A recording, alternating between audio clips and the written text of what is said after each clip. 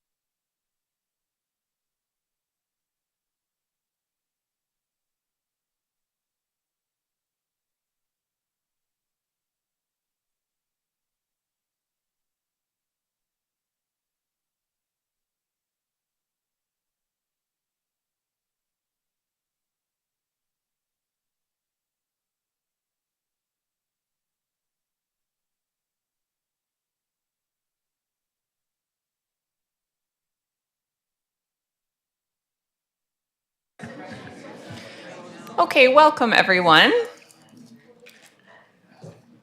So we will call to order our committee of the whole meeting and start by recognizing that we work, live, and play in the city of Port Alberni, which is situated on the unceded territories of the Sechot and Hupachesit First Nations. We do have an agenda in front of us. Are there any late items to add from council? Seeing none, any late items from our corporate officer? No late items, Madam Chair.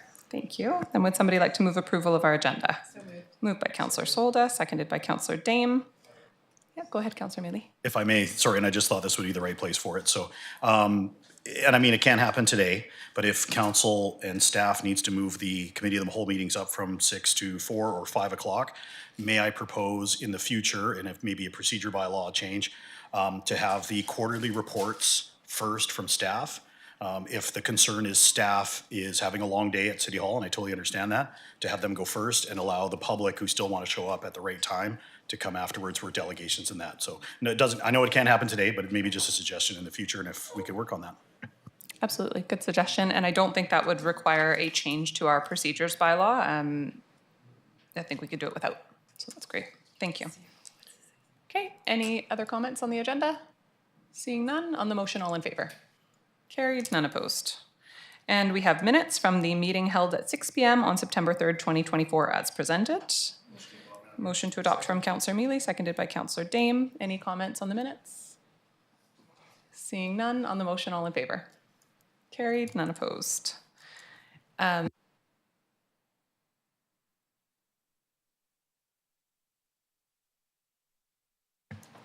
All right, so next we have public input period. This is an opportunity for, sorry, we're just trying to get our second screen turned on here so we can see the agenda as needed. Public input period. So this is an opportunity for members of the public to address the committee. A maximum of 6 speakers for up to 5 minutes each can be accommodated. And for anyone participating electronically who would like to speak, please use the raise your hand feature and I will call on you in the order in which you appear. Mr. Kannegeeser, are you hoping to come up first?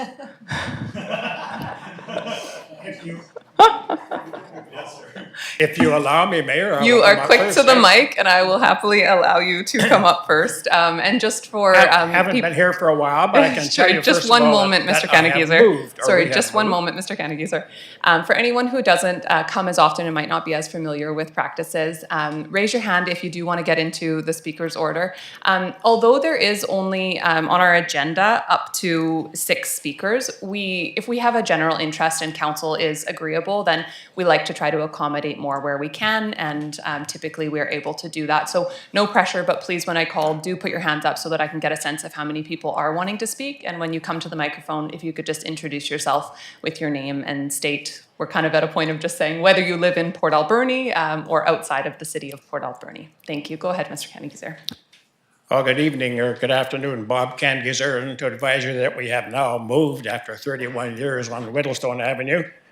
We're now at 3507 Anderson Avenue, which is Timberline at North Park Seniors Residence, and we're quite enjoying it. First question is, has the Sand Group, whoever owns the property at Roger and Stamp, have they paid the 2024 property taxes? So technically this is not question period, and I don't think we're able to answer that on an individual basis without, I don't know if it's even eligible for freedom of information, but maybe I'll just go to our corporate officer and if needed, our director of finance to speak to that. And I will just say we won't get into a full question and answer here because it is intended to just be public input, but just for information if our corporate officer can provide. Thank you, Madam Chair. At this point, we wouldn't speak to that at a public meeting. I don't necessarily know if it would have to be FOI, but I would ask that you send an email to corporate services and then we could look into it further and provide you with an answer. I wasn't looking for a specific amount of money that they may have or have not paid. I just simply wanted to know whether they had paid the taxes that were due in 2024. Another question then to the finance manager maybe is to provide a percentage of the taxes in each of the property classes that remain uncollected. And that might give council some information as to the situation of the cash flow of the city when you're making decisions to spend more money. Like, have we got money in the bank to cover it? I noticed the property tax comparison in today's agenda, and it paints a nice picture of 22 communities where the city is third lowest in overall taxes and residential taxes on a typical home, and that's good information. It does in the write-up drill down a little more and admit that when you look at just the general municipal taxes, which is the only tax that you define, you're in the middle of the pack, and there are a number of local communities that are lower than Port Alberni. So that's good information, but you have to look at it carefully. Yeah, I suggest a couple of other things to look at that to make sure you've got on the right track. One is to compare those 22 communities by the percentage of tax revenue by each tax class. Like, I'm sure that Oak Bay would not have much major industry, whereas Port Alberni and Squamish have some considerable. Another one for residential purposes is take the total revenue you expect from residential taxation and divide it by the number of households as the households provided by the assessment authority. And that would give an indication of how much the average house is paying in residential taxes.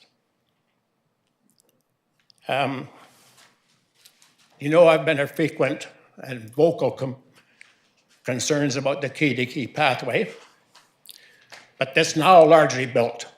So won't offer any more criticisms, but I do have a couple of questions. I know this is not question period, but do you have programs and practices in place to count the use of the pathway so you can measure how successful it is to the community?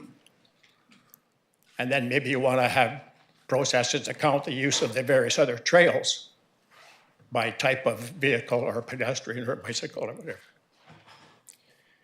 I noticed that the pathway was originally designed to go along Dry Creek by the railway, and now it's been rerouted to go around the old Somas and Catalyst site.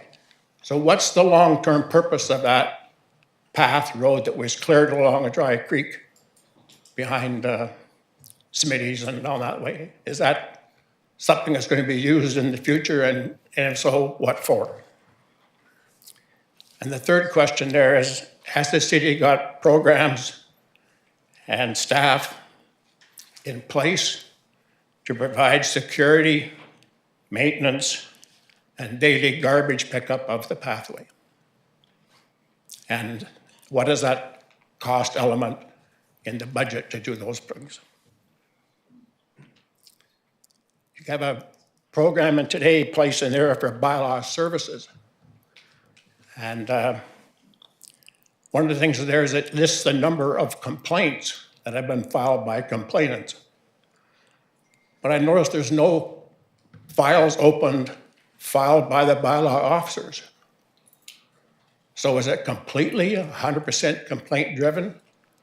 Or do the bylaw officers get up from their desks, drive in a vehicle, or walk around and look for things like business licenses and businesses, look for things like people parking recreational vehicles on city property for long times, things like that.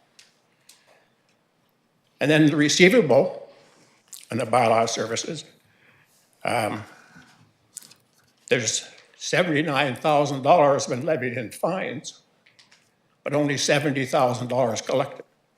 Or pardon me, $70,000 remains outstanding. So there's not much sense in levying a fine unless you have the ability and the means to collect it. And I see you have some notes in there about looking at some collection agencies or something like that. But you got to bear in mind, there's no sense issuing a bill without some prospect of collecting it. Parks and Recreation, and probably many people here today to talk about that. Two things. The Canada Day celebration, and it's coincident with the city anniversary celebrations, should be moved to city-led, not for a community group to lead. This is something the city, celebrating Canada's birthday and the city anniversary, the city should take the lead on the Canada Day celebrations. That doesn't mean you have to do it all. Take the lead. There's many community groups who would assist, but they're hesitant to lead it. The older group that had it before have just got tired out. So the city really should take that on and lead that. And the last one is, you have a philosophical question to think about. You're going to start charging, or you have charged, and you're increasing the fees for playing fields. Are the next step to charge a fee to walk the key-to-key pathway? What's the difference between a playing field and a pathway for people getting public access to an exercise facility? Philosophical question. Thank And you, finally, Mr. Kannegizer. You are over time. I just want to note you've asked a lot of really, I think, great questions, and a lot that I think could inform some of just the ways that we're viewing budget information. I think most of those are suitable to be included in our budget Q&A. So I've noted them. I think staff is noting them as well, and we'll make sure that those questions are answered. I think a couple of those might have been slightly outside of the scope of budget, but for the most part, I think they're all relevant enough to be included in that document. So we will make sure you get answers for them, or the public gets answers. thank you. Thank you. Okay, who would like to speak next? I'll go to the speaker at the back. Come on forward here. Thank you. First off, thanks, Charles, for that motion to change the time thing. I appreciate that.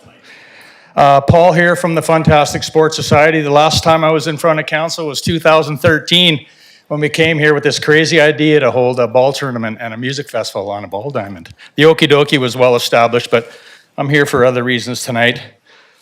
A couple of us attended the October meeting at the Field House on October the 8th, and that was a lot of info to take in on the whole master plan. I've dubbed it something else. I won't get into that.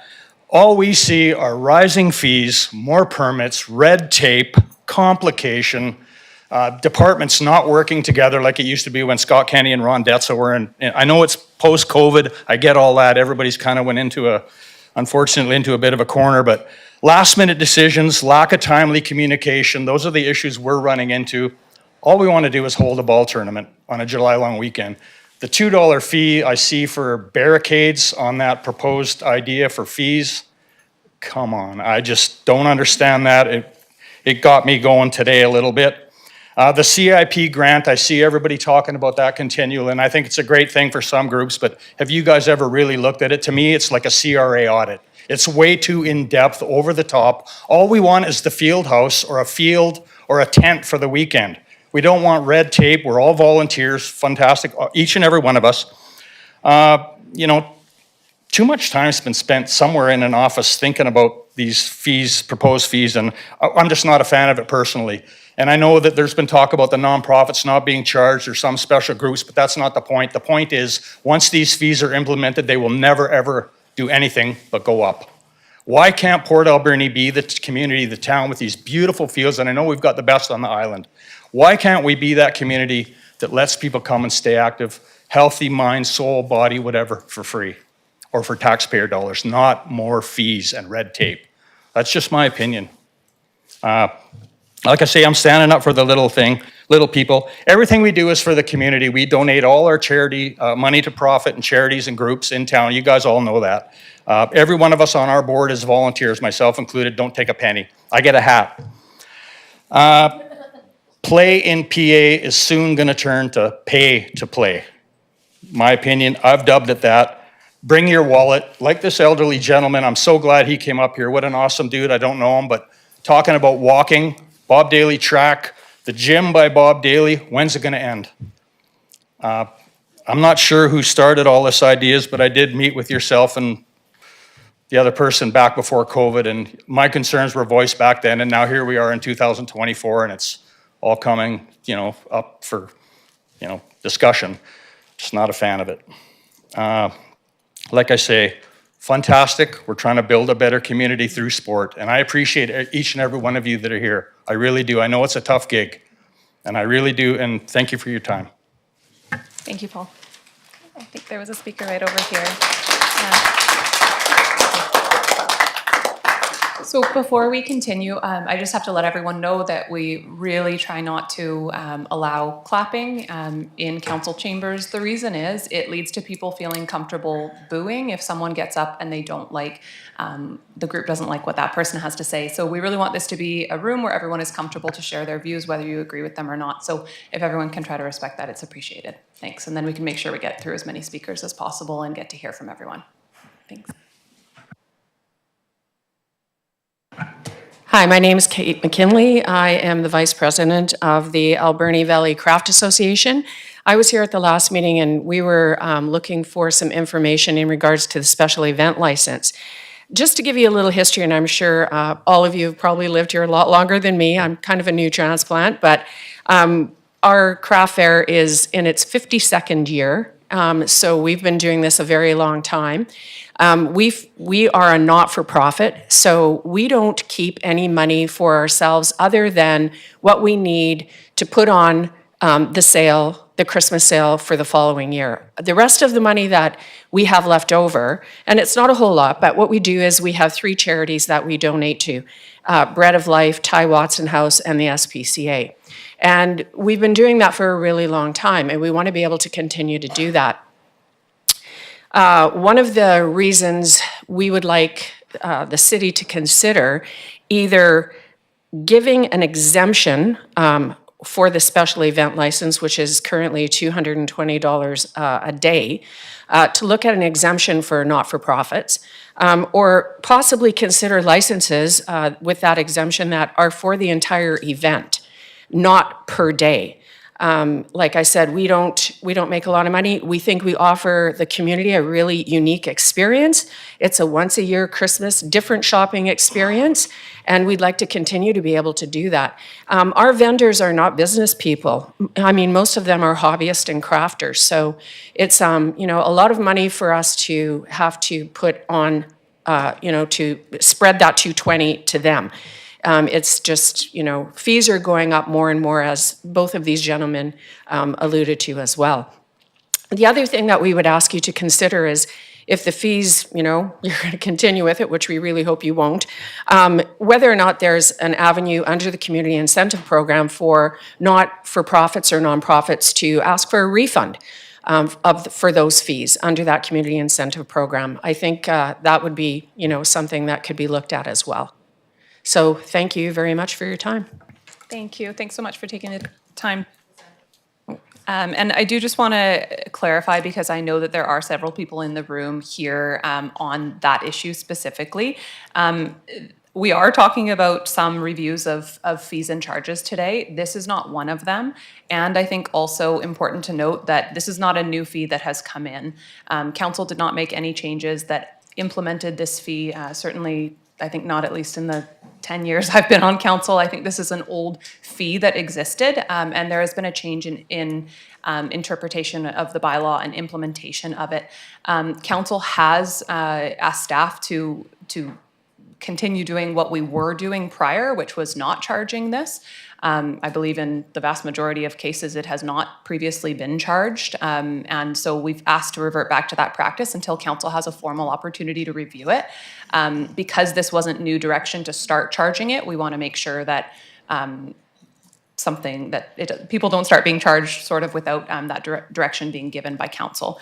So there will be an opportunity to formally discuss it. It's not on our agenda today. We do have other fees and charges, so I know there might be some complexity and confusion with it, but it's not a topic of discussion today. And likely early in the new year, we'll have a report on it where council can see the rationale for why it did start being charged based on the bylaw that exists, and give consideration to whether we want to continue doing what we used to do or what started happening recently ago. But for the time being, there's no change, and we've formally asked for that fee to not be charged.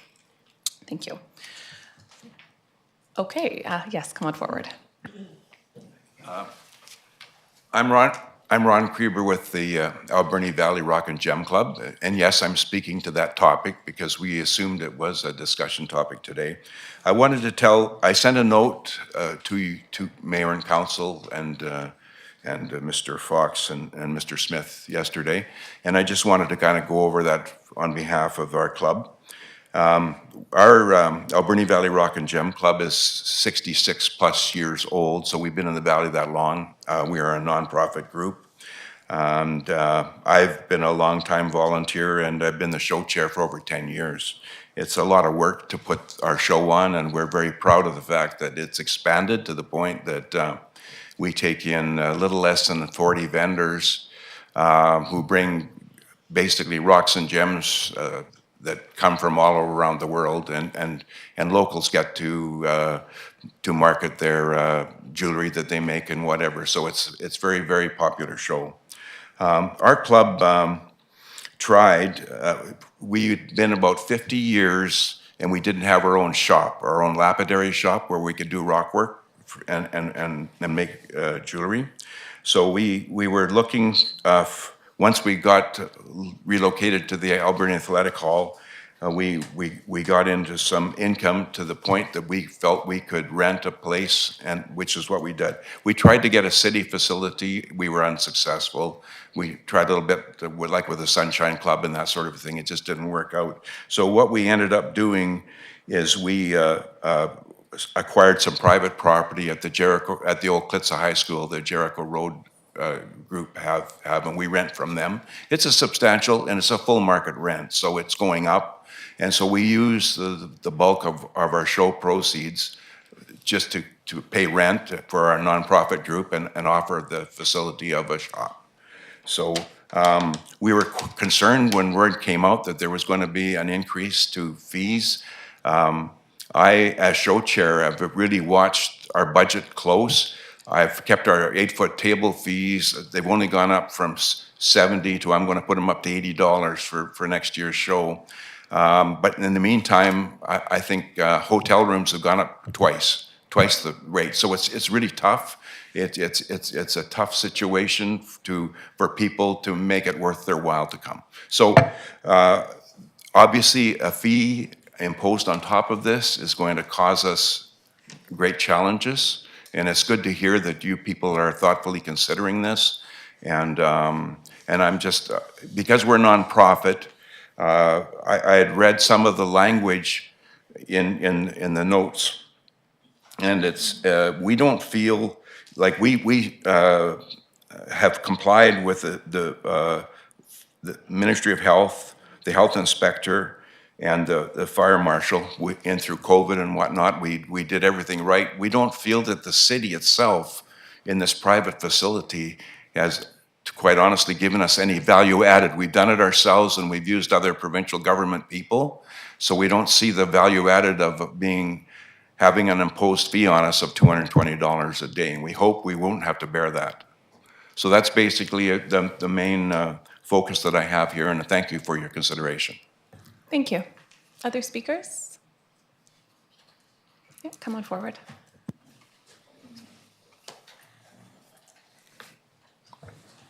Hello there. My name is Mike O'Donovan. I've lived in Port Alberni for over 50 years. I'm also a member of the Funtastic Society and have donated my time probably for the last 30 plus years running multiple ball leagues in this town. I see fees going up all the time. Our taxes are going up all the time. I believe our taxes are too high to begin with for what we have here and what we're getting. To start raising fees and charging new fees for young families, older people that can't afford to have basic necessities already is too much. We used to be the small town with a heart. In my opinion, we're becoming the small town with the black heart. And we can't be that. We've never been that, and we can't go that way. So axe those fees. We can't have them. Young families have to decide whether they play ball themselves or play soccer themselves or let their kids play, and that's not right. It shouldn't come down to that. That's all I have to say. Thank you. Thank you. And I think I've got Charlene in the back.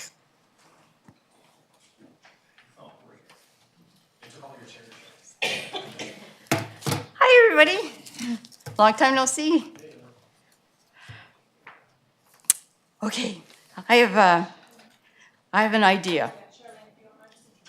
I'm Charlene. I'm Cherry Creek. I have regarding the idea of constructing a new pool for the city. I have some ideas. Okay, why does council need to build this unit? Why not, for instance, allow taxpayers, individuals, companies, or corporations unite as a co-op institution and build a great water world Olympic-style complex where shareholders can fund such a complex, earn dividends, and create a water theme where tourism would abound and investors could profit? Hey, what do you think? Let's do the math, okay? Anybody have a calculator? You got $100 million divided by 1,000 investors.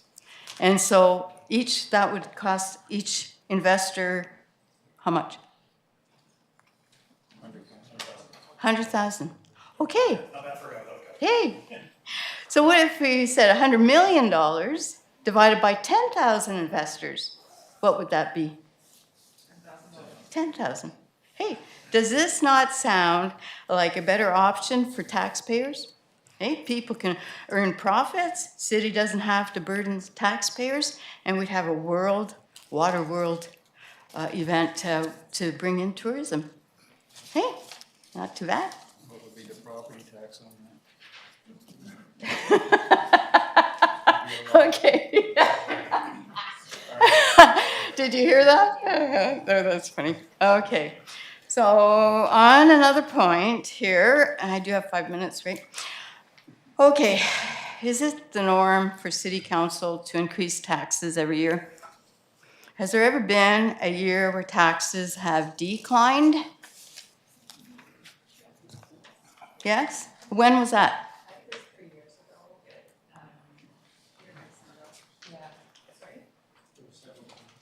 Yeah, in the last 5 years, there has been a year where I think taxes went down 8% or something. Yes, there has been. Okay, so why don't we continue that? You know, why keep increasing it? Seeing that the city of Port Alberni is a corporation, okay? Now, would one not expect the corporation to make a profit and not continue year after year in a deficit? Okay, Councillor Solda. Well, thank you for joining the town hall the other day. That was very nice of you. And so you were in business for years, okay? Would you keep your employees employed if they ran a business in a deficit every year? Mayor Minions, you had a business. Would you run your business in a deficit every year? Okay, you've held the mayor's position for 6 years now, correct? Or is it? Yeah. If after 6 years one could still not at least balance the budget, would you still keep that employee on your payroll? Okay. Personally, I would not keep my head employee on my payroll if after all that time they could not at least balance the budget. Let's try and be good to the taxpayers. We pay enough for very little. Thank you. Thank you, Charlene from Cherry Creek. I do just want to clarify. Charlene, that municipal services typically are services that do not run a profit. It is not a business. If it was a business, we would not do the things we do. If it was a business, we wouldn't have a pool. We wouldn't have a multiplex, because those services, we wouldn't have ball fields, those services lose money. We know that they lose money, and that's why the private sector doesn't offer them. If there was profit in running a pool, we would have a new pool. If there was a business case for a corporation to come in, build a pool and operate it, they would. A pool loses about $1 million a year. It's not an investment. It is a community service that we offer for our community and for visitors. So I appreciate your comments, but it is an oversimplified version of, I think, reality, unfortunately, for local governments. Well, there's that the lake past Chilliwack. There's a lake, I forget the name of the lake, and they have a big water world. Cultus Lake, yes, they have a big water world system there that's probably not run by the city. Why can't we develop a water world endeavor like that and make it profitable and create tourism?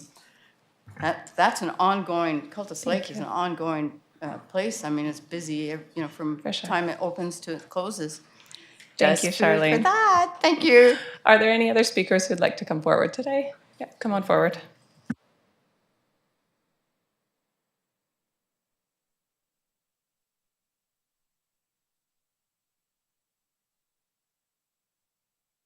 There it is. So I'm not a big public speaker here, but I'm here representing Alberni Valley Miners Softball. My name is Ted Laguerre. I'm Motion Drive, Cameron Heights area. And my big concern today is field fees. You guys are talking about putting down towards these children. Now, we have about 300 kids in our organization that have been coming in the past 3 years. And the amount that have to use some sort of subsidy just to get into our organization for them just to be able to play ball is pretty high. And to hear that we're going to start thinking about charging these kids just to be able to go onto the fields just makes my blood boil. Like, I couldn't believe that was even an option. Now, I get there needs to be some sort of income in order to help maintain these fields, which are problematic in their own, that we've talked about at length multiple times now. But I can't justify charging minors to the point where you're going to lose a kid to a sport, and then what are they going to do instead, right? Like, that's a big thing to think about. The other thing that bothers me a little bit, the amount of money that the Alberni Valley Miners Softball puts to the city every year so that we help build these infrastructures is upwards of tens of thousands of dollars a year that we put to a budget that we try to put new infrastructure into the minor fields. And the amount of money that the Minor Association has put into those fields since the beginning, I mean, geez, there was six Alberni Valley Minor softball reps. The last one you guys probably remember is Cal Davies, and last living one, I should say. And he was one of the responsible people that actually had that whole land clear cut, worked with the city, got the grants, took all that money to build that facility for everyone to use, and then all the money that the softball association has put towards that for backstops, fences, buildings, lockers, all that sort of stuff, minor ball is paid for. Yes, the city helped with the installation and they did the building of it, but minor softball paid that money in order for us to have those facilities. And realistically, if you look at the facilities in town for that sport, that's the best facility we have in town. And to see us now have to pay to use that is just unacceptable to me. Especially since, I mean, we still have over $14,000 misallocated somewhere that I've been trying to rectify with the city for now since last November. And I keep getting a runaround. I got emails and proof of our money being there, and then apparently it's just been used. And when I ask on what, there's no response. Well, we don't know. There's no record. But the fact of the matter is it was apparently used since I've been there, and nothing's been done to our fields for our money since then. So it doesn't make any sense to me. I would definitely like to see no user fees on fields, especially for minors. I can't speak for everybody because I'm not a part of all those organizations that what they do, but I can tell you for sure that those kids don't deserve to have to pay more to play. That's all I have to say. Thank you, Ted. Thanks for letting us know about that issue. It's not an issue that council is aware of, so our CAO is listening and he will look into it and make sure we can get a clear answer back to you. And appreciate you speaking. I really, agree with a lot of the comments that you have to say. And at the same time, I know that last time you spoke at council, it was asking us to invest in improving the fields. And over the last couple of years, we've invested about $500,000 in improving the field. So I hope that you can think about that as we have the conversations today, because these services are not free to the city. There's recognizing that you do work to improve the fields. It also has a heavy burden on taxpayers. And we have very few recreation facilities that people don't have to pay user fees for. So while we completely, I think, these are hard conversations to have. There's various different user groups here who, nobody wants to pay. Nobody wants to pay user fees for anything. And I think we would love to be a city where nobody has to pay any user fees. Our goal is to try to make, to balance the needs of all taxpayers with what our community needs and equitable among all users. And we hear from users of the arena that it's not fair that, the ball fields don't pay to rent it and they have to pay to rent ice. And there's no easy answer to this. So I'm just asking that, community members understand the challenges of some of these issues and council's intent to not charge fees endlessly. We do not want to be a community that does that. We would love to be a community that has free recreation for absolutely everyone. We're put in a position to try to find the best solutions we can, and no decisions have been made yet. For sure. Just to touch on the ice and the hockey compared to the fields as well. If we do start charging fees, you're going to expect a lot of people up here saying something along the lines of it better be in top quality condition and usable every time.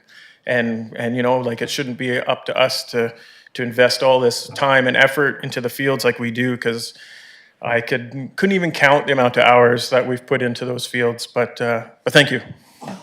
Thanks, Ted.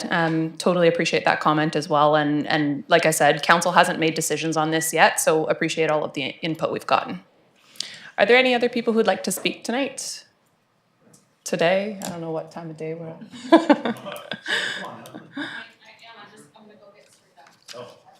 Sorry, was there a speaker? She's going to come back. Okay.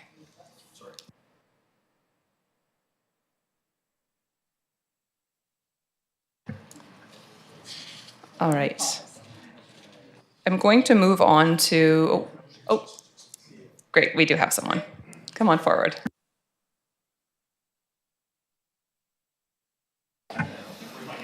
Let's see if we can get this right.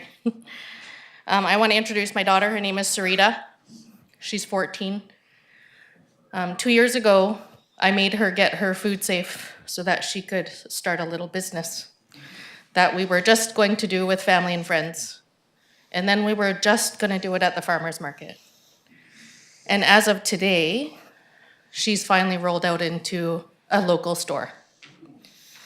However, when we go to vendors' markets, we're now passing on fees to her.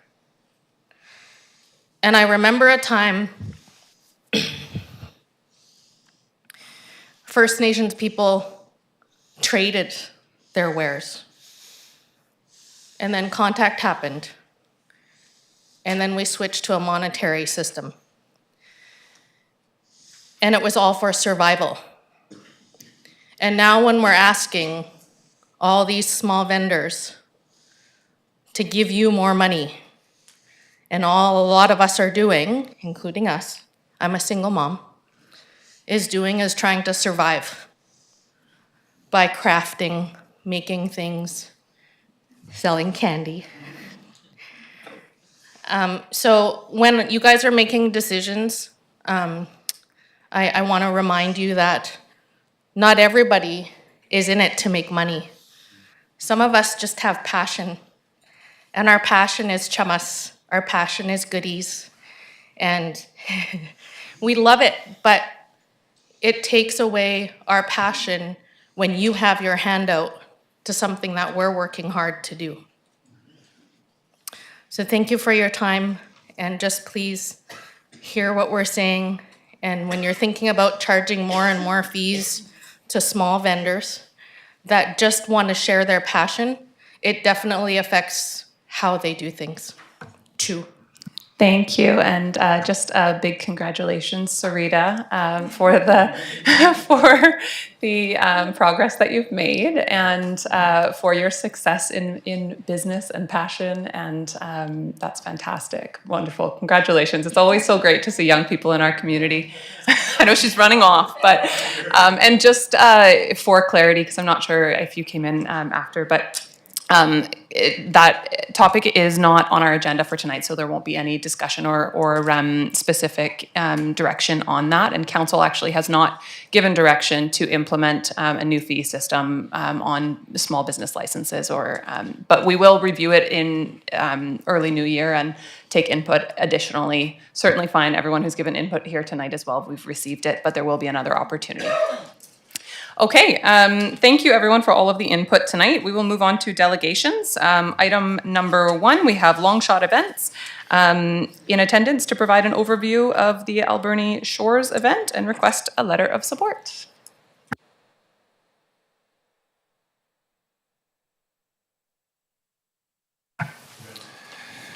Thank you for having me. I'll try to keep this brief. Lots of important things on the agenda here this evening. So my name is Benjamin Howells, and I am the CEO of Longshot Events. I'm here to open up communication with council, to connect with community members, and to look for a letter of support or interest, something along those lines from you fine folks. I grew up on Cortez Island, the traditional lands of Klahoose. And I've lived in Port Alberni for about 5 years. I am recently retired from the forest industry. I've planted for the last 13 years on TFL 44 and managed millions of trees planted into the ground in between here in Bamfield. I am a full-time event producer. And so Longshot Events is an event production company rooted in Port Alberni.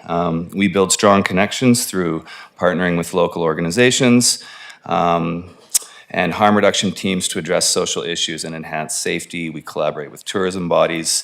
And we offer a diverse lineup of music to our attendees. So some of the events we've done in the past are Rock the Block, Atmosphere Gathering, Cumberland Wild. Most of our activities have been in the Comox Valley, but we do have a thought for an event here. I would add that we are also the producers of Pachina Bay Music Festival, which has found great success in the past 3 years. We've sold the event out from its inception, and we recently went on sale this year for 2025, and we sold out in 2 days. So I know how to bring people to this valley. I know how to create an event that people enjoy. I think the event that we've been thinking up here is actually one that may be quite good for the valley and could potentially help to bring old and new Port Alberni together through connecting with outdoors, music, and just the love for the outdoors. So Alberni Shores, we have yet to propose to Mosaic, although we have been back and forth with the McTush campsite, and this is our ideal location. It's not on city property, so obviously you have no authority there, but we would like a little more fodder for the cannons when we do go to propose this to Mosaic. Again, the McTush campsite, and possibly folks in this room have well loved with that location. So anyway, Alberni Shores, Island Life Unleashed, music, fishing, and off-road thrills. Join us in celebrating and supporting the dynamic community and spirit of Alberni Valley. This isn't your average event. It's a mix of outdoor adventures. The rugged spirit of Vancouver Island.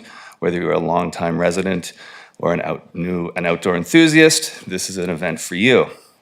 We like the Alberni Valley. We like the imagery. We like it as a gateway and an expression of part of the beauty of the valley. Although McTush is not, there's a nice gateway opportunity for bringing people through aquatically to that site. Hey, catch a quick tune and grab a fish while you're at the end of the day, right? So we have some nice ideas, and we just want to say hello and leave that information with you guys. And yeah, thank you for your time. I put a couple of letters of support in the back of the proposal from the past mayor of Cumberland, as well as the current mayor and Chief John Jack. So thank you for your time. And if anyone has any questions, I can answer, or feel free to get in touch. Wonderful. Thank you so much for coming. I know when we got your letter, there were a few people on council who were like, we don't know who these people are. So really happy to hear. I was not completely sure of your history, but I've heard about some of the events in the Comox Valley and Cumberland, and really happy to hear that you're looking to do an event in our area as well, and that you've got a letter of support from Chief John Jack as well. So that's a fantastic start. Councillor Mealy. Thank you, Madam Mayor. Thank you for coming today. Really appreciate that information. Have you got anything official from the ACRD? And I know Chief John Jack is the chair, but I'm unsure if he's given you support on behalf of his nation or on behalf of the ACRD. So.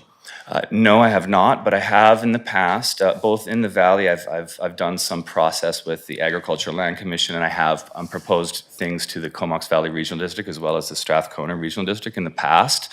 So I am familiar with the extensive processes and the fees and all the things you need. For example, over in Pachina, what is needed for a traditional event permit isn't necessarily required, but we fulfill all of those things to a T and beyond. It's part of what we do. So I think that step will take place. Although really taking the time now with you guys to connect here and then to make sure we have a solid chance with Mosaic. Awesome, thank you. Any other comments from council? Okay. Thank you. Would anyone like to make a motion which would just be a recommendation to council? Councillor Mealy. Thank you, Madam Mayor. I make a recommendation to council that we would write a letter of support for Long Shot Events Incorporated. Thank you. Moved by Councillor Mealy, seconded by Councillor Dame. Any questions? Seeing none, on the motion, all in favor? Carried, none opposed. Thank you. Thanks for coming today. Thank you so much. And I will add that I did work on some events in the town from the moment I got here. Those didn't work for a variety of different reasons. And I also want to just say thank you to all of the people who have done so many years of work in the community. Seriously, my hats are off to you. Thank you. Great. And next we have Coastal Restoration Society directors in attendance to provide information for the construction of a vessel recycling facility and to request a letter of support. Good evening. Hi, my name is Hamish Flynn. I'm the Operations Director for Coastal Restoration Society. Before you today to gauge interest and seek a letter of support for a vessel recycling facility in Port Alberni. This is something Coastal Restoration Society has been working on for many years, is derelict vessels on the coast here. It's becoming a bigger and bigger problem. This facility would be sort of groundbreaking in its entirety to be able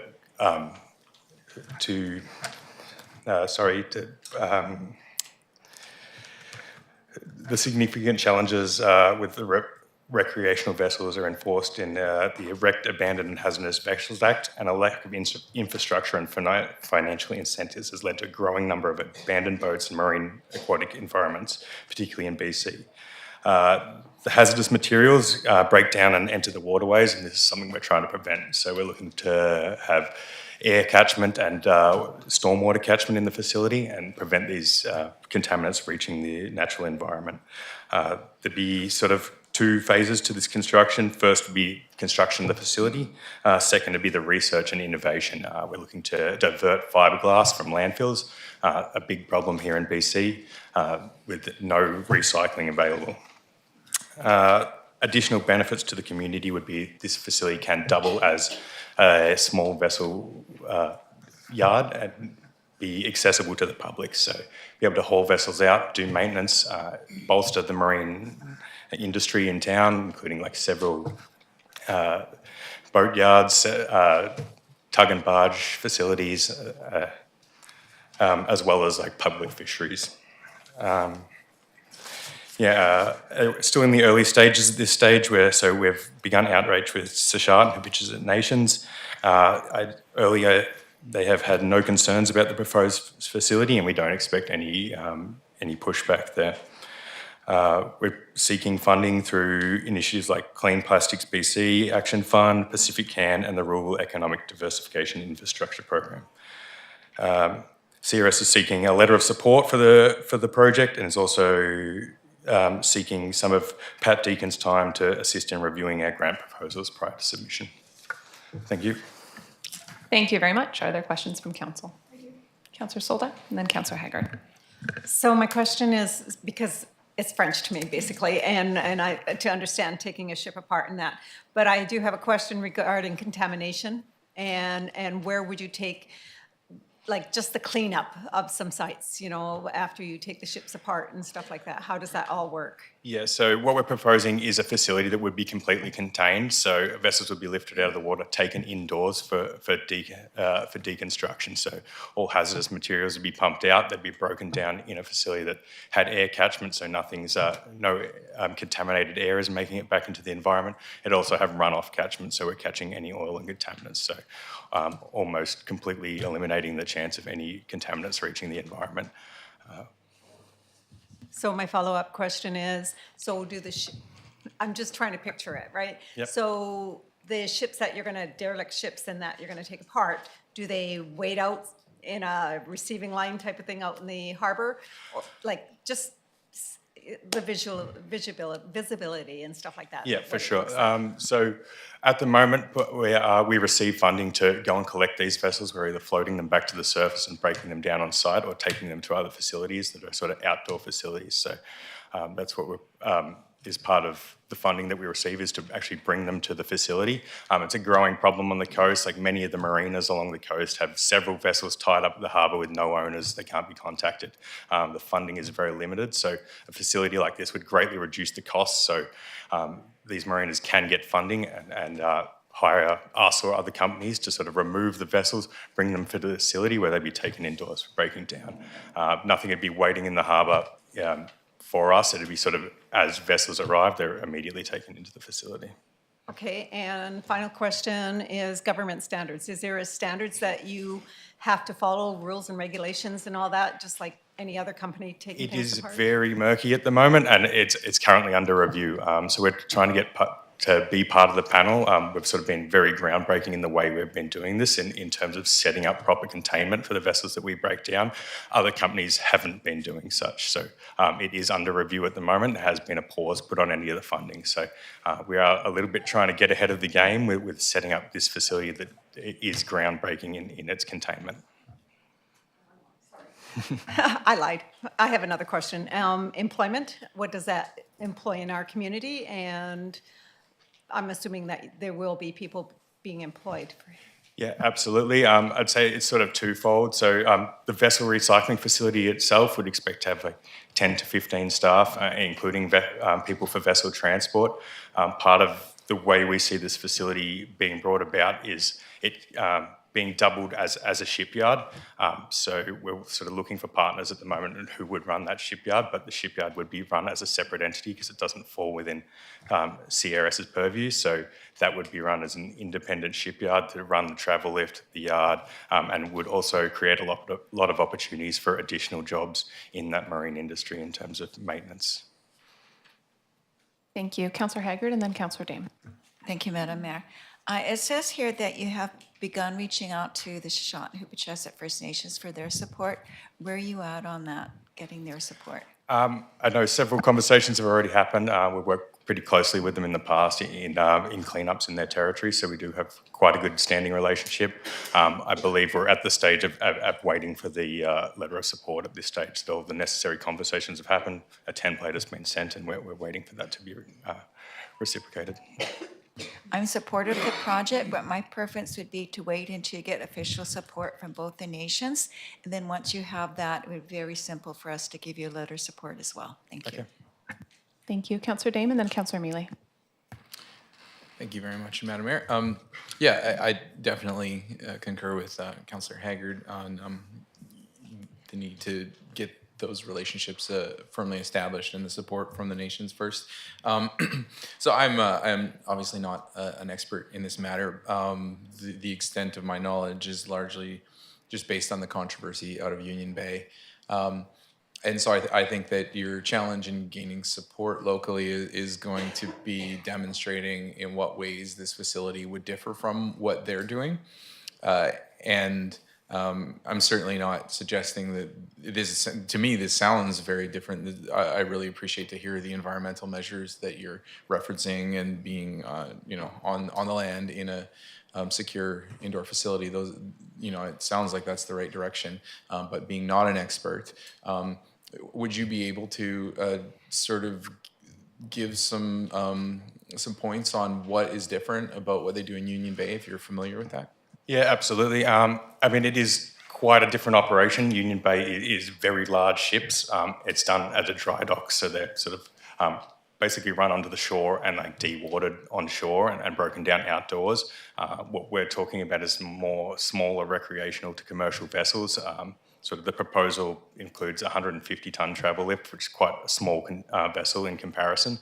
But yeah, lifting out of the water and bringing completely indoors. So it's not in the waterways, it's not running off back into the waterways. It is like a sealed facility. It's all concreted. It has stormwater runoff catchment. So any oils, any contaminants are caught and pumped out. Yeah, entirely indoors. So no wind concerns, no runoff concerns. So quite a different operation and quite a different scale as well. But yeah, absolutely, we're definitely keeping an eye on what's happening over there for sure.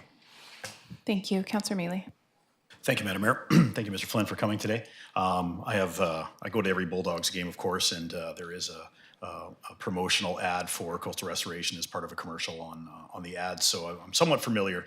And I went through Union Bay actually the other day for the nice little drive with my mother, which was nice. So I can see what's going on there, and from what I'm hearing and the questions from Councillor Solda, it does sound like it's a much different take on it. And I totally agree with Councillor Haggard. Is I'd love to see Sechot and Huipachesset First Nation chime in and give their blessing before we give anything out there. But just looking at the stuff that we've got online, over 1,000 kilometers shoreline cleaned, 9 abandoned aquaculture sites removed, over 678,000 invasive crabs removed, over 188 derelict vessels removed, and over 3 million kilograms of ghost gear removed from your, and over 800 work opportunities created as well. So it is impressive, and over 1,000 kilometers of shoreline cleaned as well. So I see that, and I'd like to see this go forward. I would just take a second and just to ensure that we're all on the same page on our side.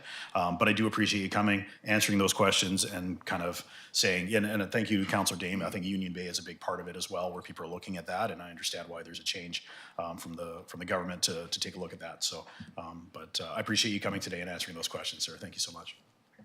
Thank you, and just want to echo some of the kind of comments and sentiments made by Councillor Mealy. I want to really recognize the good work that Coastal Restoration has done, not just in the Alberni Valley and the inlet, but beyond that as well. I know that you guys have a fantastic track record for cleaning up old industrial sites, getting rid of invasive species, and just doing a lot of really fantastic work. And I've felt certainly privileged since Coastal Restoration moved to town a few years ago, and working on, for anyone who doesn't know, the old BMO building on 3rd and Argyle renovation. Felt very fortunate to have Coastal Restoration choose Port Alberni as its home, to do some really good innovative work in cleaning up and deferring materials from the landfill as well. So yeah, I'm excited to hear. I know I've heard a little bit about this project in the past as a concept. Excited to hear that you are looking to move it forward. Council, I would propose that if we want to support this, we could make a motion just to write a letter of support for this project, subject to Sechot and Hupachesit first giving their support for it. Because I am aware that this is something that is in process with Sechot and Hupachesit. I have had brief conversations with them about it, and I think it makes a lot of sense just to wait until they've gone through whatever process they feel they'd like to, and then our letter of support could follow, but we could already have that motion in hand. I'll move that, Madam Mayor. Thank you. So that is thank you. Moved by Councillor Solda, seconded by Councillor Haggard, and that is a recommendation to Council to write a letter of support for this project, subject to receipt of Sechot and Hupachesit's letter of support first. Okay, moved, seconded. Any further comments? Seeing none on the motion, all in favor? Carried, none opposed. Thank you, and thank you for coming today. Fantastic. Thank you very much. Okay, and I think this is our third and final delegation for the evening. Thanks everyone who's hanging in. We have a long agenda today. We've got Dave Wewichar here from the Port Alberni Toy Run. Good evening, everyone. Dave Wewichar, Argyle Street, Port Alberni. On March 11th this year, I came before you to bring you to your attention some difficulties some local nonprofit organizations have been experiencing in dealing with the city's Parks and Recreation Department. We were told a month ago that the issue was going to be debated here tonight. That's why we're here. I'm here tonight, along with many other local community groups, to let you know things have not gotten better. In fact, they've gotten worse. Every year, we face increased hurdles, fees, and demands for our community events. Whether it's the demands of applying for the Community Investment Program online or fees sprung on us at the 11th hour, community organizations are becoming increasingly frustrated and disheartened. For example, a few days before the 40th anniversary Port Alberni Toy Run last month, we were told that we were required a vendor's license in order to sell our t-shirts at the event. This is essentially a tax on the proceeds of t-shirt sales, where every cent raised goes to help the children and the families of the Alberni Valley. When I asked what would happen if we didn't pay the fee, I was told in no uncertain terms that we would face heavy fines. But as it turns out, council had told staff not to implement any new fees, but they did it anyways. This year, the Port Alberni Toy Run secured itself as the largest fundraiser in the Alberni Valley and the largest motorcycle event in Western Canada. Vancouver used to be the largest motorcycle event in Western Canada, but they're canceled because of municipal fees and bureaucracy. The economic impact of the Toy Run is huge, both on Toy Run weekend and throughout the year. Over the past 40 years, we've provided more than $2 million in funding amongst every children's charity and family event in the Alberni Valley. Just this year alone, we provided funding to ADSS and EJ Dunn Breakfast Clubs, Winter Wonderland, First Night, Kids Summer Camps, Youth Counseling Programs, ADSS Band, ADSS Athletic Programs, ADSS Home Economics Courses, ADSS Bursaries, 8th Avenue Learning Center Programs, Minor Basketball, Girl Guides, Special Olympics, Assistance for Autistic Youth, Community Arts Council Youth Programs, Literacy Alberni, and the Salvation Army Christmas Campaign with Toys for Children and Food for Hampers. The Port Alberni Toy Run Society provides a massive benefit to the people, businesses, and city of Port Alberni, but some of our members feel like we're being pushed out by a new era of bureaucracy that doesn't recognize, appreciate, or understand the importance of nonprofit groups, societies, and events within the community. Increased paperwork and bureaucratic demands are taking the fun out of community events. The annual first night balloon drop at Glenwood Centre that Toy Run has put on for the past 25 years will not exist anymore because the Parks and Recreation Department is refusing to assist and has told us we have to run it as a standalone event and pay rent to use the building we once invested over $25,000 to save from wrecking crews. I'm also here tonight to speak as one of the organizers of the annual Polar Bear Swim. For many years, the event was organized by the local Gyro Club and held at Clutha Haven. After their volunteer numbers dwindled, they canceled the event. At the same time, Mayor John Douglas was trying to attract attention for the new Canal Beach Waterfront Park. He asked me to join him on an organizing committee, and we spent months organizing the hour-long event, which was loved by the hundreds of participants and spectators. After John Douglas's death, we decided it would no longer be the Peak Polar Bear Swim, but the John Douglas Memorial Polar Bear Swim. In August, we were informed by the city that they were withdrawing all support for the event, and if it were to continue, we would need to go through the CIP process, which had already passed, and get our own insurance coverage. So between canceling Toy Run's first night event and the Polar Bear Swim, New Year's celebrations have essentially been killed by city staff. All of the societies I've spoken to, many are here tonight, say as recently as 5 to 10 years ago, they felt supported by the city, but now they feel like they're pushing a boulder up a mountain. The Key to Key Trail is a great new addition to the city, but what are we without the Fall Fair, Toy Run, Sunshine Club, Bulldogs, and car shows? City Council needs to recognize the role that community groups and organizations have within our community, many of whom wanted to speak today, but they were told the list was full. I was glad so many people were able to get up for question period. It's not just for economic gain, but for the social well-being of the people and the community that is Port Alberni. Without these community organizations that care about the people who live here, we run the risk of becoming just another small city and not a community with a heart. One of the main roles of elected officials is to protect citizens from bureaucrats and increased bureaucracy. Member of Council, Councillor Solden, Mayor Minions, Councillor Haggard, Councillor Dame, Councillor Mealy. We need that protection now. Repeal that bylaw. Thank you.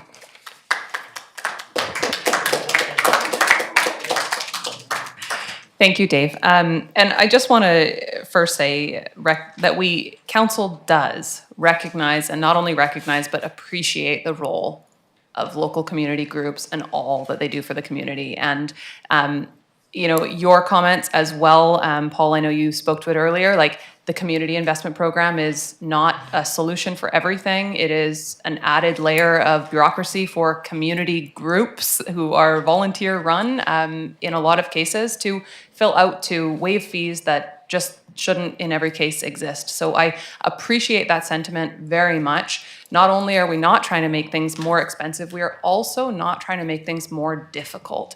And I really appreciate that comment because I talk with people from the community all the time who are just trying to understand how to navigate city processes. And, you know, we get it, we're in it every day.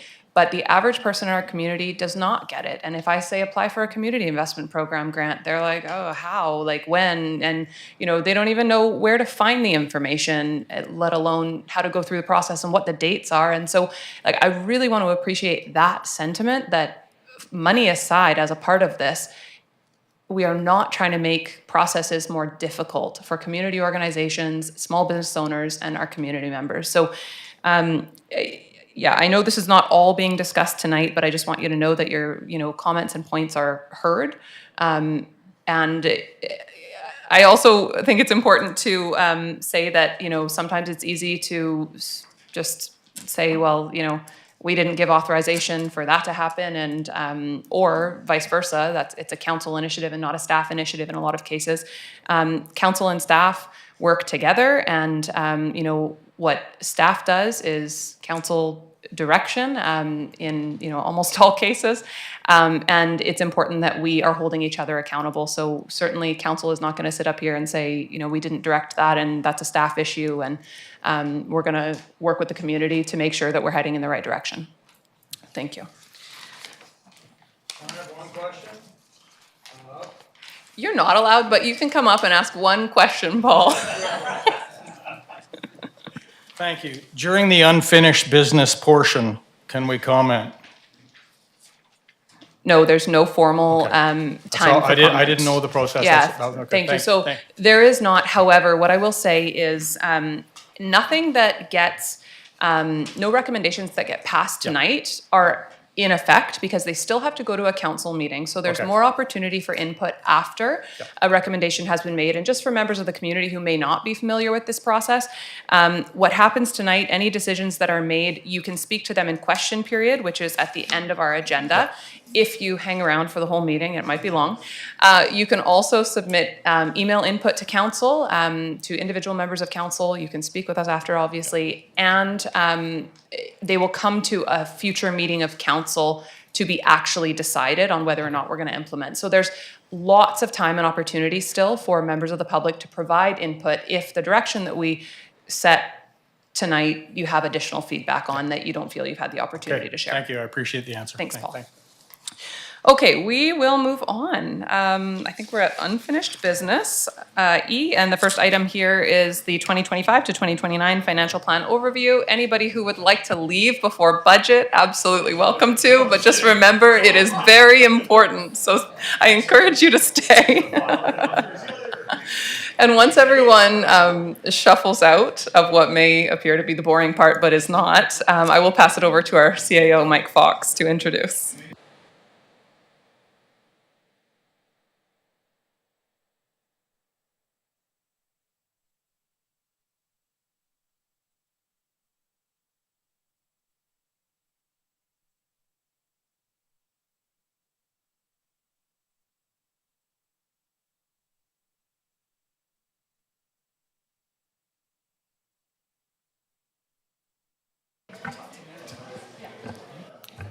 Well, thank you. And through the chair, that was a good discussion and a lot of good input received tonight. I have the pleasure of starting some of this unfinished businesses in the sense that we've been working on the 25 to 29 financial plan. It's been in the works since we started 2024, really. So administration has heard council. And we're starting the budget process earlier to afford ample time to direct administration to provide additional and enhanced information on service levels for 2025. Over the past few months, city staff have presented to council on current service levels. We are now working on a communications plan that will itemize the tax increase coming forward into categories such as capital, operations, reserve funding, and operational contracts such as ACRD, library, RCMP, and the chamber. Administration will provide business cases for any changes to the operating requests and provide information on all capital programs. The 5 and 10-year capital and operating plan will reflect administration's recommendations for council to debate. I just also want to highlight to council and to the public, the city's revenue sources are taxation, fees and charges, license and permits, and enforcement. Now, taxation is our primary revenue source, and stewardship of this revenue is council's greatest responsibility, not only as it impacts council's present goals and implementation of service, but also the financial future of our city. With administration providing current service level provision to our community, council is well equipped to envision our taxation strategy to accomplish the goals you have set out for this council term and the strategic plan. In the next few months are critical for decisions as we approach the new year and the presentations for the 5-year financial plan from 25 to 29. This is our opportunity to discuss and potentially amend and direct our fiscal goals and to look to the future. Thank you for allowing me to open this up, and I'll turn it over to the Director of Finance. Thank you, CAO, Madam Mayor. So with our plan here, obviously it's quite a bit earlier than we normally plan to bring forward the financial plan, but we've heard council, as the CAO has mentioned, that council needs more time to review, understand, and get some feedback from administration as far as what's needed to make the final financial plan and have that adopted. So when we look at the financial plan, it has to be adopted by May 15th. We've been bringing this forward in late January as far as opening up. But with the change and bringing this earlier, it will allow that opportunity for council and the public. We've looked at our master planning, that's in process right now, so we're hoping to get feedback to council for some of the changes to the financial plan in the long term. And then also just understanding that there is an infrastructure deficit. That deficit is longstanding. We've gone through the asset management program, understanding that a lot of our assets are aged. Many of our facilities are upwards to 60 years old, and we do need to invest in them in order to keep them moving forward as far as assets that we use, and also looking at what we need as a community as we grow. So when we look at our capital component, we are seeing about 56% of the increase for 2025 associated with capital in the financial plan coming from taxation. When we look at the operational component, we are looking about just under 30% of that is the operational impact, and that accounts for 4.41% of the 15.12% increase. So obviously capital is a large component of this upcoming year as far as investment, but we did utilize reserves in 2024 for a lot of our capital. So that's why we're seeing quite a significant increase in the capital expenditures from taxation. When we look at the operational contracts, as the CAO alluded to, these are contracts such as RCMP or Vancouver Island Regional Library that we just assume the increases. We have a little direct contact as far as increase control, and that's accounting for about 1.66% of the overall increase for 2025. And some other small contracts are in there, but for the most part, it's the RCMP and the Vancouver Island Regional Library. And then the reserve contribution is going up overall. That's including the IRF contribution year over year, and that's accounting for about 0.5% for the increase for 2025. When we look at the estimate for the residential representative household, the increase year over year is about $383 for the average residential home, or a monthly increase about $32. So with that, we are bringing forward a budget that is a 14.6% increase, 15.12 as of the changes that were made through 2024. Understanding that there was an increase, and we will be bringing a report for the RCMP, another $283,000 that, once again, is that operational contract that wasn't included in that amount. So we're faced with that increase at the same level of service. And we've brought forward the level of service reports to council that indicated what services are provided, segregated the information that's provided for that service delivery, including the amount of taxation that's required to perform those services. So those templates will be coming forward in the financial plan process, and also including the prior basically schedule that we've had for about 25 years, but including that level of service to help better inform council. As we look forward to the next few months here in November and December, we're looking at providing some committee of the whole reports. So if there's any changes coming forward, council will have the opportunity to review and understand changes from what we currently have in the financial plan. Further to that, we'll see some capital projects that were listed in the financial plan. Those would be explained by managers to understand what is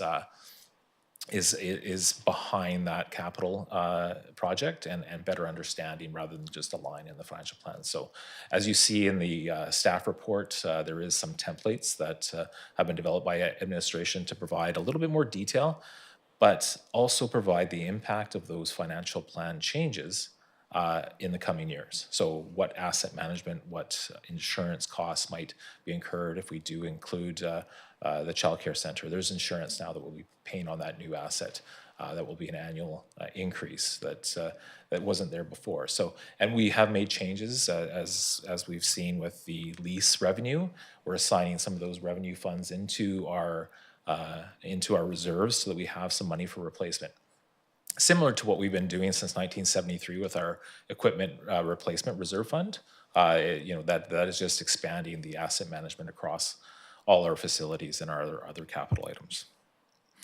So moving forward, we will be bringing this information to council and the committee to ensure that we do have the information to make the financial decisions that are needed. So if there's anything that the committee would like to see, any feedback for the next few months, now is a great time to include some things that we'd like to start to review.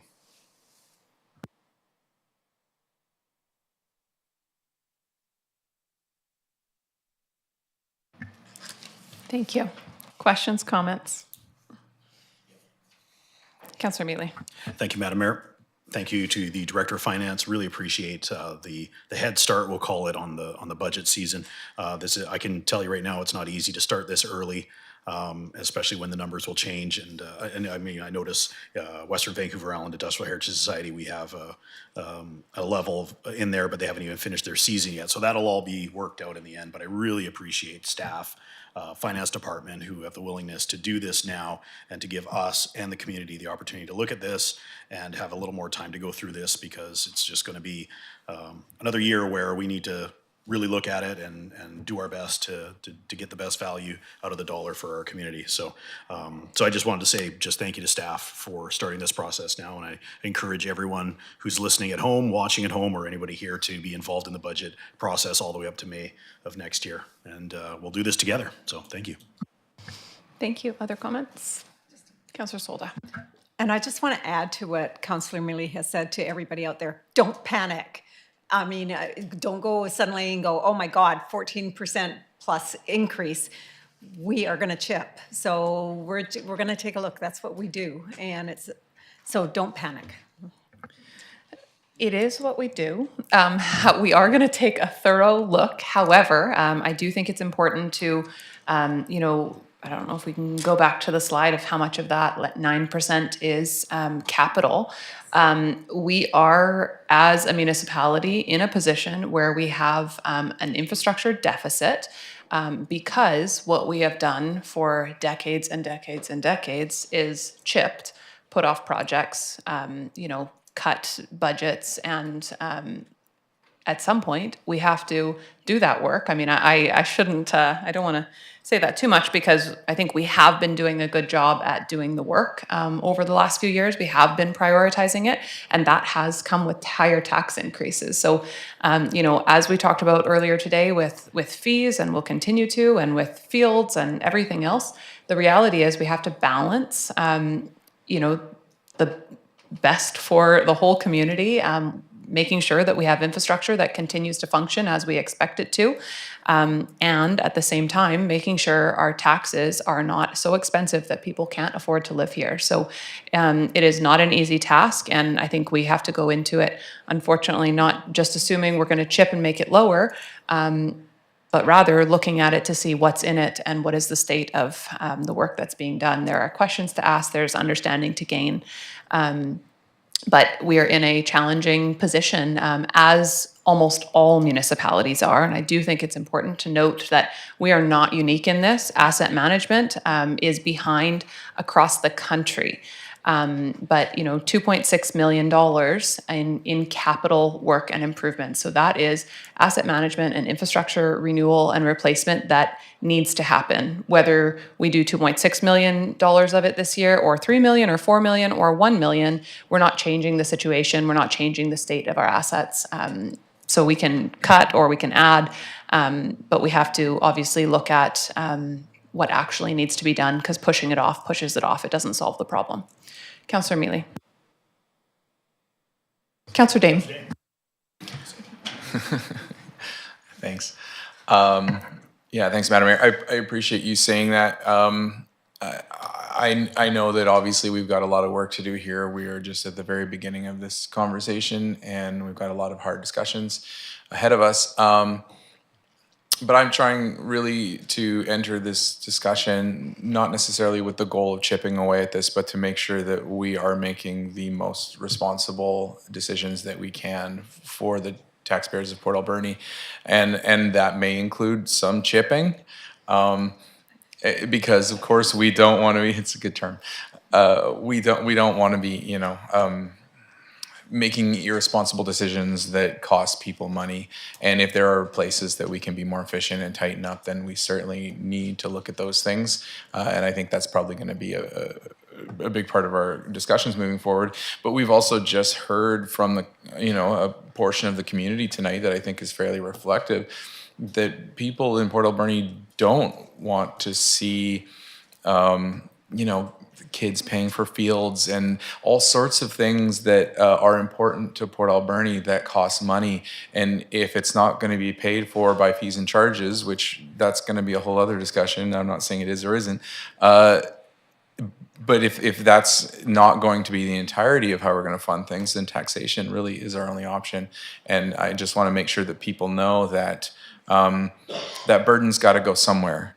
And so it's going to be a hard conversation, but I think in order to make sure that this doesn't keep on happening indefinitely, we have to be willing to be a little bit brave with how we approach this budget season. So that's just my thoughts on it. Thanks. Thank you. And if I could just further add that we often look at capital because capital is easy, but we need to, I know we've done service level reviews. That's a starting point. Service levels and the services that we offer as a municipality is where the real impact is on what our taxes are. Because capital is there regardless. We have to spend the money, whether it's today or tomorrow. We have to do that work. But if our taxes become unaffordable, then it is a service level review we need to look at. If people can't afford to pay the taxes, which I know that was asked earlier today, if we had what our default rates are, and I do know that it was stated that default rates have not been a concern in the city of Port Alberni. That said, that doesn't mean that people aren't feeling pinched when they're paying their taxes, and I'm sure that that is the reality. I mean, I certainly feel it, and look at these tax increases and think, oh God, I can't pay 15% more on taxes every single year. I'm sure everybody feels that. The reality is we have to have a serious look at where we are spending our money, and every time we try to change a service, to decrease a level of service, the community comes out to in arms to say, don't take that away, don't reduce, that service, don't change how you're offering it, don't add that fee. So then taxes go up.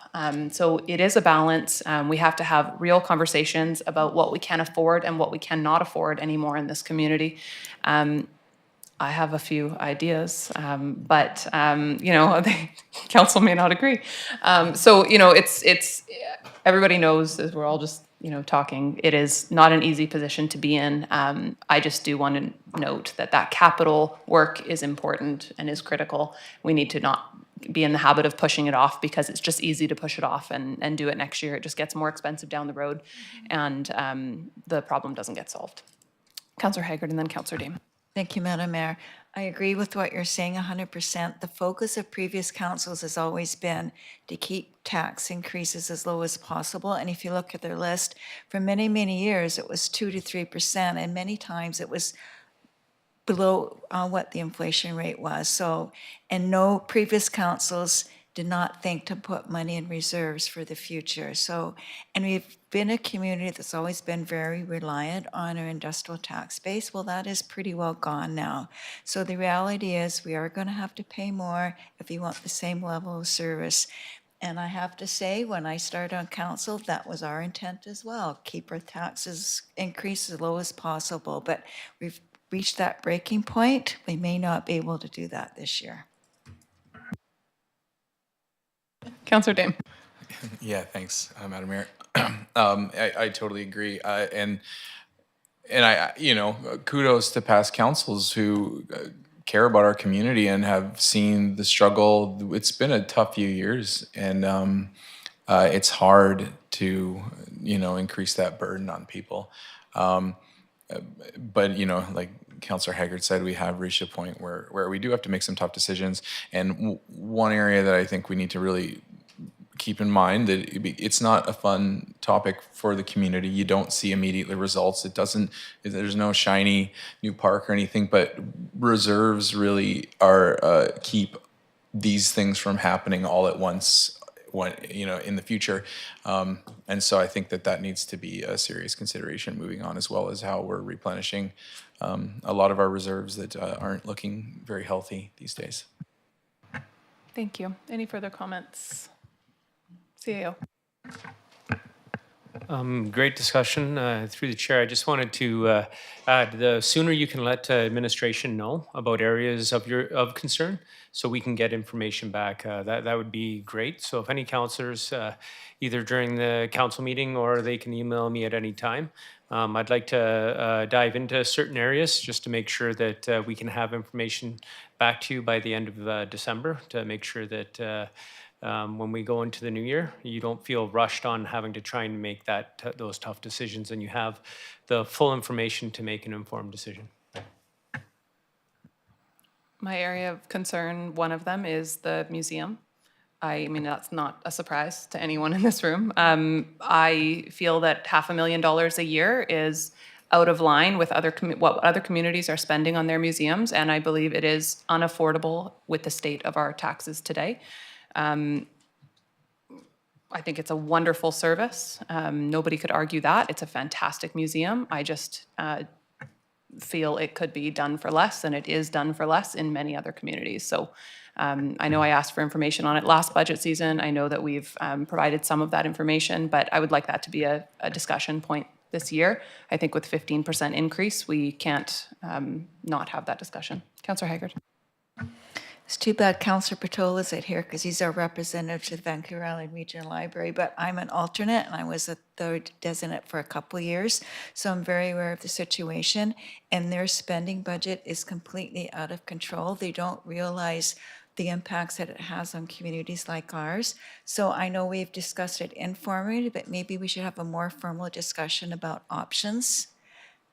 If we could opt out of the Vancouver Island Regional Library Board, if there's another board that we could go into, or if we could become independent, would there be any cost savings there?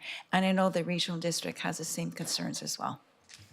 And for members of the community that aren't aware, between the city of Port Alberni and the Alberni Valley portion of the regional district, not the West Coast, our library costs us about $1.8 million a year. So it is a huge cost. And again, it is a fantastic service, but it may be a luxury service that we can do in a different way. It's not about not providing a library. Libraries are essential in my opinion, but there may be other options, and it may be time to seriously explore them. And other communities have left that service. So we would not be the only one. Other communities have chosen to take that service on in a different manner. Councillor Mealy. Sorry, just on that, Madam Mayor, and it was talked about years ago, but, and I was on the library board at one time, and maybe an option, I'm not saying it is an option or it's not, but to partner up with the school district. I think everybody agrees that a library is a necessity in a community of our size.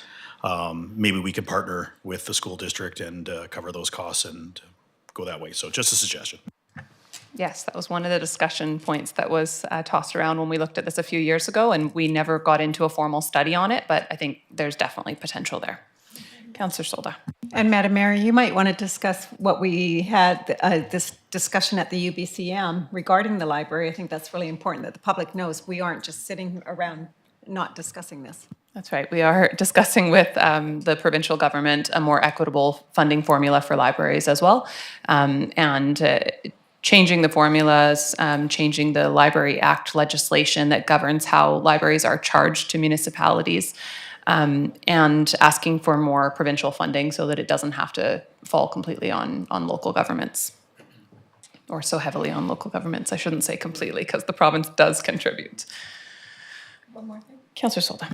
And also discussion on the RCMP, Madam Mayor. I mean, that's really high in the budget, and the fire department. So there's some discussion we could have on that too.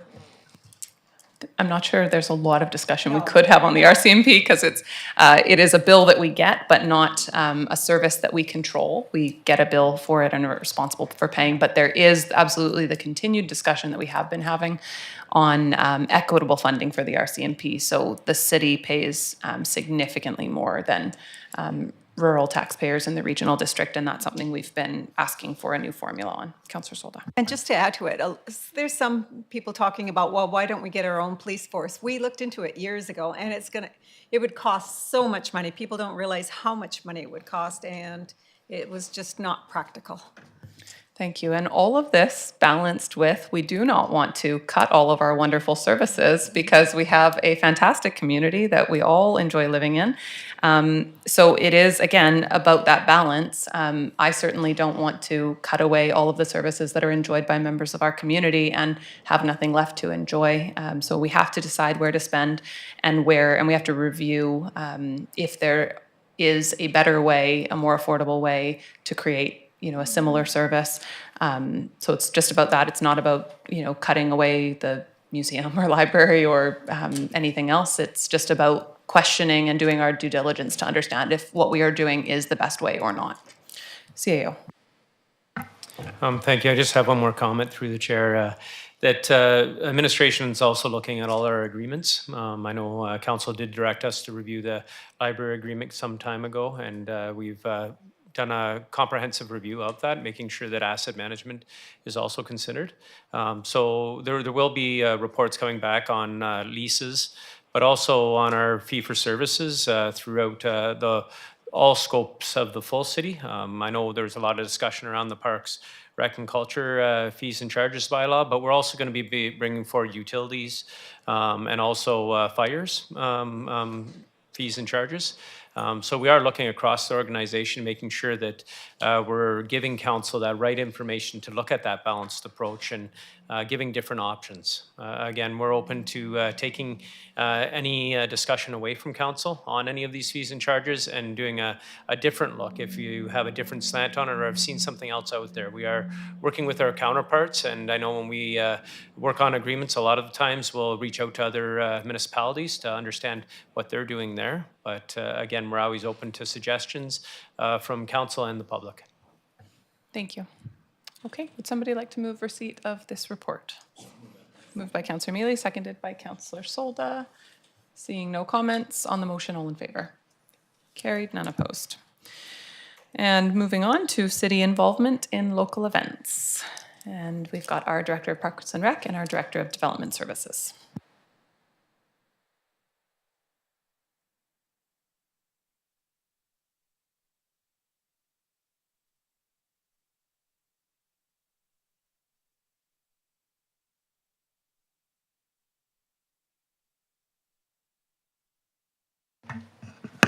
Thank you, Madam Chair. I'll invite the Director of Development Services and Deputy CAO to speak to the business licenses and permits first, and then I'll continue on with the rest of the report.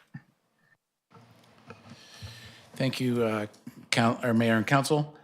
Just wanted to provide a little bit of background, especially given the discussion that was occurring earlier and has been about our business license bylaw. So business licenses and special event licenses are regulated under our business license regulation bylaw, which was last amended in 2019, and that was just around cannabis regulation. So it hasn't been looked at in an extensive way for quite some time. A requirement for a business license or a special event license does ensure compliance with local regulations, health codes, and safety standards. Our current business license bylaw does not include any exemptions or special provisions for nonprofit organizations or community events. And although this bylaw has not changed recently, due to a bylaw enforcement complaint in regards to mobile vendors, staff began to ensure compliance with the bylaw for all mobile vendors and special events, and kind of what precipitated what we're talking about now.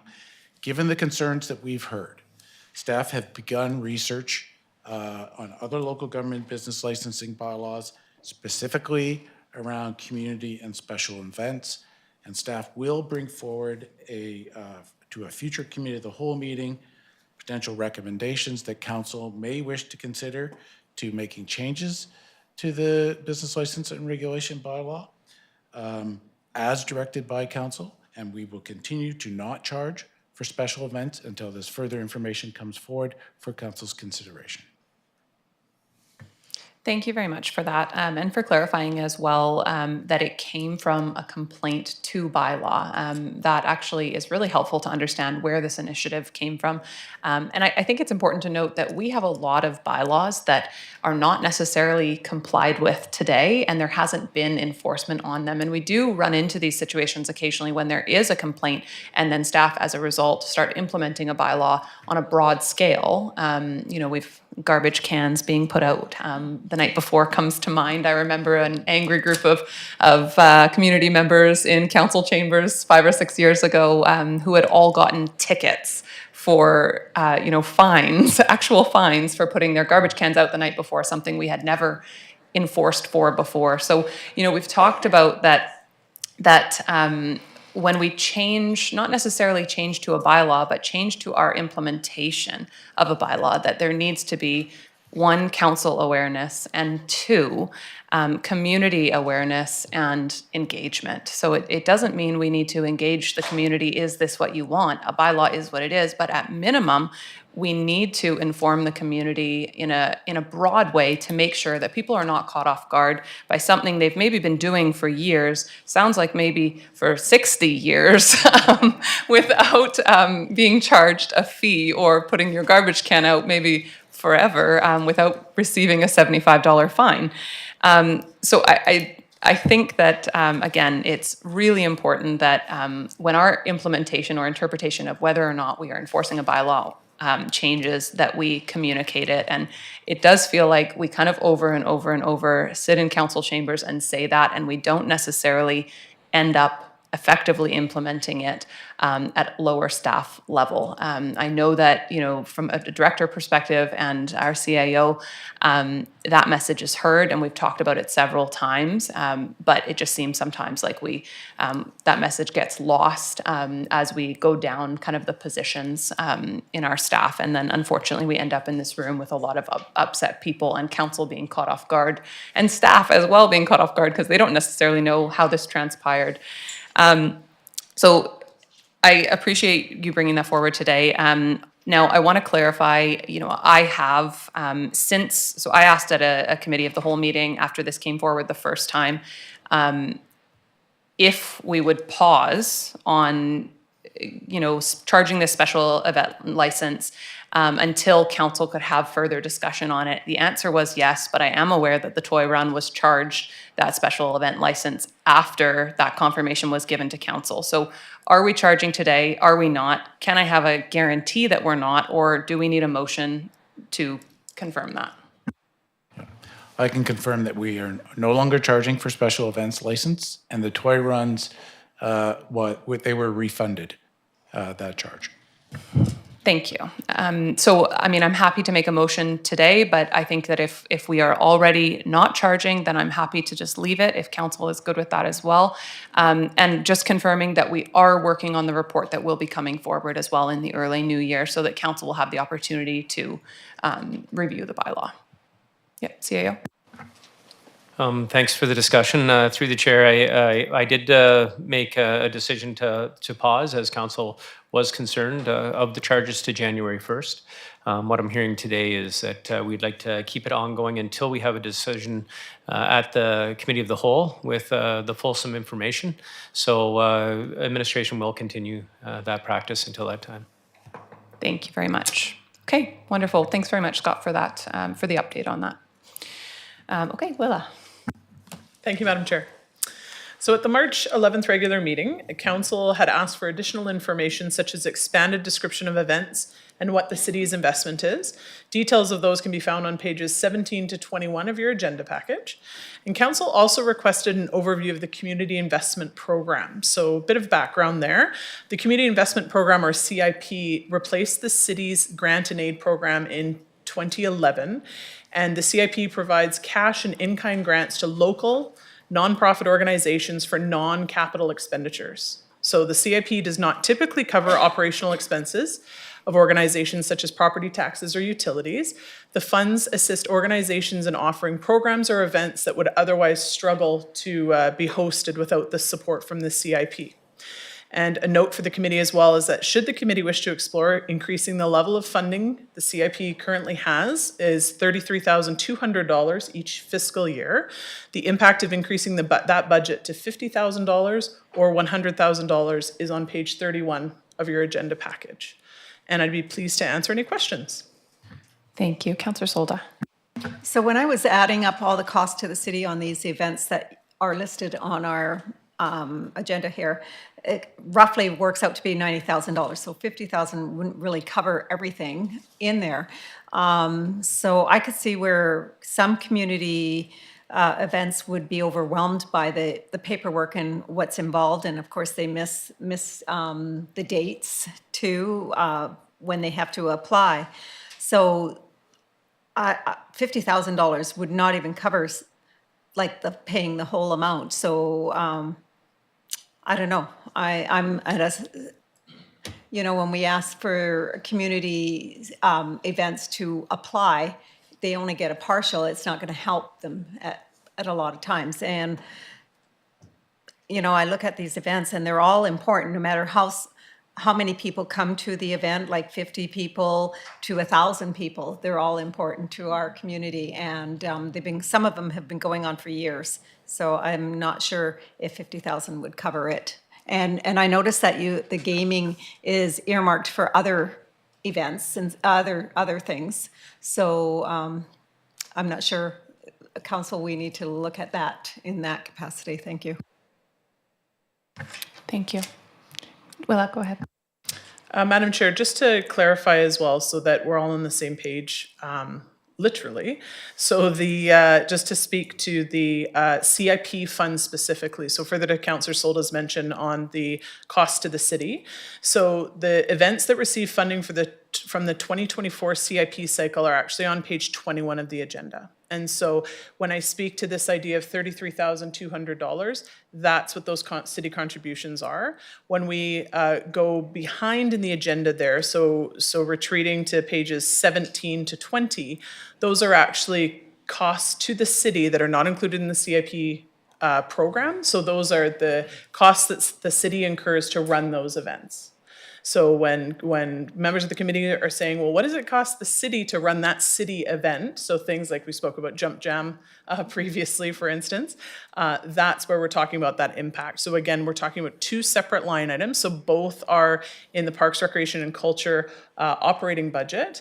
The events listed on pages 17 through 20 are part of the city's operating budget, and then the events on page 21 are specific to the CIP. So I'm glad you clarified that, thank you. And so are we not looking, so just to comprehend this, are we not also looking at taking some of the costs off the city too for future events and stuff like that? So wouldn't that not, page 17 on, wouldn't that be part of it?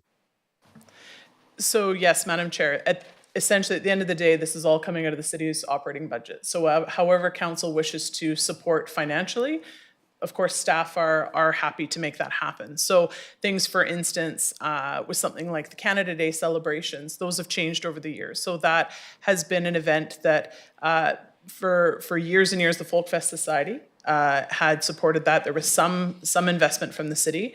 Then it shifted to some city involvement, and it sort of ebbed and flowed. And so that's an example of where determining what council's desire is, at what financial level you'd like to support these events. This gives you a bit of a snapshot to say, okay, if we run these same events in the same fashion in the future, what is the direct cost? So these numbers are coming directly from your Parks, Recreation and Culture annual operating budget. Thank you. Other comments?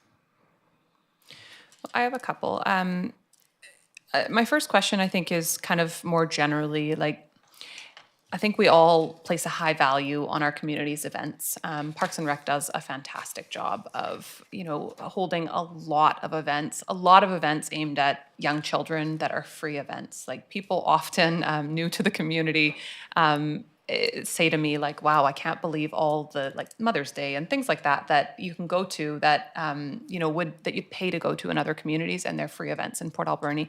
I think we all place a very high value on that. And additional to that, we have a lot of community-led events that are fantastic, but I think we're really seeing a trend of volunteers. I mean, this has been a trend for years, right? But volunteers not having the capacity that they used to. And a lot of our key events and important events, like Canada Day is a really great example, because, when nothing happens on Canada Day, everyone is very upset.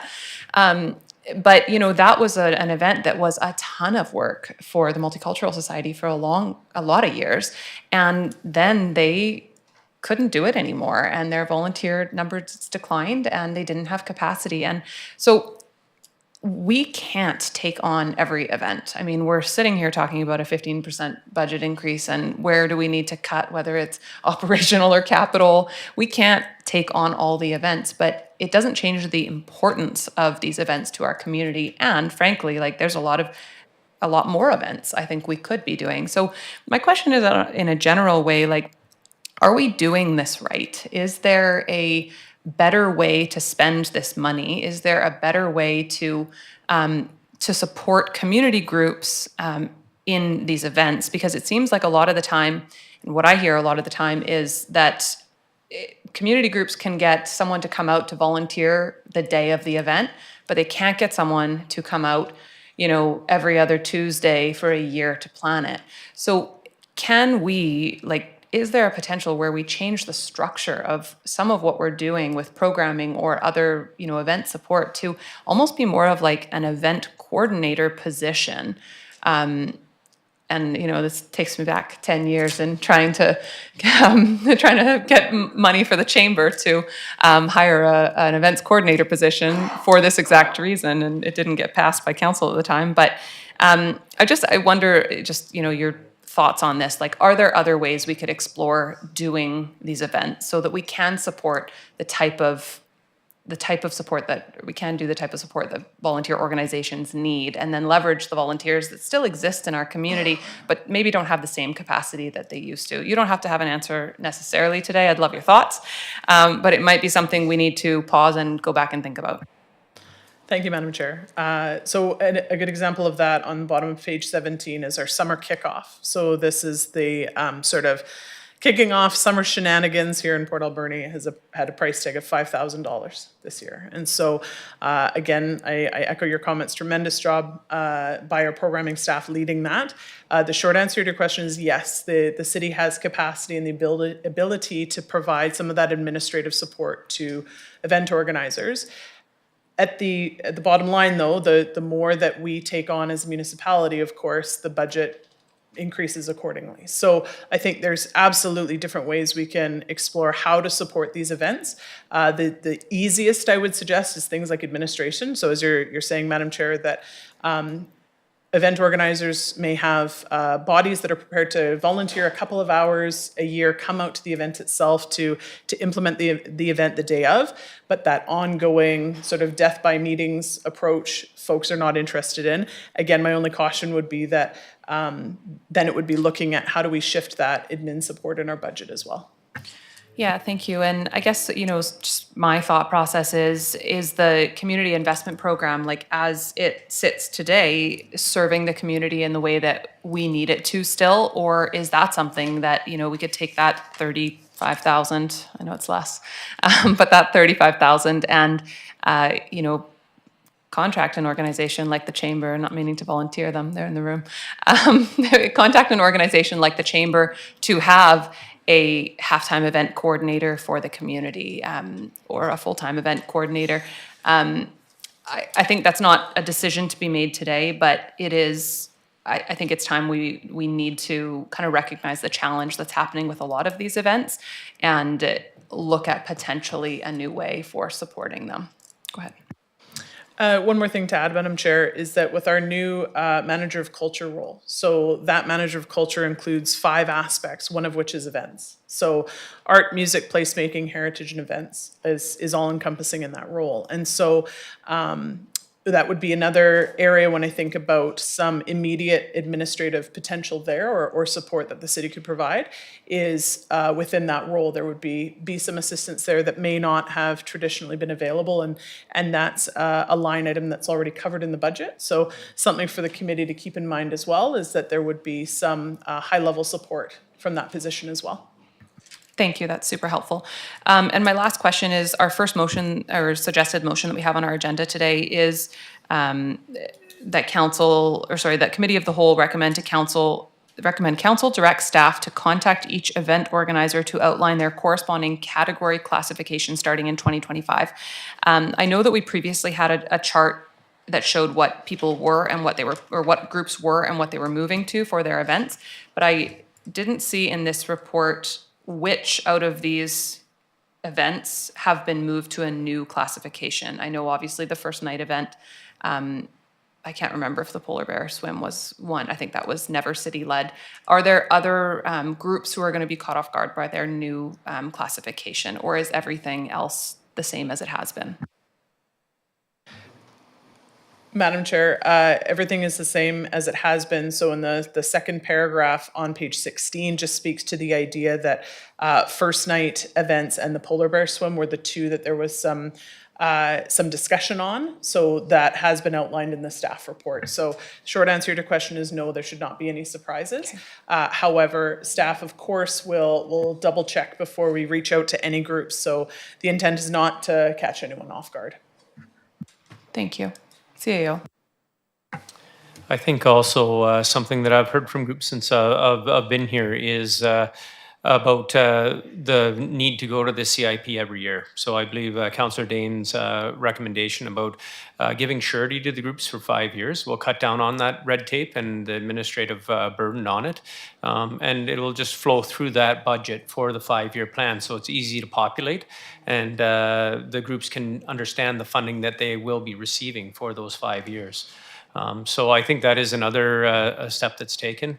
And I agree with Director Thorpe on our new position. I know that Sheila's very excited to get involved in the different events, and I think she has a lot of knowledge and will bring some expertise to working with groups. Thank you. And my last question or comment, I guess, is would, given the comments we heard earlier today about the first night event just not happening as a result of not having the capacity, and potentially, concern about the polar bear swim as well, is there capacity, or could there be capacity in that position or reorganized to someone else to support those two events as collaborative, not city-led, but collaborative, to help with that planning work so that we can ensure that they happen in our community? And again, if you don't have a full answer for that today, that's fine.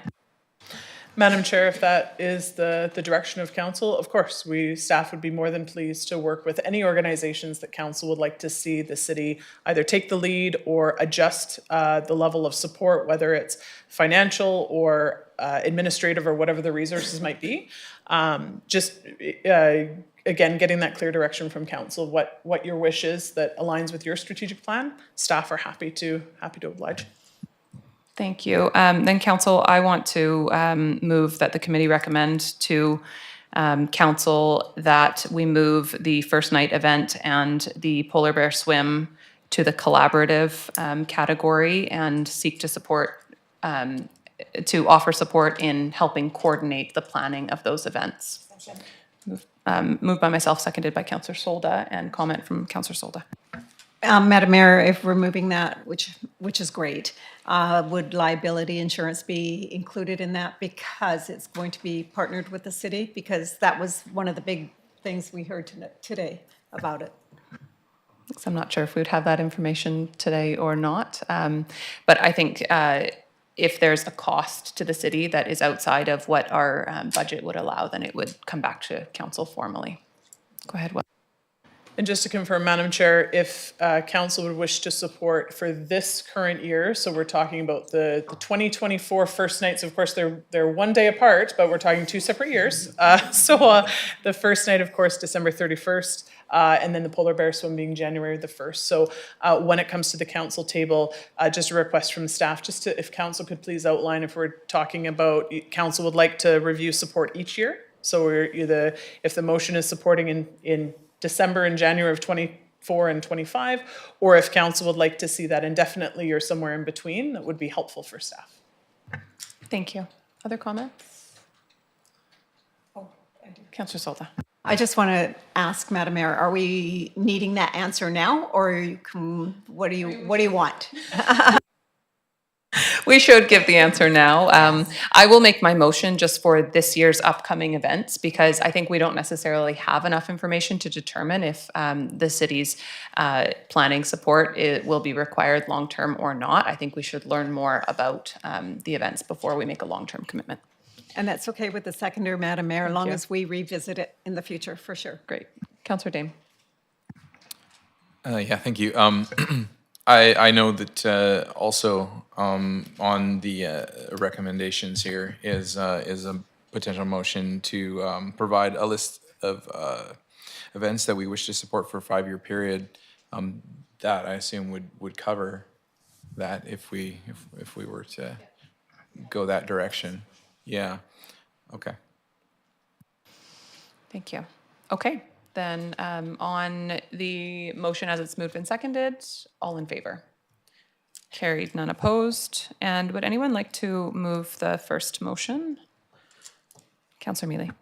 Thank you, Madam Mayor. I move that the Committee of the Whole recommend Council direct staff to contact each event organizer to outline their corresponding category classification starting in 2025. Thank you. Moved by Councillor Mealy, seconded by Councillor Dame. Any comments? Councillor Solda. So, Madam Mayor, if someone doesn't agree with it, some organization doesn't agree with it, event, they can still come back to council on the next council meeting and have that discussion with us, correct? Absolutely. Thank you. Thank you. Okay, seeing no other comments on the motion, all in favor? Carried, none opposed. And Councillor Mealy, if you want to continue. Thank you, Madam Mayor. Move that the Committee of the Whole recommend Council provide staff with a list of the events Council wishes to support for 5-year periods. Thank you. Moved by Councillor Mealy, seconded by Councillor Dame. Sorry, Councillor Dame, that I didn't let you read that one because I know that was your initiative, so recognizing that. Seeing no comments on the motion, all in favor? Carried, none opposed. And Councillor Dame, do you want to read the next one, even though it's... Well, thank you, Madam Mayor. Sure, yeah. I move that the Committee of the Whole recommend Council to direct staff to include a provision in the Community Investment Program that for-profit or private organizations organizing local fundraising events where proceeds will provide community benefit will have the same access as nonprofit organizations to the Community Investment Program. Thank you. Moved by Councillor Dame, seconded by Councillor Mealy. Are there any comments or questions on this piece? We haven't really had a lot of discussion on it. Okay, seeing none on the motion, all in favor? Carried, none opposed. And before we move on from this, just a related question. I'm wondering, Director Thorpe, if you could tell us a little bit about the HEART program. I guess this is really kind of into the next one as well, and there's a lot of overlap between all of this anyways. But, the comments were made earlier today about how many children in our community need to access grants in order to play sports. And I know that the city does have the HEART program. Do we have a budget for that, or does that money come from elsewhere? Like, is that city funds, and is it only for city programs and kids sports covers the rest of the programs? I'm not super familiar, and I'm wondering if we could just get information. Absolutely. So, Madam Chair, on page 24 of your agenda package are the 3 existing financial support programs in place for local families. So that's anyone who resides in the Alberni Valley.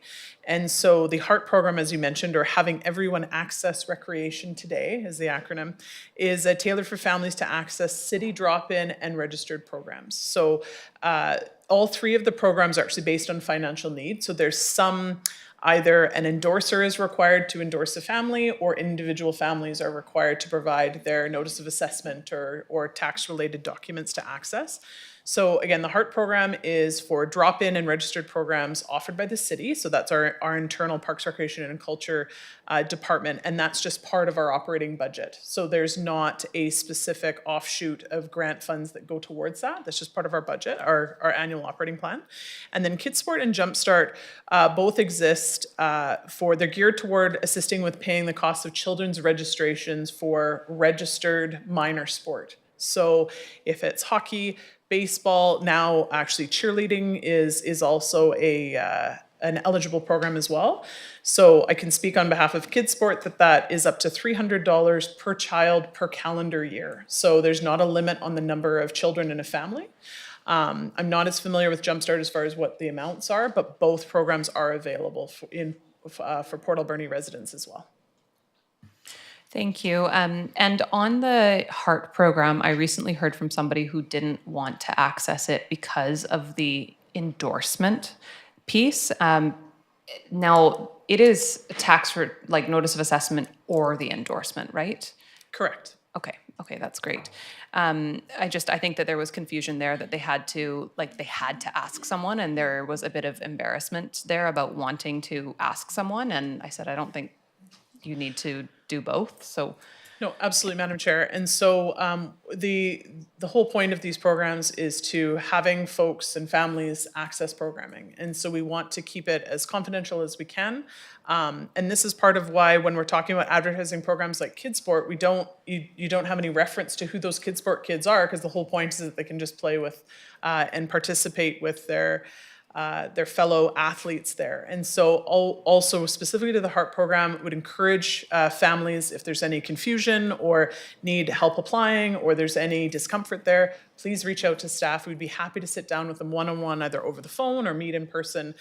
Again, the whole point of the program is so that it's accessible. So we want to make it as barrier-free as we can. thank you. And just a final comment on that, or question. Is that still in line with what other communities are doing? Or like, are we in a world today where somebody can have maybe what we see as enough income, but still be just financially strapped and not able to put their kids in sports as a result of the cost of living and rent and everything else? And so I don't know if there are communities that literally just let someone sign a declaration to say, I can't afford to put my child in this, but I would like to, regardless of their income level. And is that a model that we should be looking at, just given where things are at today in the world? Absolutely, it's something we can look at. It's hard to say because each family is different about what their threshold or appetite for expenses are. So Kids Sport and the HEART program both base our income cutoffs based on those numbers that are provided by the federal government. And so just to give the committee reference, that's the same number. So it's based on numbers of members of a household. And that's based on the full income in the household, whether it be a single earner or multiple earners in the household. We in Port Alberni use the same numbers that you would use in the City of Vancouver, the City of Victoria. And so one would argue that though costs are rising, as the Director of Finance has outlined, where the financial situation sits here in Port Alberni, we're ahead of some communities, I would suggest, and we are using those same guidelines. So what I'm trying to say is my thinking is that it's more accessible here in the Alberni Valley than it may be in other communities. Yeah, and I think you're probably right if that's, that if we're using the same numbers as our average income, is different here. I did just do a quick search on it, and for a family of four, you have to be under $49,000 of income a year. So two parents with two kids, $49,000 a year, I think won't even get you a place to rent at this point in Port Alberni. So anyways, just, not really a conversation for today. Totally, understand. I think the program is helping a lot of people. Just possibly a future consideration for us to look at and maybe look to change that policy.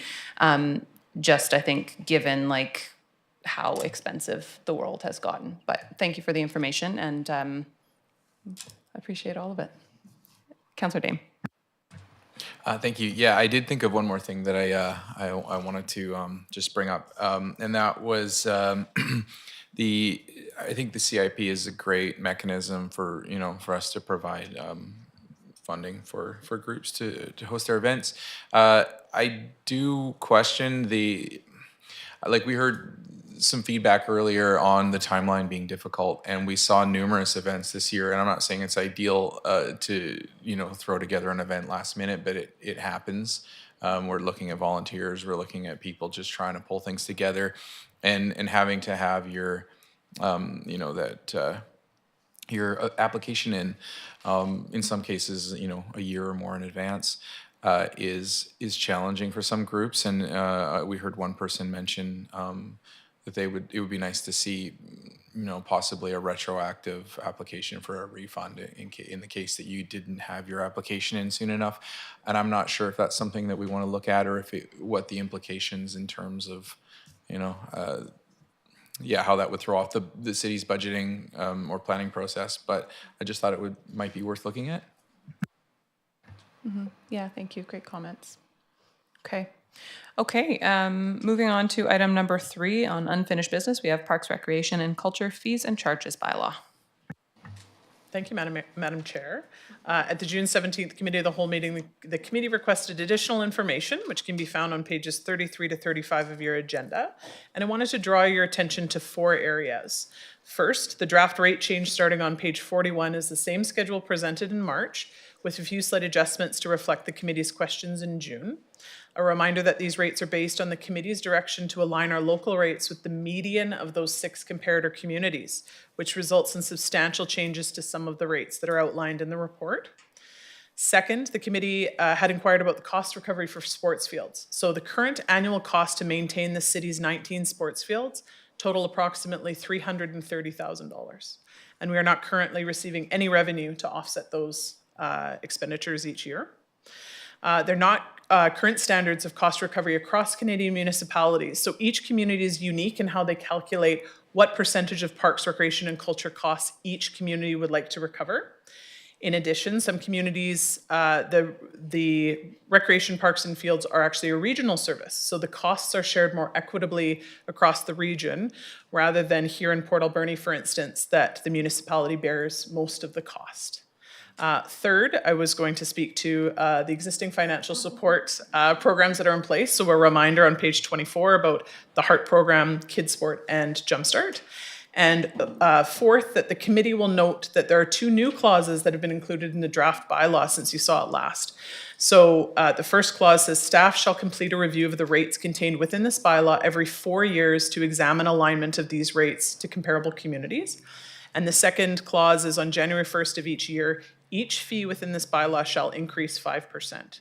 So the current fees and charges, of course, have not been reviewed since 2015. And so the intent with those 2 items that I just mentioned is to help ensure that ongoing review of the bylaw and consistent incremental increases, so we can avoid a situation like we are in now, that we're looking at significant increases that seem to be without warning or a heads up to community. So just wanted to bring the committee's attention to those items as well, that again, the intent is how can we make slight incremental changes as opposed to vast variances in our fees and charges. And I'd be pleased to answer any questions.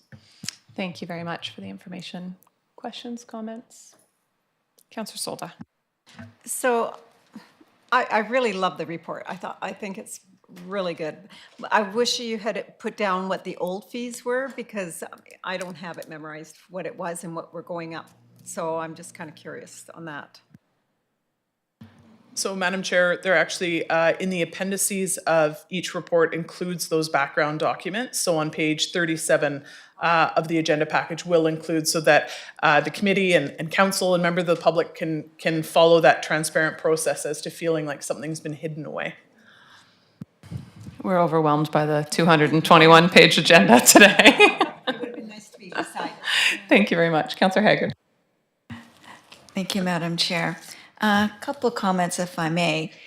You point out that the field rental rates would need to be $86.12 per hour to cover the annual cost for maintaining the sports fields.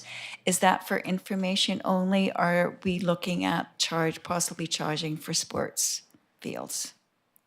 So, Madam Chair, there's 2 answers to that. So it is hypothetical in that, well, it's a real cost, but no, staff are not recommending that rate. So that value, the per hour for sports field, is based on the usage that's outlined on page 33, which was 3,800 hours used. And so no, that is not what staff are recommending as the number. In the spirit of giving the committee solid information and understanding what do these numbers mean, wanted to do that math. So if the direction from council was cover the cost of sports field with sports field rental, that's what the average number would need to be in order to balance that budget. Thank you.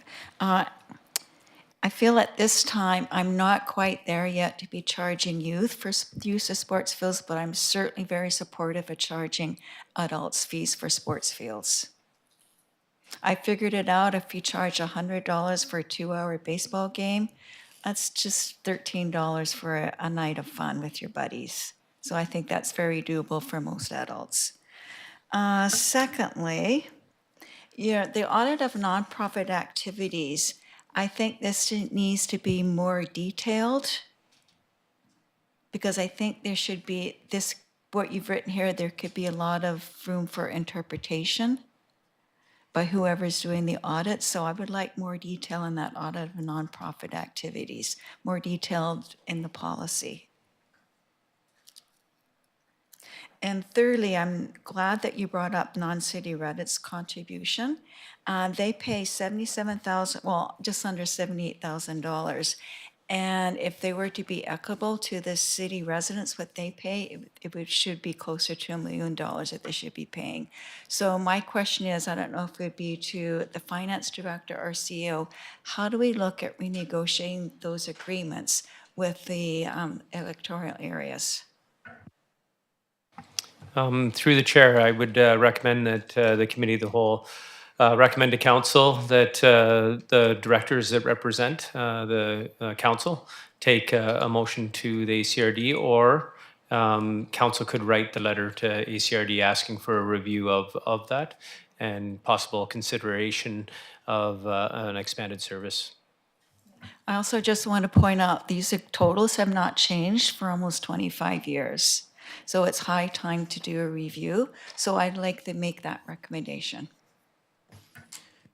Thank you, and just want to kind of echo some of the comments that were just made and say, you know, as we're in this challenging budget time and we are looking for how do we shift the burden partially off of taxpayers for some of these services and onto users who use the services, you know, in an equitable way, just as we do with, you know, the pool. We charge people to go to the pool, but we keep it affordable.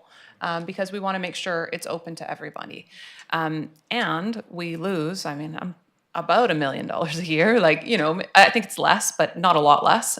It is a lot of money a year that we lose operating the pool. We do that, and all taxpayers, whether they use the pool or not, all taxpayers of the city of Port Alberni contribute to that for the betterment of the entire city. So we are in a place where to look at, you know, we are looking at fees and charges that we haven't before. We are looking at increasing fees. I mean, I know the Sunshine Club is very upset and presented to us at a previous meeting. The ball, you know, organizations are upset. Nobody's happy. Nobody wants to pay more fees. A part of why we have to look at that is because it is 19,000 taxpayers out of 28,000, sorry, not 19,000 taxpayers, some of those are children, 19,000 people, out of, you know, approximately 28,000 in the Alberni Valley who are contributing. If we broadened out the cost of some of these services to all members of the Alberni Valley, then the burden would be much less. And we may not need to look at things like, you know, renting fields and charging to rent fields. So I think that we are trying as hard as we can to, you know, bring equity to a challenging issue because our taxes are high and difficult. But the reality of the problem is that it is a lack of everybody in the valley who utilizes the services paying that is causing us this real challenge. And you know, a comment was made earlier from one of the speakers that wouldn't it be great if we could be a valley where all of these, you know, recreation services were free? I would love to be. But the reality is they are only free to 9,000 of us. And they are still free. They are free today to 9,000 of us. They are free. I'm not free. I should not, you know, discount that I think the electoral areas contribute approximately $30,000 a year to our $5 million recreation service. So not free, but vastly free, largely free. I know that we are talking about a new pool that would be equitably funded by the whole Alberni Valley. However, I don't have a lot of confidence that that pool, as of today, is going anywhere because the cost is astronomical and people are already financially stretched. So we are focusing on user fees, you know, $6.60 per hour for children to practice ball. You know, it's not a large fee. It's ridiculously low, but it's something. $40 a day for a youth tournament, $80 a day for an adult tournament to play ball fields. Like, these are not in reality going to bring in a lot of revenue to us. The revenue is going to be reasonably minimal. The problem that we're trying to address, I think, is misplaced. The problem is we need to be having equitable contributions from the rest of the valley. So not to say that we should not be implementing some of these fees, and we absolutely should have increased fees over the years. I mean, I've been on council for 10 years, and I don't think we've done any cost of living increases for, you know, Sunshine Club rentals or anything like that. If we would have been increasing them at 2% or 3% a year, then, you know, this hit wouldn't be, you know, felt so hard now. So that's our, you know, council direction that should have happened, that, you know, we're all partially responsible for. Cindy, more than any of us, she's been on council the longest. Sorry, Cindy. Just kidding. I've been here 10 years, so I'm guilty. But I think the bigger issue here is that regional district piece. So, you know, whether we want to proceed, I do think we do need to proceed with some or all of this today. The reality is we are in a difficult tax position. But I almost feel like we should be redirecting our effort to regional district, because, I mean, I don't know if any of the people who were sitting in the room talking to us about not charging fees earlier today live outside of the city of Port Alberni, but I would wager a decent percentage of them did. And I recall when the old timers, fastball, baseball, you know, group came to council to ask us to spend $250,000 on our field so that they could utilize them for a tournament, which we did. I recall that both of the presenters lived outside of city limits. So, you know, regional district taxpayers who do not contribute to our services are coming to city taxpayers to invest in services so that they can use them for free. And that is not reasonable, it's not equitable, and it's gone on way too long. It's actually outrageous. That's where we need to be putting our effort, and I'm not sure if I'm for or against the charge changes today, but I am absolutely for working with the regional district to correct this, because it's just not reasonable and it's not sustainable anymore. I Councillor appreciate that very passionate speech, Madam Chair. I'm frustrated. Councillor Solt. Like I said, it sounded like a long-winded Cindy speaking. Anyways, I want us to also recognize, when we're talking about increasing fees and that, what about the organizations that have invested heavily into our parks, our fields, and into our facilities? I mean, we should be taking that into account, because without that, I mean, that's really important. And I think we need to look at that too. And I think in the report there was some information on the investments that have been made in city infrastructure, and it is significant. So like, that is absolutely not to be disregarded.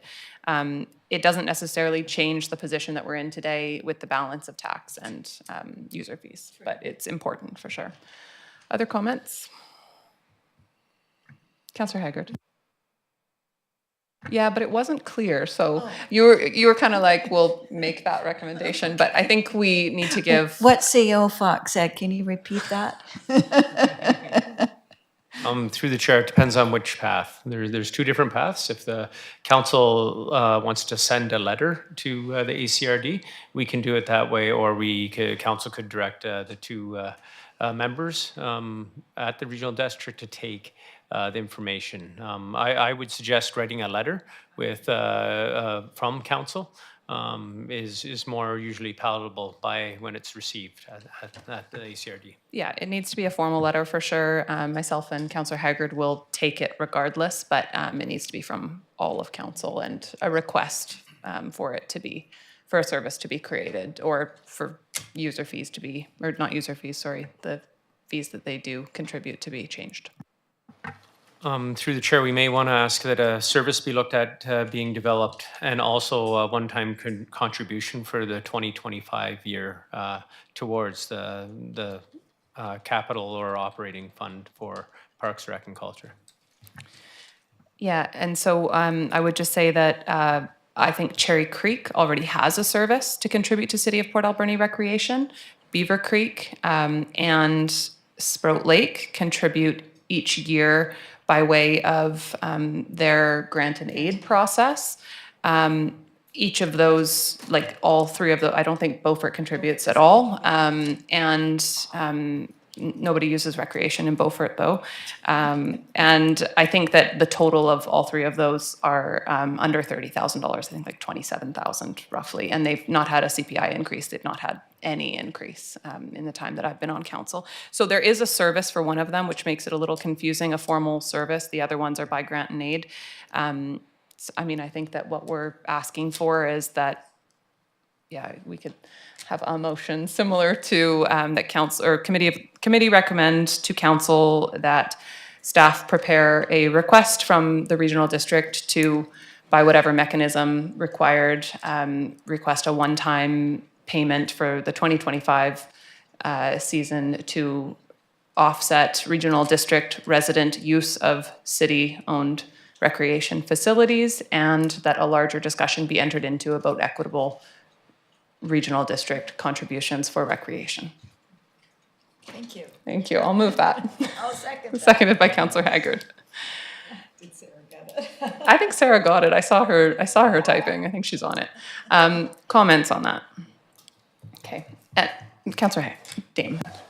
Sure, I'll just comment to say that I absolutely support that. It's, you know, it's tough to be sitting here looking at numbers of what we're going to charge our residents to use fields because they're becoming increasingly unaffordable for us, meanwhile not including the greater population that uses those fields. So absolutely, this is justified, and I think this is an important step.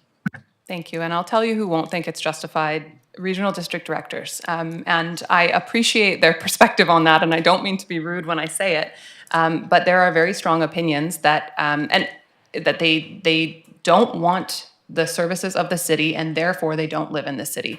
And I just don't believe that that is representative of all of their taxpayers. I think we do have numbers for some of our use of our city-owned facilities by regional district taxpayers. I'm sure we could get more if we worked with organizations like softball and baseball and so on, especially if we were to pause maybe some of our fee implementations so that we could get full understanding of who's using all of the services. Sunshine Club may tell us how many of their members, without confidential information, obviously, but how many of the members live in city limits versus out of city limits. Baseball, softball could tell us the same. Hockey could tell us the same. I know we have some of that information, but I'm thinking we could get a lot more accurate information.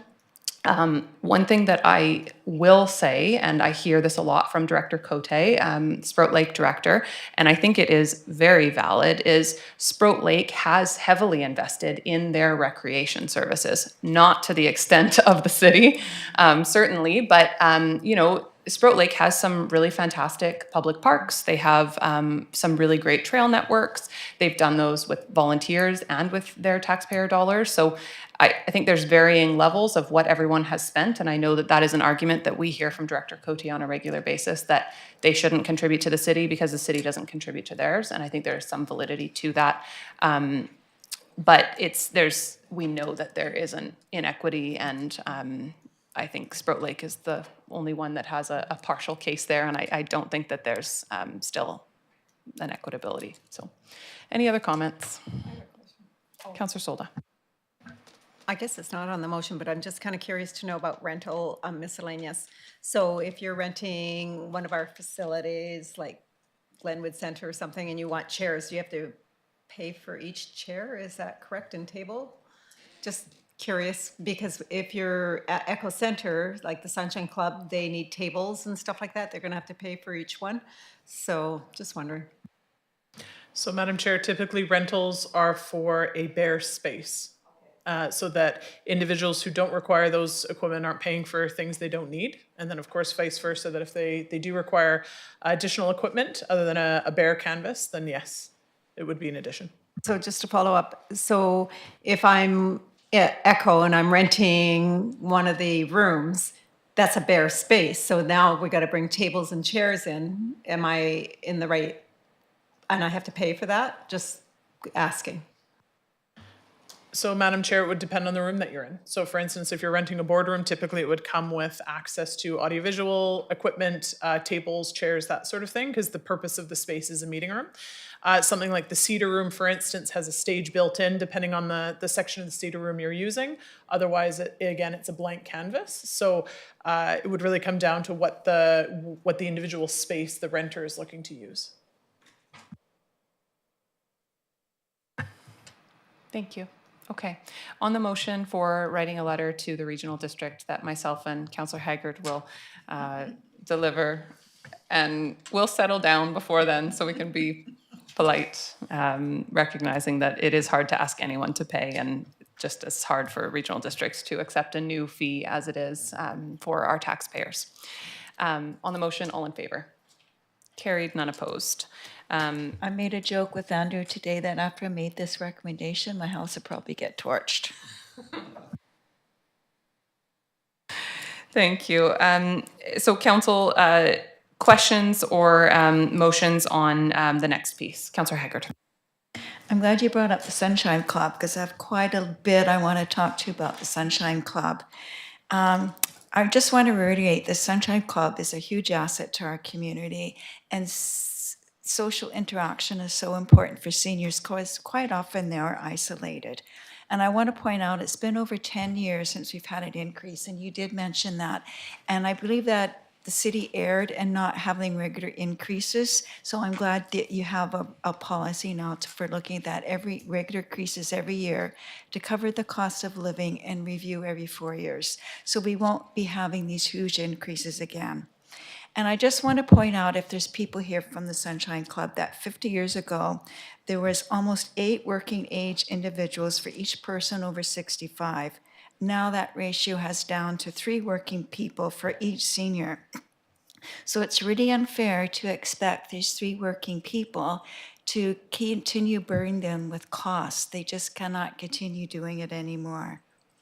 And also, the last 50 years, we've lost a lot of good paying jobs in the forestry industry. And we have a large work population of what we call the working poor in our community.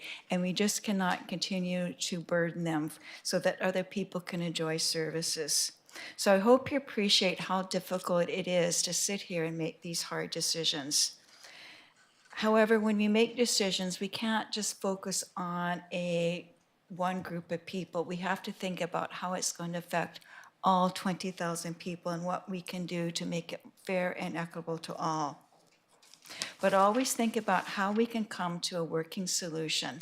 So I'm going to suggest to staff and council, and you can agree or disagree, but I think this might be a solution that we can work. If we work together with the Sunshine Club, not have one large increase this year, but is it possible to break it down, say, over the next 3 years, and to bring them up to that market rate over a range of 3 to 4 years? So, and then if council and staff agrees to that, I just want the Sunshine Club to come to the table with an open mind, work with staff, and try and make this fair to as many people as we can. Thank you. And I think that if we give direction on that, staff can implement it for sure. I think it's a good suggestion. Would that be workable for you, Director Thorpe? Of course, whatever the will of council, of course, staff are happy to implement. Thank you, Madam Mayor. I just want to touch on that. So just the conversations that I've had with members of the Sunshine Club, and I think the overall idea is we all agree that the cost has to go up, and I would support Councillor Haggard's idea of spreading it out over time so we can make it a little more palatable. My take, and I appreciate that, because my take would have been to increase the fees and then offer a discount for certain groups such like the Sunshine Club, because as we talked about in previous meetings, if the Sunshine Club disbands, then we're losing everything.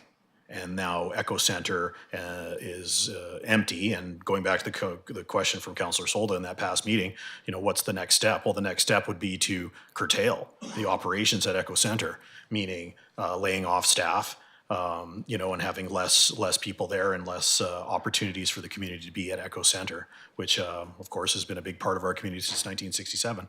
So I would go with Councillor Haggard's idea right off the bat to just go, hey, let's meet, especially with the Sunshine Club as a council or as a whole, and go over, and everybody has an open mind of knowing, and the people that I've talked to in the Sunshine Club do understand that the costs have to go up eventually, but it's making it palatable for our seniors in this community to be able to continue doing that. And for some of them, it is their main excursion. It really is. And so we don't want to take that away, because that comes down to the level of livability in our community, for lack of a better term. So thank you. Thank you. Councillor Haggard, did you have a motion on that? I would like to make a motion that staff meet and work with the Sunshine Club and come to a workable solution to bring these increases in a gradual progression over the next 3 to 4 years to bring them up to market rates. I'll second that. Okay, so moved by Councillor Haggard, seconded by Councillor Solda. So I just want to be clear, is the motion to recommend to council that we amend the bylaw to phase these increases over 4 years? Or are we moving forward with the bylaw and staff is having a meeting? Yeah, move forward with the bylaw, but make an exception for the Sunshine Club and bring those increases in over 3 to 4 years. So I think we could put that directly into the bylaw, unless I'm wrong, we could, just so that it's in there if we're proceeding. Through the chair, I believe we could. It would be giving one service group actual recognition in the bylaw, which would then be in perpetuity until the bylaw is reviewed again. But I'm sure we could put in for rentals of facilities for Sunshine Club, create a separate fee scale and have it a sliding scale going up a certain percentage over the next 4 years to get to that market value. If we amended the bylaw and put the year specifically and added a separate rental class for the Sunshine Club for each of these, then it would only be for the next 4 years. It would be written in the bylaw in perpetuity, but it wouldn't be effective beyond the 4 years. They'd be at market rates. Willa? So Madam Chair, just to keep in mind as well, since part of the bylaw discusses the suggestion of a 5% increase per year, council providing specific direction to staff then, if when we're saying it's over 3 to 4 years, which number is this getting to, the 2024 bylaw number, or what will be, for argument's sake, the 2029 with those 5% increases? So again, food for thought for the committee and further to council. Thank you. Councillor Haggard, did you want to clarify your preference for the motion? And if not, that's fine. I did think about the 5% increase, but I'm not sure how to work that into my motion. So it would be a 5% increase plus what a certain percentage increase of the rates. Does that make sense?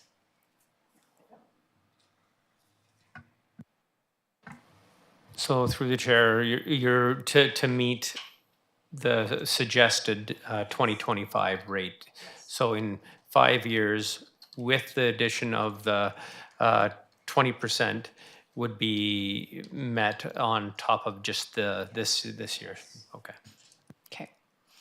So, this is going to come back to a future council meeting, but what I'm hearing, the motion is that the committee recommend to council that the Sunshine Club specifically have a separate set of rates included in the bylaw for the next 4 years to scale the increases over time and make it less impactful upfront. And that, you know, plus the inflationary increase that would normally be in. Okay. I want to speak to the inflationary increase after, but are there any further questions on that motion, which is moved and seconded? Councillor Solda and then Councillor Dane. And of course, staff will work with the Sunshine Club to collaborate how that window picture is going to look. Super. I think it'll look like 25% over 25% every year, 100% broken out over 4 years. But staff will work with the Sunshine Club and talk with them and be transparent. Yes, Councillor Dame. Thank you. Yeah, I appreciate where this is coming from for sure, and I think that the Sunshine Club brings a lot of value to the community, maybe in unique ways that other groups don't. But I also think that it's like challenging to start trying to give a value to what each individual group brings to the community, because that means something different for everyone. And I am concerned that this sets a precedent that other groups are going to come forward and say, well, why did they get that and we don't get that? And there very well might be some validity to that question, which will, yeah, it's a loaded one for me to, none of us want to charge anybody anything, right? And so trying to decide what's fair is hard, and I'm hesitant to support giving one group, albeit an important one, but like a special deal within the bylaws. So I'm still mulling it over, and we'll see how I vote in a moment, I guess. Thank you very much. Are there further comments on this piece?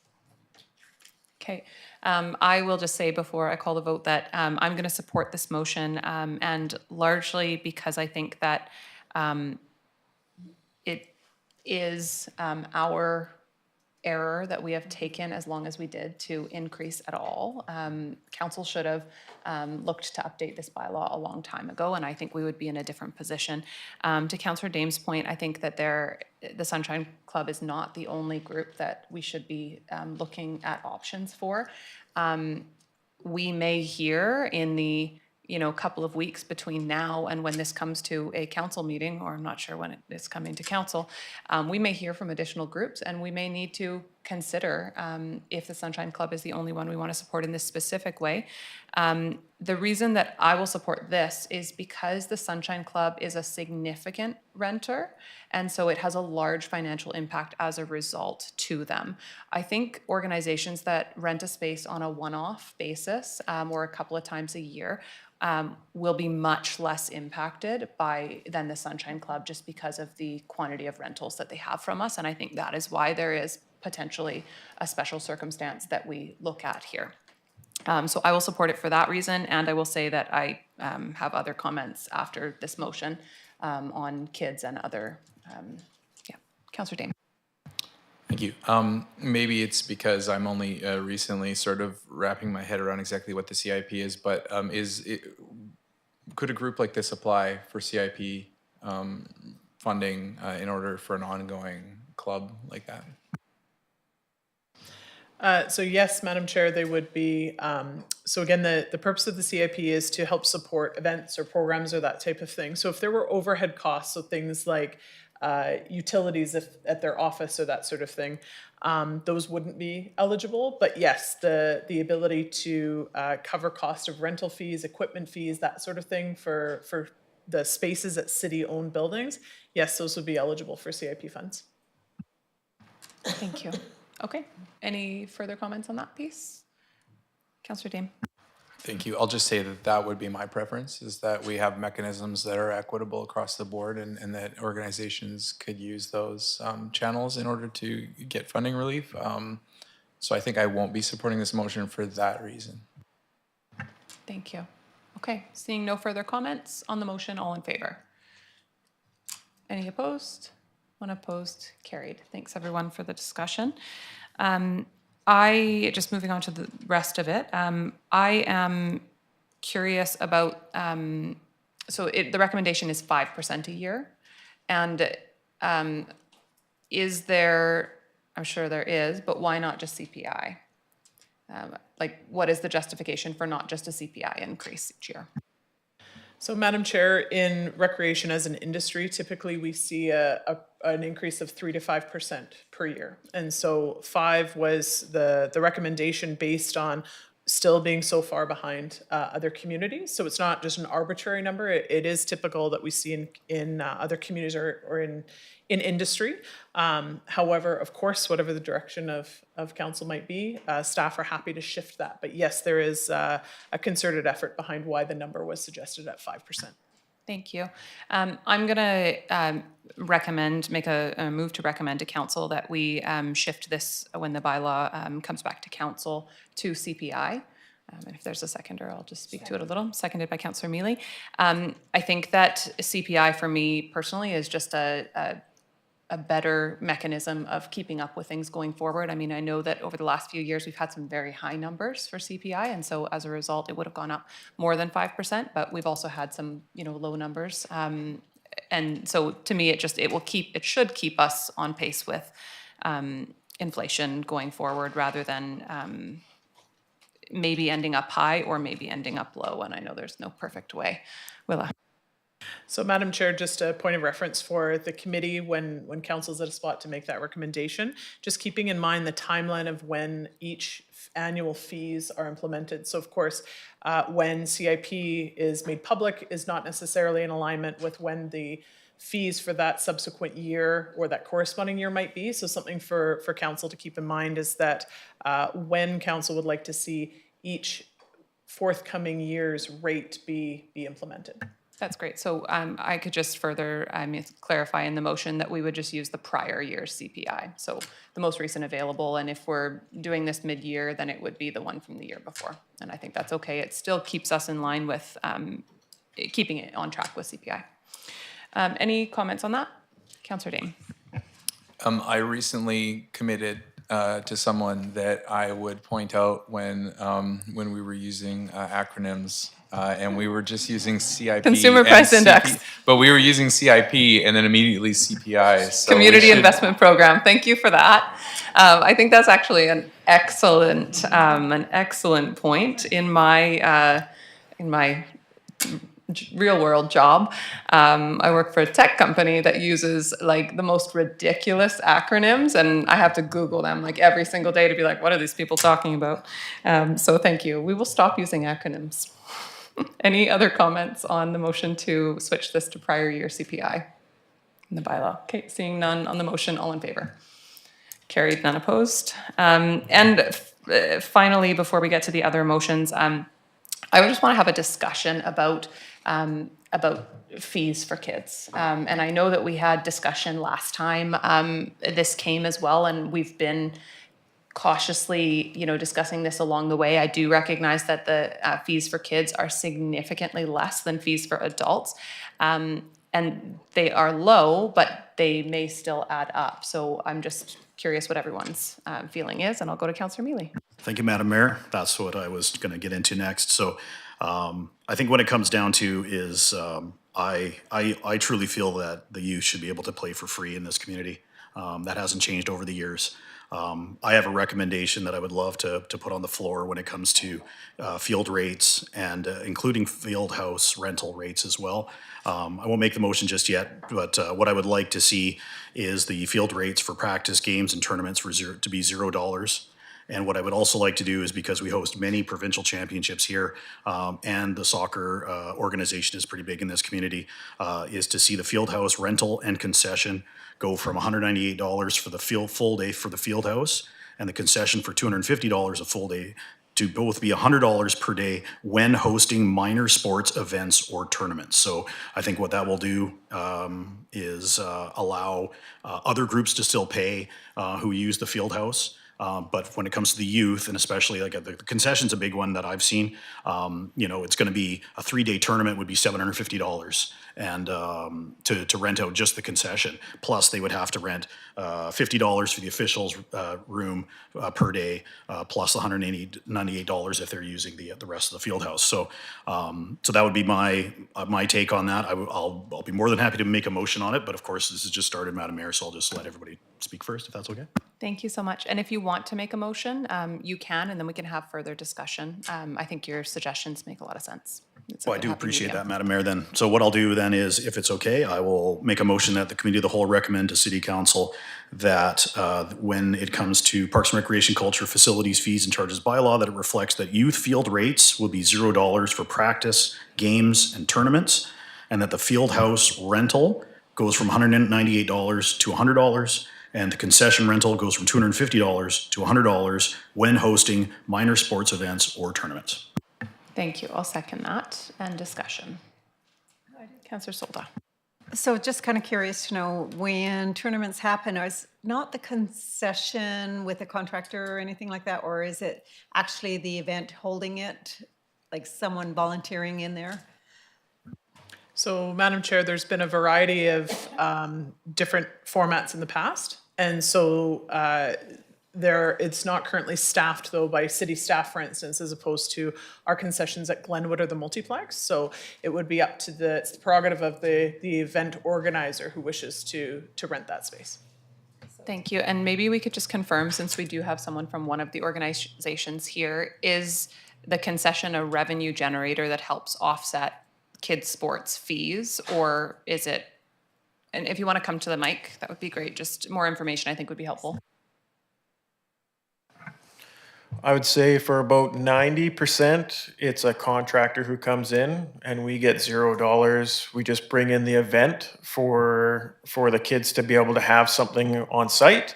But there is some keen groups of parents who do rent that out and try to offset some costs and raise money to further their kids to be able to go and do more stuff. So it's a little bit of both. Thank you. That's super helpful. So maybe we could amend that to say when it's rented and operated by the Youth Sports Society.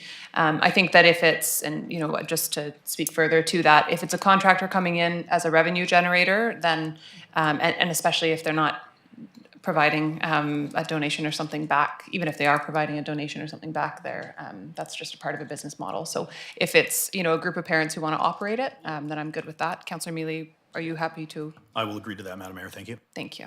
Okay. And Councillor Solda, further questions? No. Okay. Thank you. Other comments? Okay. Is everyone clear on the motion?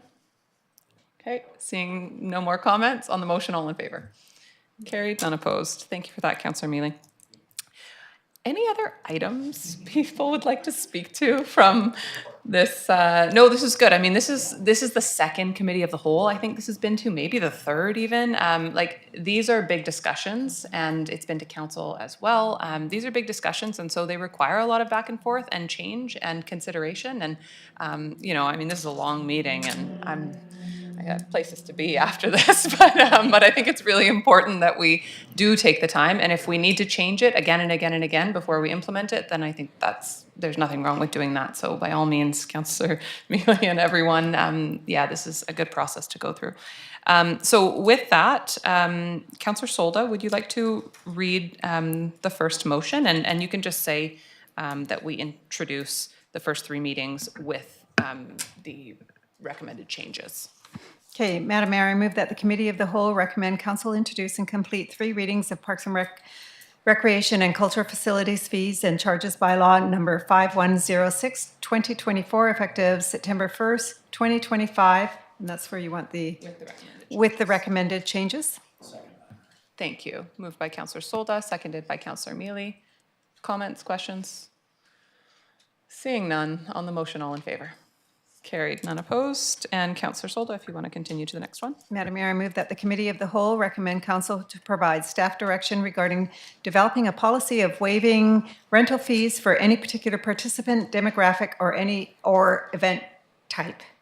Thank you. And is there a seconder? Seconded by Councillor Mealy. And I think that this is still relevant today because that portion of the conversation last time was aimed at events like Funtastic, that are, you know, nonprofit type events that have community benefit. And I think what we heard today in the conversation was that doesn't necessarily, first of all, we want to try to keep it a simple process. And, you know, we know that I don't think it's like a CRA application, but as someone who's done CRA applications, but you know, keeping in mind that we want to keep it as simple as possible and doable for the average person. Yeah, I mean, if staff can work on something to bring back, I think that would be ideal. Moved and seconded. On the motion, all in favor? Carried, none opposed. Thank you. That's all on this, right? Yeah. Okay. Are you up next, Willa, as well? Sometimes I don't look ahead and I just see someone staying in the seat. Thank you. Staff reports. Item number 1, we have the quarterly department reports, and the first one is from Parks, Recreation, and Culture. Before we start, I'm just going to ask if anyone needs a 5-minute break, or has everyone on council had the opportunity to get up as needed? Okay, we'll continue. Come on in, directors in the back, and we will go to Willa. Thank you, Madam Chair. Long time no see. So I'll be joined this evening by my various department managers to present our third quarter report. So in administration, our key activity for the period continued to be our master plan. So as noted on page 46 of your agenda, we're currently finishing phase 1 of the project. And we'd like to remind residents that the ideas survey is live online until October 25th. And we encourage everyone to participate at letsconnectpa.ca. And I'll invite our Manager of Culture to present. Madam Mayor, I'm going to be short and sweet. Just once? That's good? Okay. In the last quarter, the museum had its biennial juried show, All That Moves Us. It ran from June 7th through August 31st. It opened on June 6th with over 100 people in attendance for the opening. Approximately 3,000 visitors visited the exhibition over the course of the show, and it was mined as subject matter for our kids' summer programming camps, and it was all centered around the exhibition. The other exhibition that was undertaken was the Truth and Reconciliation Day programming on September 28th. The Air Survivor Art and Education Society held exhibitions of artworks at the museum. Artworks made during survivors' time at the Alberni Indian Residential School and the Day School, where over 20 plus residential school survivors were in attendance. 13 of them attended as artists. Approximately 125 visitors attended the exhibit that day. I'd also like to bring your attention to some new programming that we had. In September, reinstated was the very popular birthday parties. And currently, we have 4 themes. Legend of the Sea, which is our most popular. We do Dino-tastic, which is returning but being restructured.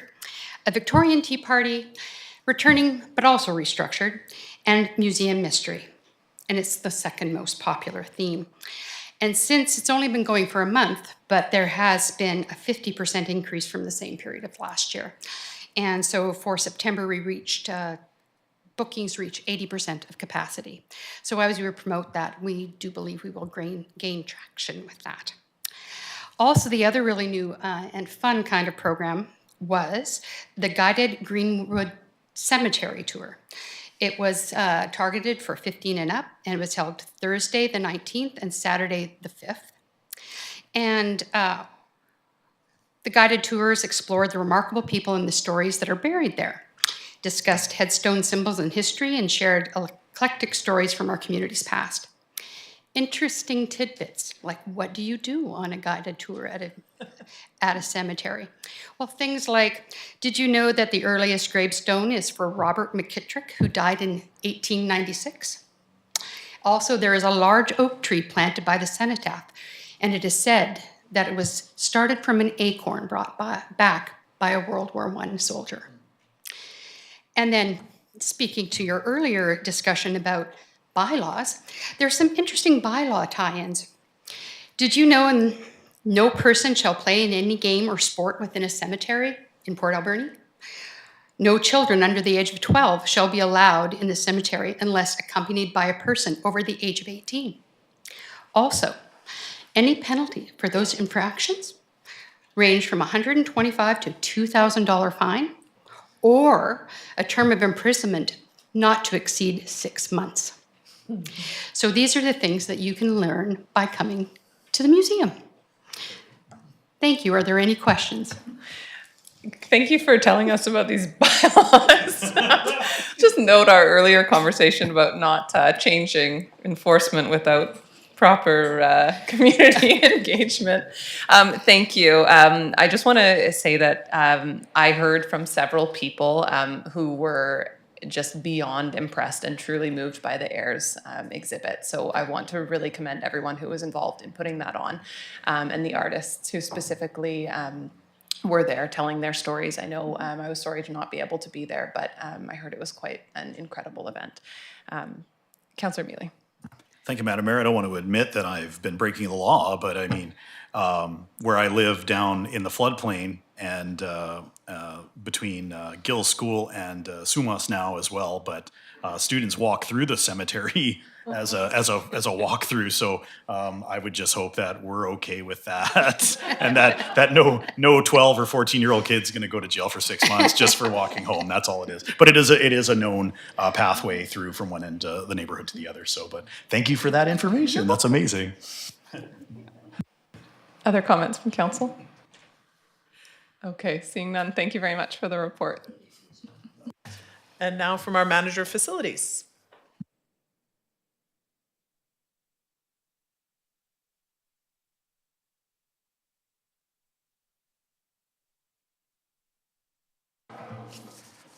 Good evening, Madam Chair and committee members. I'm pleased to present my Q3 quarterly report for the Facilities Department, which starts on page 47 of your agenda package. A couple of brief highlights would include the near completion of the structural upgrades to the water tower at the train station property at the foot of Argyle Street, during which replacing of deteriorating column sections, cross bracing, and additional bracing for the structure to keep it safe. Another item I'd like to highlight, which is dear to me, is we just completed our 57th annual pool shutdown. I think I've been personally involved in 38 of them, where staff work hard every year to grout, paint, deep clean, perform vital preventative maintenance on our pumps and gas chlorination equipment. So they work really hard to keep that old facility clean and safe and fun. And finally, city staff and consultants are putting the finishing touches on the last few facility condition assessment reports, and we hope to have them finalized in the next few weeks. And with that, I'm pleased to answer any questions. Thank you very much. Are there questions from council? Councillor Mealy. Thank you, Madam Mayor. Thank you through to Mr. Greneville. I know we talk about the pool and we talk about a new pool, but I just want to give kudos to Parks and Rec staff for keeping our pool going. We know it is an aged unit, it really is, and for it to be clean and open and the ability to have people in there, it's a big part of our community still. So no matter where the community goes with the pool, I really appreciate the work that Parks and Recreation staff do to the pool every year, so thank you. Thank you, and thanks should go to my hardworking staff. Thank you. I was going to mention that as well, Councillor Meany. For the age of our pool, it is in excellent condition. So thank you to your staff for all the hard work. Any other questions or comments? No. Please go ahead, Willa. And our manager of parks. I feel like I'm on a game show here, and I'm... Good evening, through the chair. I'm pleased to present to you the third quarter report for the City of Port Alberni Parks Department. So during the third quarter, starting July 1st, our non-irrigated sites tend to slow down for mowing requirements. So with this, this allows our crews to put more focus on other tasks, which include trail maintenance, park furniture repairs, bleacher repairs, trimming of shrubs and trees, flower bed renovations. We also were involved in the renovation of Canal Beach, transitioning it to John Douglas Park at Tepus. Also, the renovation of Bob Daly Track. This included pressure washing as well as repainting of the lines. During the third quarter, we also had park staff on 7 days a week. This allowed us to support many local events. Some of these events were ladies slow pitch ball tournaments, basketball tournaments, mixed slow pitch and wind-up tournament, Western Canadian Championship for minor ball, Salmon Festival, Jump Jam City event, toy run, ball fair, National Day of Truth and Reconciliation. This also allows weekend staff to focus on our high-profile areas as well as our really busy park sites. Recently, Parks has developed a dangerous tree assessments program. So in this procedure, is developed to protect city and public infrastructure, protect public while using city parks and trails, protect all staff while working in all of our parks and trails, as well as it accurately logs our trees as well as dangerous trees. The current city practice to remove trees, when trees are assessed to be dangerous and dead and a danger to infrastructure or people, it could be diseased, end of our tree life cycle, assessed to be dangerous by a certified assessor. Also, it would be damaging of infrastructure. This infrastructure can include sidewalks, roads, foundations, sewer blockages. All of our trees are assessed and logged by certified tree assessors. Moving forward into the fourth quarter 2024, our parks operations staff, our full-time staff will continue to support the community with our seasonal staff being done at the beginning of October. With the change of seasons, our staff continue to move through various duties. This could include storm cleanup with the weather, lots of leaves going on the ground and with weekly cleanup of leaves at this time of year, working on irrigation, winterization, and blowouts, removal of annual plants and planters and planting for next year, trees and shrub bed maintenance. This is the time of year where we start planting trees. Also, we work on transitioning into the winter season and potentially getting snow. With that, I'm happy to answer any questions anyone has. Thank you. I want to thank you and your staff for working those flexible hours this summer. I think it made a huge difference in not only supporting our events, but in better maintenance of the fields as well. So thank you to you and your staff. Councillor Day. Thank you, Madam Chair. I'm just curious about the tree removal program, or it's not necessarily a program, but the process. When you have a section of trail where trees are marked to be removed, does the trail get shut down for a period of time, or are you just waiting until you see a window? And if it is shut down, is there sort of an announcement that needs to be made or anything like that? And also, that's great that we're actively removing dangerous trees. I've noticed there's been some around for a few years, and yeah, it's good to see. Yeah, so thank you for that question. So currently, we're moving through the community, whether it be trails, parks, as we assess these trees, we go through them, mark them, assess the danger of them, and then work through the process of, if needed, we remove the trees.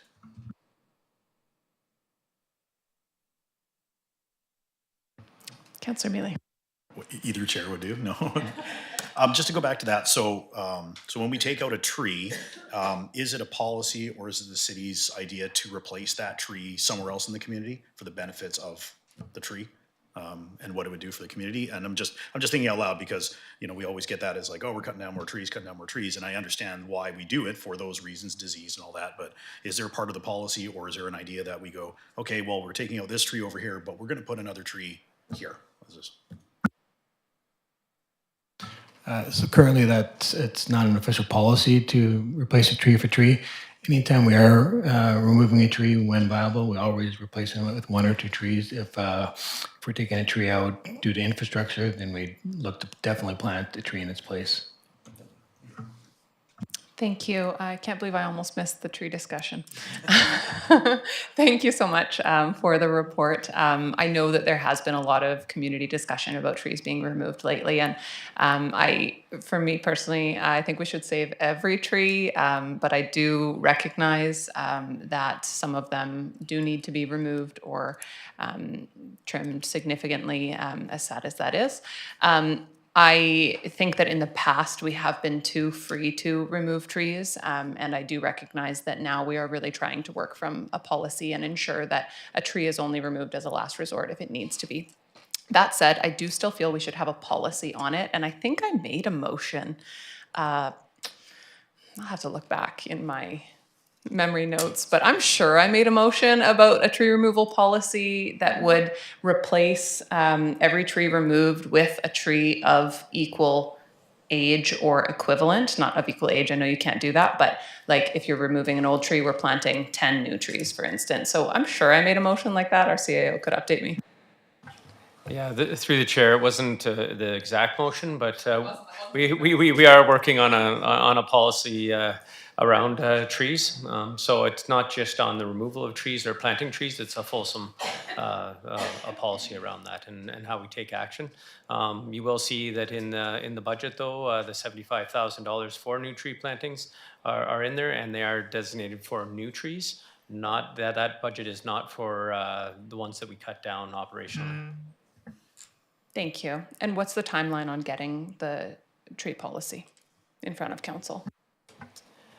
Well, that's a great question. Currently, I think we've got our bylaw and policy analyst working on quite a few. I know that a lot of the directors and managers really appreciate this person being here to give all the good advice that they are. It is in the queue, but I can't speak to exactly where it is, and then it would have to be reviewed. I know currently, I believe there's about 14 policies and probably about the same amount of bylaws that the analyst is reviewing. Many come from council direction, so we are working through them as diligently as possible, and we're hoping to have several come before the new year, and then several more right after the new year. So again, hopefully you'll see it sooner than later, and where it may have budget implications as we move forward. Thank you. And I think thinking back, it was a policy on green streets and tree removal. So tree removal and replacement. So hopefully it is fulsome to include all of those options, not necessarily starting with a policy, but options for council to consider. Okay. Other comments or questions? Okay. Thank you very much for the report, Wayne. And Madam Chair, finally, as our Manager Recreation Services is away, I will touch on a few highlights in our Recreation Department. So with summer camps, we had another wildly successful summer where we were at 89% capacity for our summer camps. We also hosted 2 new events, so a 3v3 or 3-on-3 basketball summer showdown and a cricket try-it day. And then looking ahead into the fall swimming lessons. So we are currently continuing to onboard additional lifeguards and swim instructors, and we're currently navigating some scheduling challenges that have impacted our ability to deliver the swim lessons as we had initially planned this fall. So we're in the process of adjusting the number of classes for the winter, so to help ensure that we're able to run all lessons that we advertise in the leisure guide, as opposed to advertising many and then ending up having to cancel any. One of our challenges is ensuring that we've got a mix in demographics of our high school age students, our post-secondary age students with some of the more veteran staff, so that wouldn't have those same activities competing for staff's afternoon or after school or evening type hours. So if community knows of any folks who might be a fit, especially in that more veteran category, please have them reach out to us. We're always looking to bolster our staff roster. And I'd be pleased to answer any questions regarding administration or recreation. Thank you very much. Questions or comments? Seeing no comments, Councillor Mealy. Thank you, Madam Mayor. I move that the Committee of the Whole receive the quarterly reports from the Parks, Recreation and Culture, No, we're not. Thank you. Thank you. Well, that we receive the quarterly reports from the Park, Recreation and Culture Department for the period of July 1st to September 30th, 2024. Sorry, I tried. Thank you. Moved by Councillor Mealy, seconded by Councillor Solda. Seeing no comments on the motion, all in favor? Carried, none opposed, and thank you to Willa and the team for all of those reports. And who's next? We've got economic development. Come on up, Pat.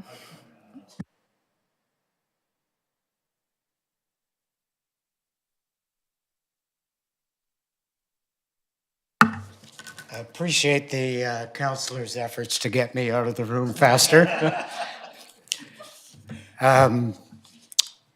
This is the economic development report for the third quarter.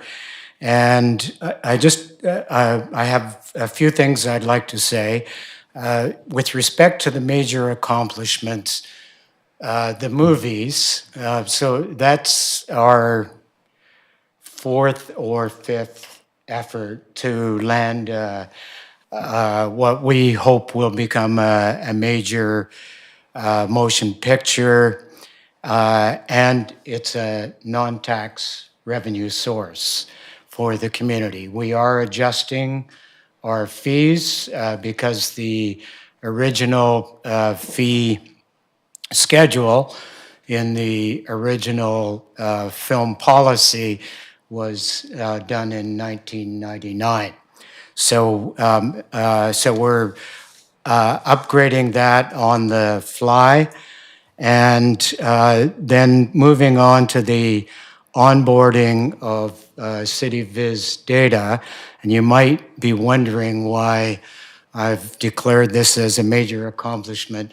It actually started with Councillor Solda winning a free demo from CityViz at the BC Economic Development Association conference. And I was very reluctant to entertain that because we were already paying for a data service. However, in the course of our conversation with the proprietor, we learned that he had developed the economic dependencies approach to communities' data, and that was something that we used for several years in the early 2000s, and it was a really valuable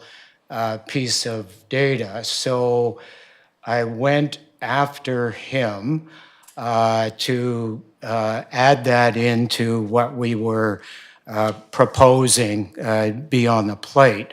And we are now the only city outside of those in the Economic Trust of the Southern Interior who have this economic dependencies data. So, and then moving on, grant funding, you may have noticed that we explored an application for Growing Canada's community canopies, or I did with the manager of parks, and we were shocked at the amount of information that was required in order to make the application. So we have moved to get some information and start moving forward with that program. It's a 5-year program, and the city is eligible for up to $1 million in funding for infrastructure for the program, and it's an additional $5 or $10 million rather for trees. So we're beginning to focus on that. Also, and finally, part of my role is business attraction. I had the pleasure this weekend of meeting with the individual that created the sculpture that we have sitting outside of City Hall. He's currently based, living in Souk, has his business operating in Machosen, and spent several days last week looking at Port Alberni as an option for him. And he was really impressed with how the community had grown since that sculpture or that piece, art piece was put in place. I think that was in 2012. He paid particular attention to the brew pubs. And on that note, I'd like to give a shout out to Twin City, who for the second year in a row have landed BC's Best Brewery of the Year, and to Dog Mountain for their wins as well. They also talked, he was with his fiance. They talked about restaurants, coffee shops, and bakeries. And then she waxed poetic about the trails. She's from England, and she was super impressed with the Key to Key Trail and said it really reminded her of home, and she thought it was a wonderful addition to the community, and they're really hoping that they can work something out to move their business here. So that's my report. Happy to answer any questions that council might have, or committee might have. Thank you so much, Pat. Questions, comments? Councillor Mealy. Just more of a comment. Thank you very much, Mr. Deacon. Appreciate it. Just for the people at home or that would like to look at the agenda, just because I get the odd question, and I know it's just because people aren't educated on what economic development does and what you do, Mr. Deacon. And so I just want them to look at page 56 of the agenda for the quarterly report to see all the grant money you're bringing in and all the things that you're doing, and especially with the 3 movies that have come in. And I really appreciate everything that you do, Mr. Deacon. And I just want the public to look on page 56 if they have any questions on what's been happening. So, and I really appreciate these quarterly reports just for that, just so we can get the word out to the community on what our staff does. So thank you very much, sir. Thank you for that. And I would also encourage the public to look at the now, next, later item on the city's website, and they can see what we have, what each department has lined up for the next quarter, the next year. Absolutely, thank you. Other comments? Okay, seeing none, thank you so much, Pat. Would Councillor Mealy, sorry, Councillor Dame like to move receipt of the... Absolutely. I move that the Committee of the Whole receive the quarterly report from the Economic Development Department. Thank you. Seconded by Councillor Mealy. Seeing no comments on the motion, all in favor? Carried, none opposed, and welcome Human Resources.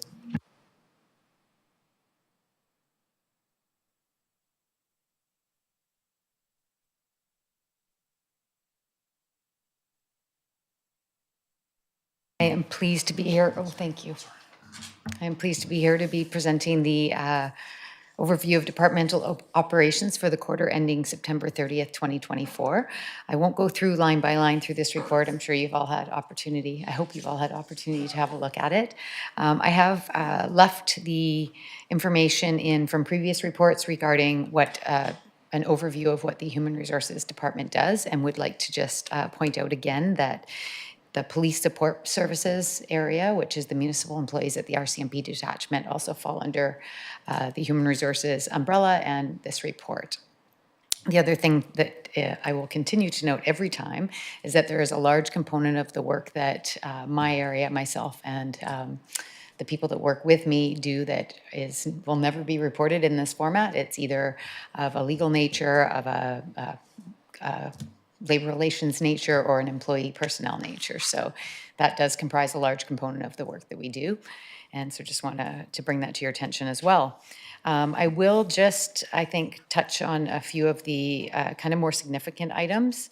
In the human resources area, it's really a bit of a cyclical staffing recruitment process. So every quarter, we end up supporting different areas with different parts of their staffing component. So heading into the end of Q3, we're working with a number of departments for their fall staffing requirements, and that the big one of that is recreation services because they bring on another component of staff as the multiplex programs staff back up through the winter.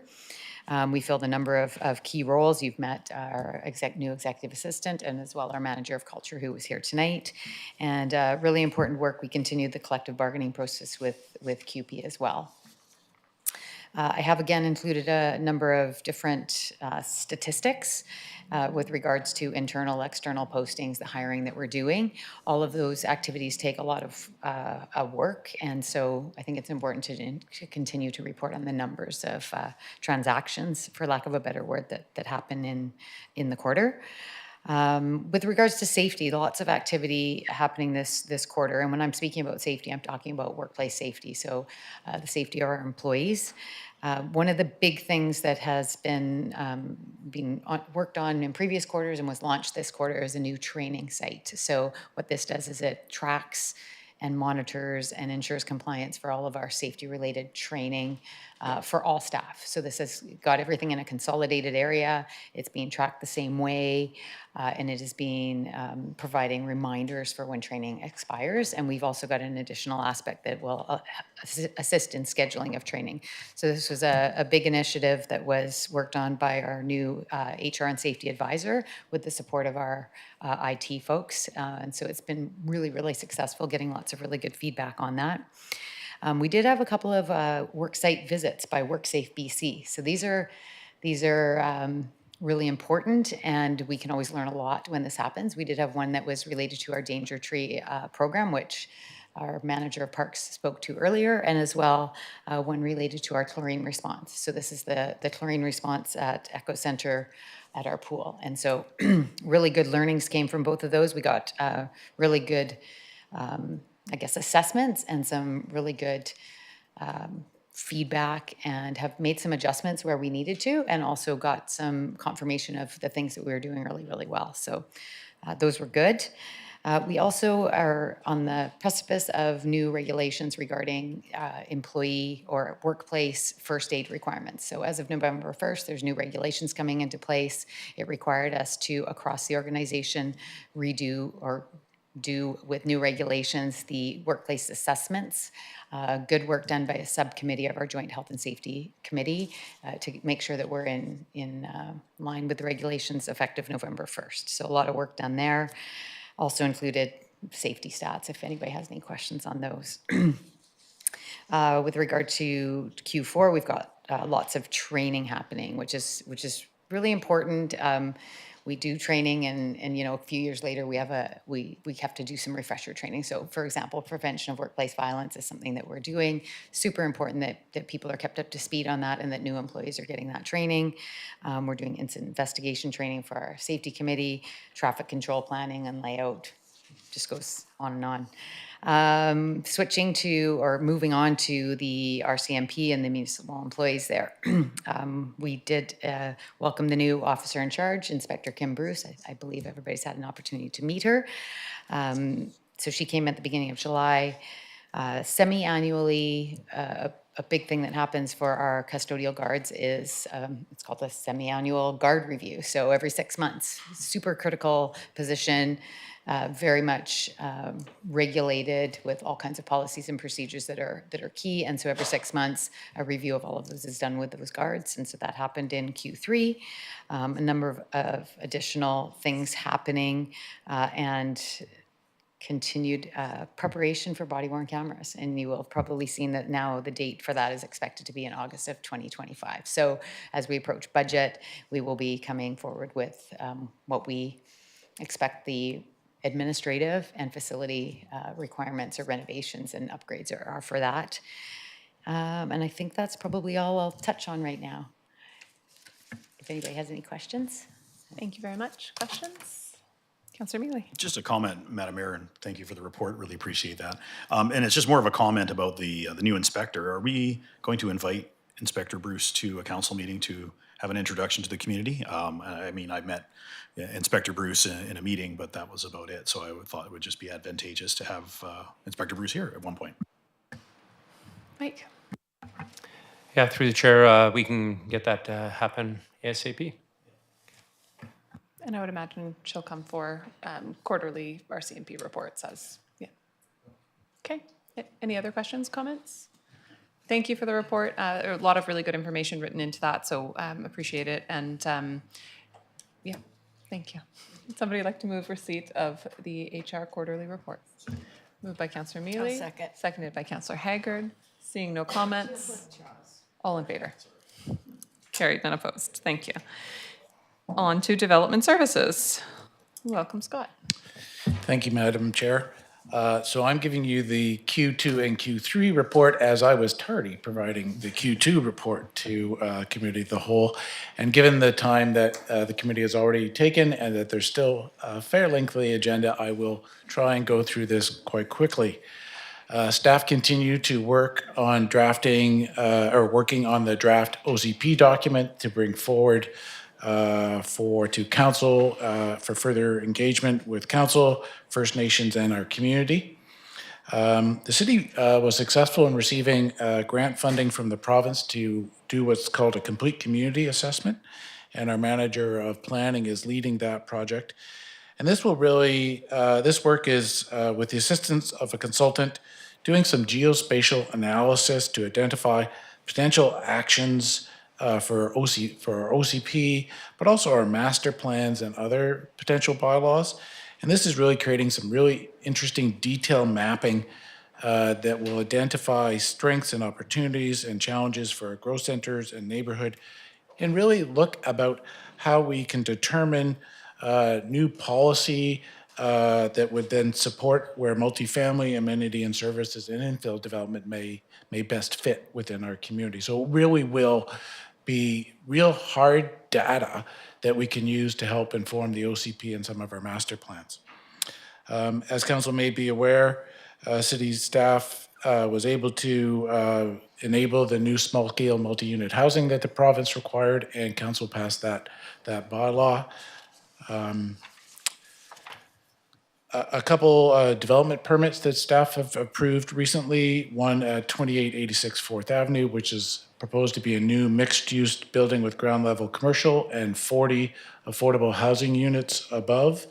And then the development permit where the courthouse is doing some completely rechanging their windows and some facade improvements. The city's issued building permits with a construction value of about a little over 40 million, including 69 new residential units to the end of September. And of course, we have finally successfully completed construction of the new childcare center, and the operator has received the provincial childcare license and is now open and operating.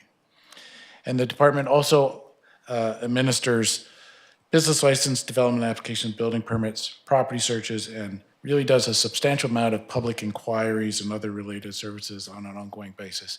And I'd be pleased to answer any questions. Thank you very much for all. I think that it's important to recognize that all of this is happening with not being fully staffed as well in some key positions. So just want to appreciate the work that everyone in your department is doing, and congratulations to you specifically on the childcare center. I know that you worked really hard on that project for a long period of time. Thrilled to see it opening, and yeah, what an incredible space. So thank you, Scott, for your work on that. Questions or comments? None. Okay, wonderful. Would somebody like to move receipt of the development services report? Go ahead, Charles. Moved by Councillor Mealy, seconded by Councillor Dame. Seeing no comments on the motion, all in favor? Carried, none opposed. Thank you. And we will move on to finance. Welcome, Rosalind. Thank you, Madam Chair and Committee. I'm here to present the Financial and Information Technology Services Department third quarterly report. So as you may know, finance is very cyclical in nature. However, we do have a few exciting points to review with you today. In finance, our third quarter, we've just kind of done the hurdle for budget and financial reporting. It's kind of our time to look at efficiencies and improvement within our department, also how we can support any of the other departments better. At finance in particular, we did look at updating some level of service information by department, including some taxation required to meet service levels in its reporting. So just helping out those managers be able to budget and understand the impacts of improving service levels. We also looked at improving our capital planning process by, as Director McGifford talked about earlier, by looking at our project business case templates and allowing our budget managers, again, to do a deep dive to see the financial impacts on operating and future capital in future financial plans. Again, we kicked off our 2025 financial plan season. So the department does work hard in rolling over all of the financial software and getting things all set up. Again, just to support our managers and other departments in that planning process. Improvements, so this is our time to look at improvements. So we also looked at automating our purchase card, or as we refer to as P-card policy and system. So we are in kind of the last hurdle of that in issuing out new P-cards and policies to our managers and opening a new system up to record the transactions.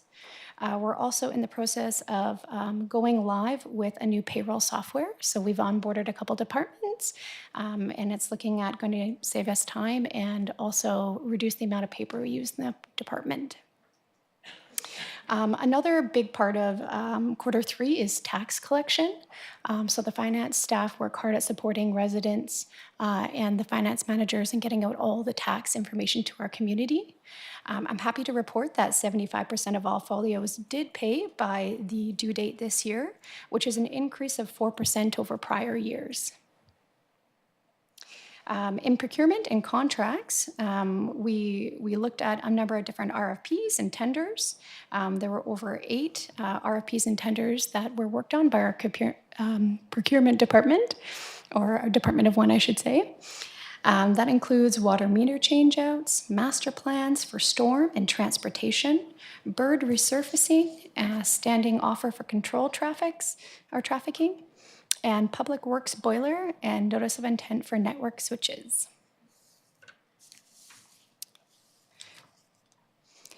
We also do a number of different grant reporting. So we look at key milestones for our major grants, and we reconcile any grants owed to the organization. So some major key milestones, we had our Key to Key Pathway grant reconciled, as well as our Child Care Center as well. And again, some cyclical reporting for climate action and our Community Building Fund as well. Some other really exciting things that happened, switching over to our information technology, looking at our cybersecurity improvement and administration, doing a lot of different server work, migrating into new servers, which does take a lot of effort and time of our staff, as well as looking at implementing a new network switching equipment capital project as well, which has kicked off. Asset management is working hard in the background as well. They're looking at taking a deep dive and integrating the master plans and aligning them with the asset management systems and information with our long-term planning strategy. And also looking at grant applications and applying for a UBCM 2024 asset management planning program as well. For most exciting news, we had our open house that everybody knows about, and we did have a finance booth, an interactive finance booth, allowing participants to come allocate tax dollars how they would see fit. This year we had 48 participants, so 12 over from the prior year. We gave them some funds and asked them what they would do. So compared to our 2024 financial plan, we did look at, again, presenting some numbers for you guys within this report. Committee. So Parks and Rec, again, is the winner with 28% versus what we would allocate in our 2024 financial plan at 23%. Engineering and Public Works, community did say about 26% of funds should be allocated there versus 19% that we have in our plan. Protective Services was at 19% versus 38% in our plan. And development services was allocated 17% versus 6% in our plan.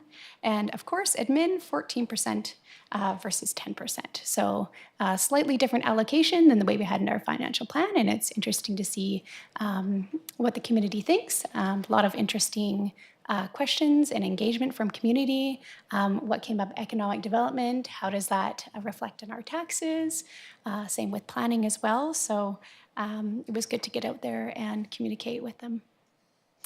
And I think that's about it. Does any council have any questions? Thank you. Excellent report. And it is always interesting to see how people allocate with, very little information, the budget. And I mean, I think it's a trend that protective services usually gets less than is actually allocated because it is hard for people to understand how significant that cost is.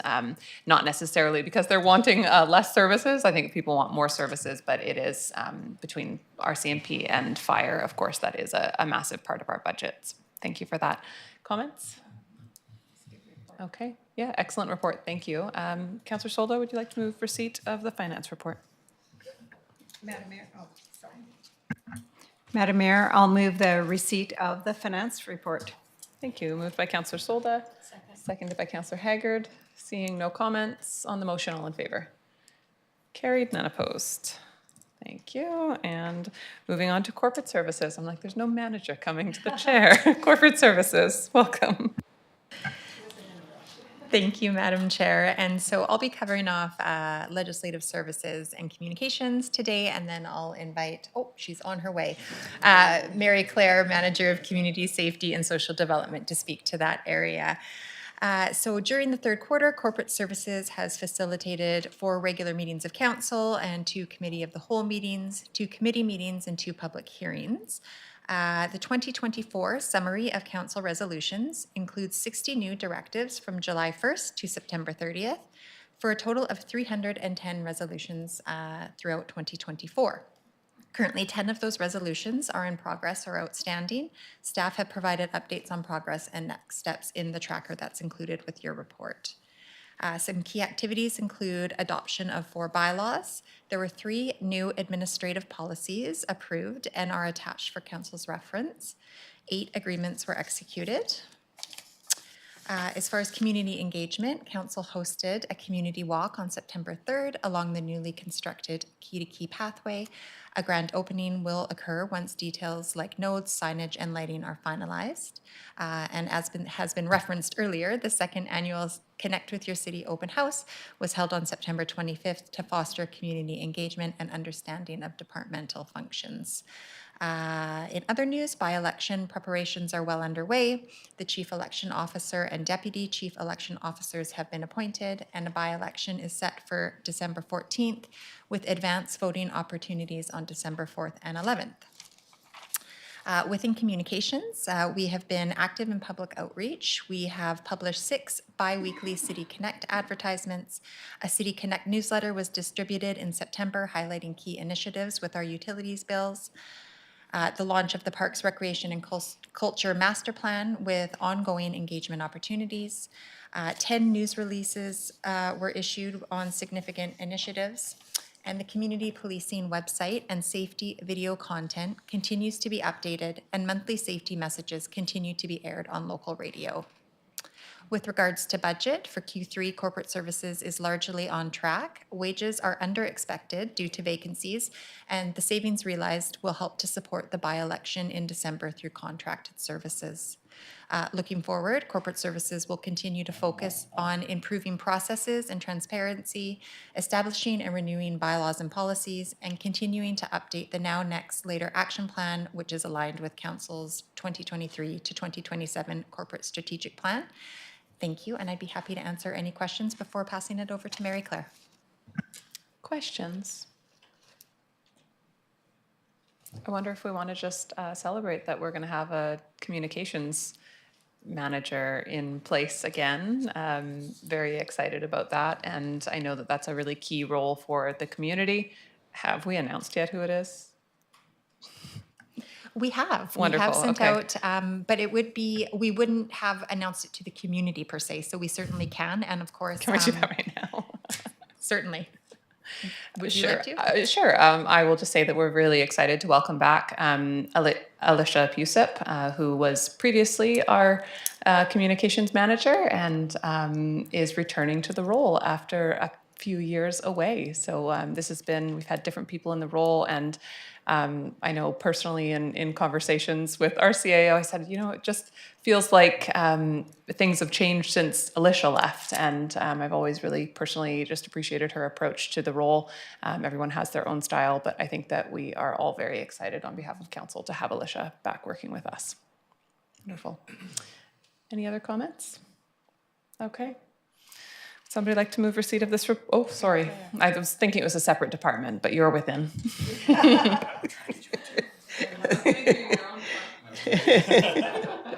Well, thank you. So I'm going to talk today about bylaw, community policing, and social development. For Q3, we really focused a lot on graffiti removal and had a fairly good uptake with it. We partnered with the community policing volunteers to deliver pamphlets on graffiti removal and check in, with the businesses and let them know about the program. So that was a bit of a new approach. So we were successful, especially on one of the buildings that had been outstanding for a long time. With regards to some of the questions that were raised earlier and the comments about bylaw services, the bylaw officers proactively go out and open files when they're responding to many of the complaints. So right now we have 120 open files. A lot of those get created when the bylaw officers are out doing their normal course of business. We were successful in completing in the 3 quarters, 622 files, which is really quite significant this year. The outstanding fees that are of approximately $70,000 with the new administrative policy that has just gone into effect with collections, will be actively addressing that. One of the things that you'll be happy to know is that we did not incur any additional towing, storage, or disposal fees this quarter, which can be quite costly, but really necessary in some circumstances.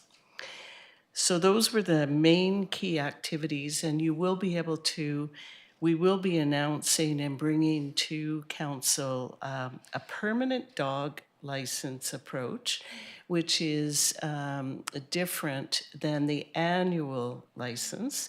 So it'll be a significant administrative reduction and a reduction on costs. And so that will be something that we'll be bringing forth very shortly. Turning to community policing, there was a variety of activities that were conducted in the last quarter. One of them being the crime prevention through environmental design with 3 businesses. And currently our community policing manager is in Vancouver getting certified at level 1 for that program. There was volunteer appreciation quite a bit. And the community policing manager was invited to attend a training session at Beaver Creek Co-op post robbery, and was very helpful with that building or with that business. Also in September, the community policing manager he normally always partners with Vancouver Island University Nursing Department to launch the Before Party program, and it's really a prevention program for kids, and it's something that they introduce at all the high schools. The volunteer hours were about 726, and in a variety of different activities, the typical activities that you would expect. Also with the RCMP warning letters that were sent out, they're taking more of a look at, with the new inspector, looking at specifically how we can do things better. So you can look forward to that. So that's community policing, and now on to social development. I am very pleased to be attending next week the Community Safety and Wellbeing Conference in Victoria, which will be a great opportunity for me to network with a number of the people that I've been working with remotely, particularly on the situation table, which we're launching and is officially launched tomorrow with, it's an intervention table for people in crisis that require a multidisciplinary approach. And we've trained up a number of people in the community of service providers, and there's quite a bit of enthusiasm to launch this. So I'll be looking forward to networking with some of the folks in Victoria as well. We continued with our partnership on the Coalition for Continuum of Care with the Alberni Clayoquot Health Network and Mental Health, Island Health, Mental Health and Substance Use. And our next meeting will be in January the 15th, and where we're going to be revealing and launching our mapping projects that we've been working on based on the social determinants of health, and where the services are provided and who provides the services, also where the priorities are that we have been identified. So that's going to be a really interesting meeting to attend. I participated on the BC Housing Evaluation Committee for the request for proposal for the Second Avenue Supportive Housing Complex, and I've been asked to sit on another evaluation committee with Island Health. Our budget we're over budget in our budget area, largely due to the expenditures that were incurred by the 5170 Argyle Street and the security provided there. So that's an understandable expenditure. The community policing budget is completely on track. So I'd be happy to take any questions, comments. Thank you so much. Fantastic report. It is great to hear an update of the many initiatives going on, and recognizing again that that is a significant amount of bylaw files to have completed, and I think we are vacant a position. So that's a lot of work on one bylaw officer and staff. So recognize that, and great work for getting so many completed. Before I go to council questions, I just want to, on the community safety and social development piece, we recently had a presentation from Restorative Justice, and a really fantastic presentation. We encouraged them to go to the regional district as well, and they did, but they haven't been able to, I think, find sort of a source of funding. I actually, thinking back, am not completely clear on what their funding specifically is needed for, and I wonder if a part of that is coordination. And I'm wondering if you're engaged with Restorative Justice, and if you see either any potential avenues that they should be pursuing, or if there is in the future, some kind of support that we would be able to, like maybe our community safety person, someone would be able to provide to them that would help them leverage more what they're doing, have more of an impact, but with less funds than, because I think they're asking for $150,000 that they're probably going to have a hard time finding. If I may comment, interestingly enough, I had a meeting with the Restorative Justice today. It was just informal. They were in our office, and they were asking me how they might be able to pursue various options. I think the way to approach it might be to get some very specific asks, and we meet with them on a regular basis. They did apply for a grant that it's for Indigenous victims of crime. and through Justice Canada. So we'll see whether that grant came through or not, comes through or not. That would be a significant contribution to our community. And they would be working, of course, with all the nations and partners in the community. But I certainly would be pleased to be the avenue through that. Yeah, thank you, and thanks for meeting with them. That's fantastic. I think we were all really impressed by what they do and what they would like to, do more in scaling up, and recognize the benefit of that to the community. But it's always challenging to find money, so wherever we can help them is great. Any other questions or comments? Okay, seeing none, I think now we can move receipt of the Corporate Services Department quarterly report. Moved by Councillor Mealy, seconded by Councillor Dame. Seeing no comments on the motion, all in favor? Carried, none opposed. Thank you. And further, that the Committee of the Whole receive the quarterly reports from Development Services for the period of April 1st to September 30th. We forgot that one. Yes, thank you. Moved, seconded by Councillor Solda. Seeing no comments on the motion, all in favor? Carried, none opposed. Thank you.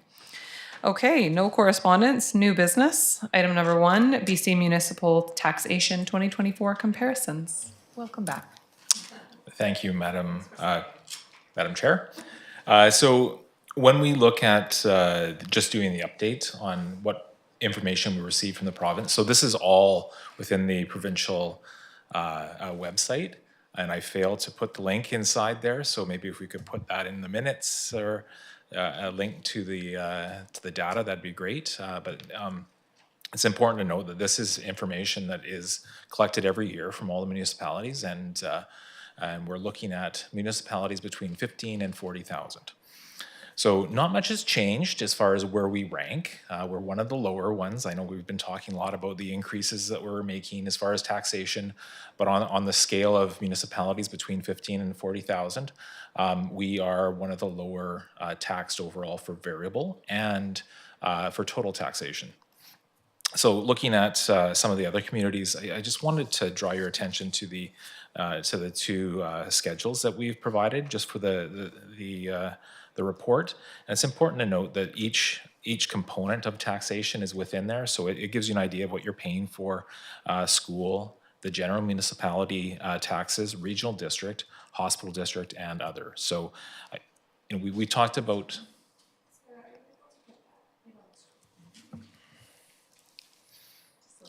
I'll just give a little pause until corporate officer gets set up. It would probably be good to follow along for sure.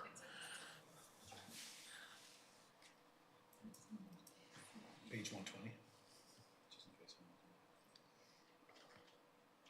Page 121 would probably be the better one, because that is the total, and we can walk through that.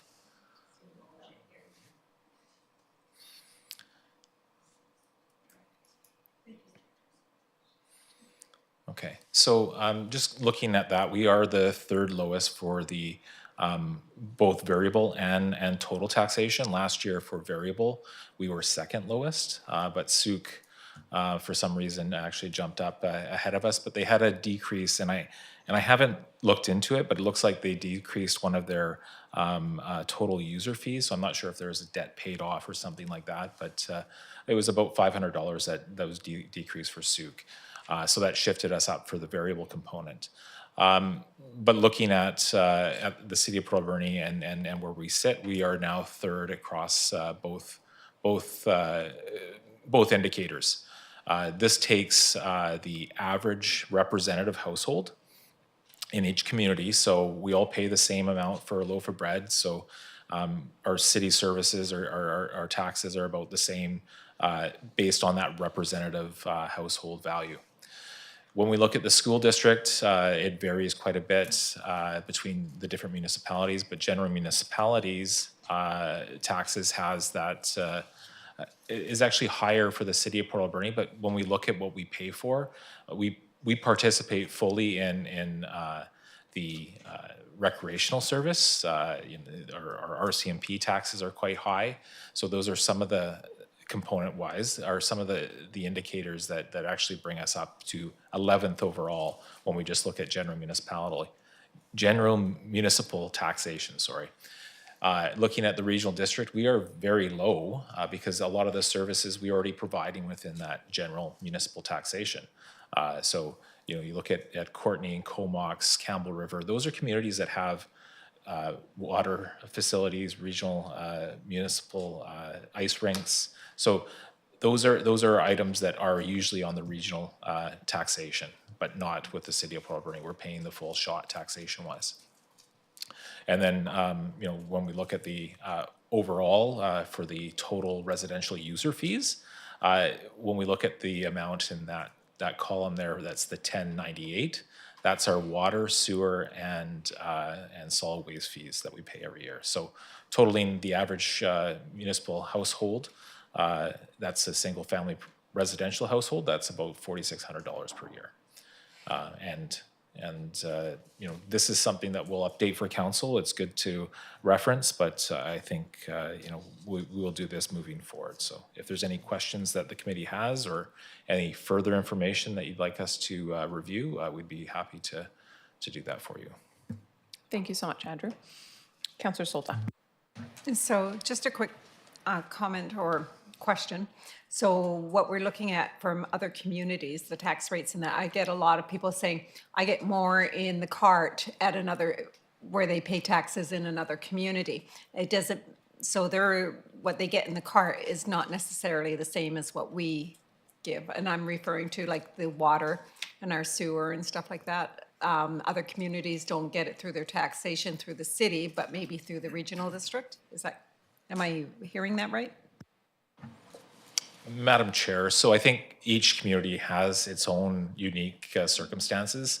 When it comes to, you know, water, I know that water, sewer in the Comox Valley is a regional district service, but there is components of that are done through the city. So it really depends. Like I know Campbell River would have the Strathcona Regional District operate the aquatic center and the rink, so they're paying for that in their regional district taxes. Some communities might have taxation for water, sewer, and solid waste rather than have it as a fee. And the council direction has been to have services pay for the services, and that's reflected in the true cost of providing that service. So it is separate. We have separate funds for that. When we look at you know, fire in Campbell River, I believe they are a composite fire department. So there's differences throughout the communities. It really depends on what level of service that community has been providing over the years, and this is kind of what we pay for. But in general, I think when you look across the total taxes that and fees that we pay, you know, that we are ranked lower across the board when you compare a like residential home in each community. Yeah, thank you for that. And I think what I most commonly hear is, you know, for a $500,000 house in Port Alberni, I pay more than somebody with an $800,000 house in Nanaimo. And so people feel that they're paying more because real estate values are lower. Of course, that has changed drastically, and the issue is not quite as significant in that, or the separation is not quite as significant as it has been. But I think that, you know, what's important to note is just if real estate values happen to be low, that doesn't make a municipality cheap to run. So, you know, we have the costs that we have, and if we want to change the level of service that we have or change the services that we offer by the municipality, then we do that. But there's no perfect way to compare. I think this chart is helpful, and the information that was spoken to earlier today is helpful as well. We have to know ultimately where we rank for an average home. It's great to be able to see the home values as they are in this column as well, to give a bit of clarity to what is an average home in each of these areas. And Port Alberni is one of the lowest, second, third, in the bottom five anyways, for an average. And so, but as a result, of course, that doesn't mean that things cost half as much to run in Port Alberni. So, other comments? Okay, great. Somebody like to move receipt of the report? Moved by Councillor Mealy, seconded by Councillor Dame. On the motion, all in favor? Carried, none opposed. Thank you, Andrew. And moving on to item number 2, Municipal Revitalization Tax Exemption Bylaw Review. Thank you, Madam Chair. So The revitalization tax exemption, RTE, is something that we've had in place, I think, for many years now. The last update that we provided was in March of 2016, and the bylaws remain the same since then. And I believe since that time, there's been 2 applications that have been successful for the RTE, and they're included in this report. And the net impact of the municipal taxation, because these properties still continue to pay school district taxes and you know, the other taxes that are excluded, such as the BC Assessment and Municipal Finance Authority. But when it comes to the municipal taxes, those are supported with that RTE program. So in the report, as you can see, there's those 2 properties, and it's totaled about you know, just under $33,000 for RTE exemptions in 2024 for tax deferral. So these properties would wait 5 years until they come into the taxation roll at their full value. But there hasn't been a lot of direction from council as far as you know, and a lot of reports coming to council that support, you know, the continuance of this. So this is kind of a check-in report to see what the committee would like to see as far as maybe changes. Maybe we could incentivize different areas. I think right now we have a general commercial zone throughout the community for 5 years, 10 years up in the uptown area for properties of that improve over $1 million. They could have a 10-year exemption for taxation on the improvements that are made. So really seeking the committee's input on maybe some changes. One that we've seen is in the city of Courtenay. They have commercial, their commercial area in the downtown area is trying to get residential above, so they're incentivizing those properties that improve and create residential in the downtown core. So, you know, those are some options that council could look at. Or, you know, if there is a desire to maybe no longer proceed with the RTE, council can make that, or the committee can make that recommendation to council also. So really here to provide some information, a little bit of background, and hear what the committee would like to do moving forward. Thank you very much. Councillor Solda.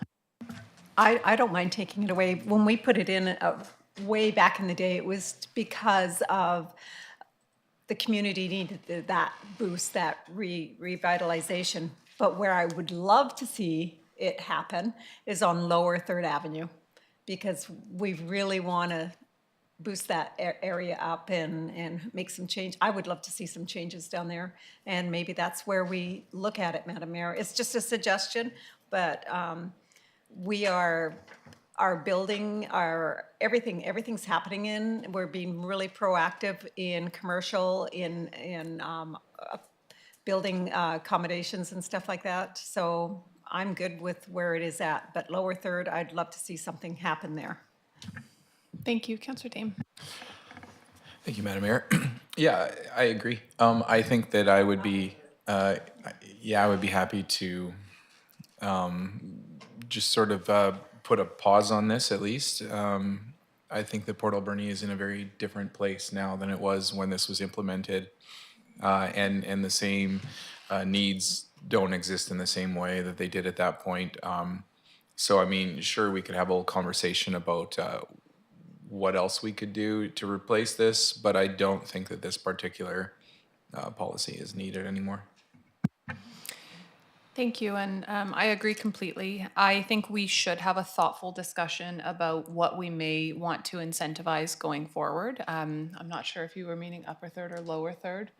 Lower.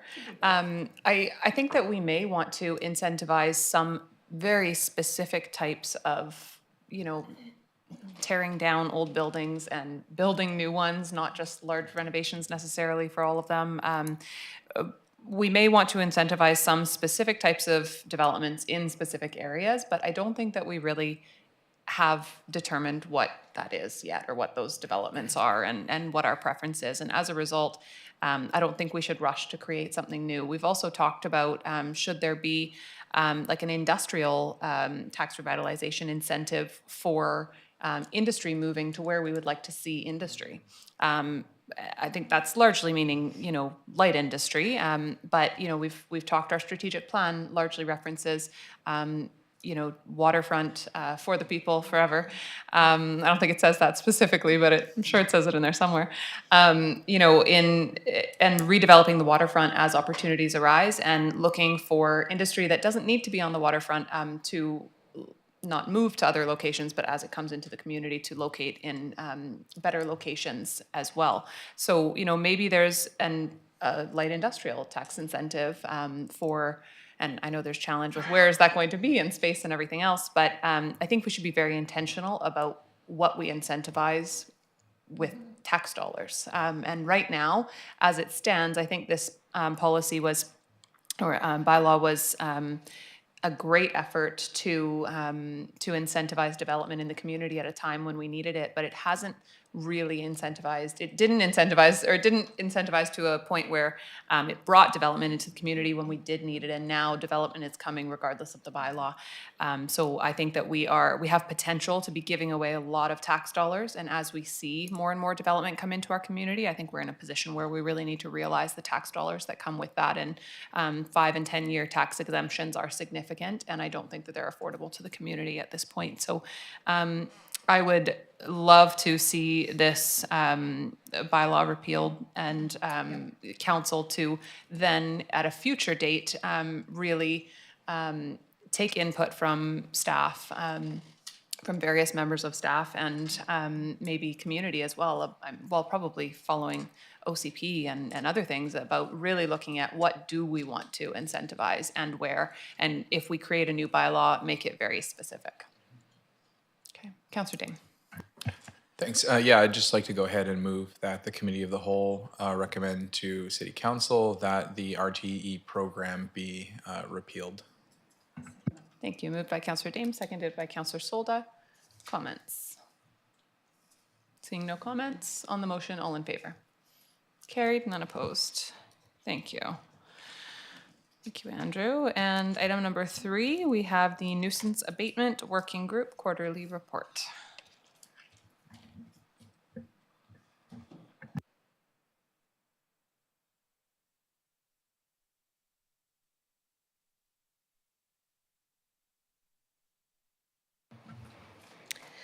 Thank you. Well, we're halfway through the agenda package, starting on page 125. This is the first report that the Nuisance Abatement Working Group has presented, even though it says our quarterly report. So this is the first of our quarterly reports. So I'm happy to present what we've been doing and try to summarize it in a way and frame it that it's manageable.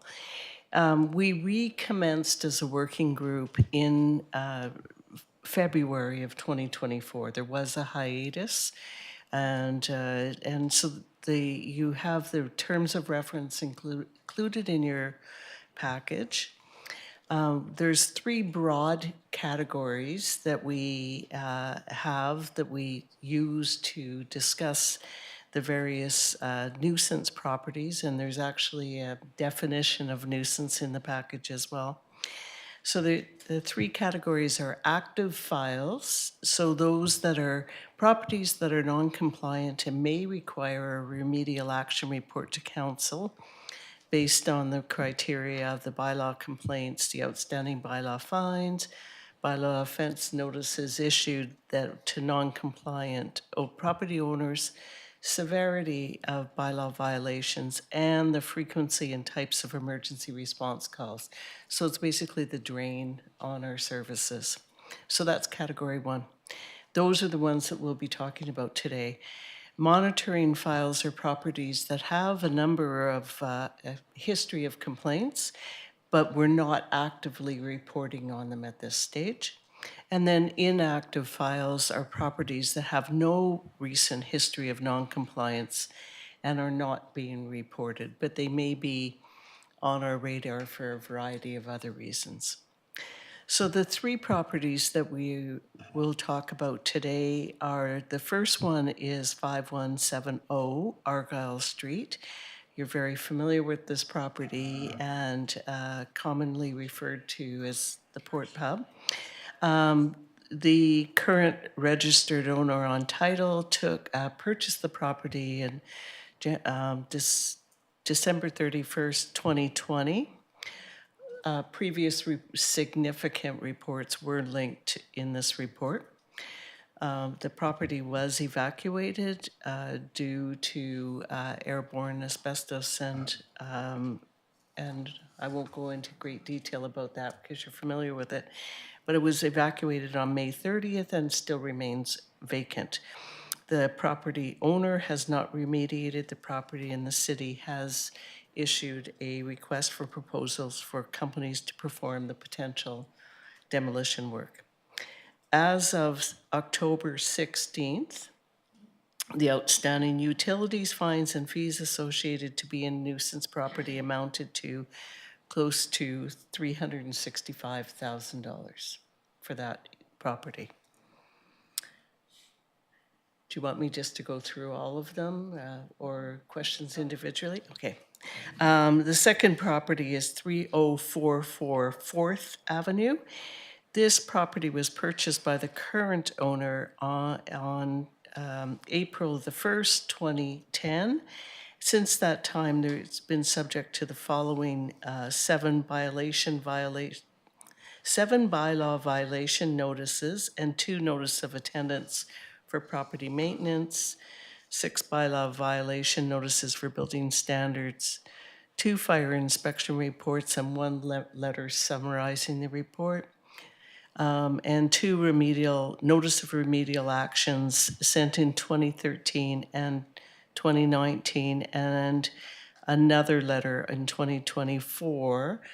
And as a result of the letter that we sent in August, we did receive a letter back from the legal team that's representing the property owner, and they requested to have copies of all of those pieces of correspondence that we had indicated. So that letter went out to them last week with the 21 attachments.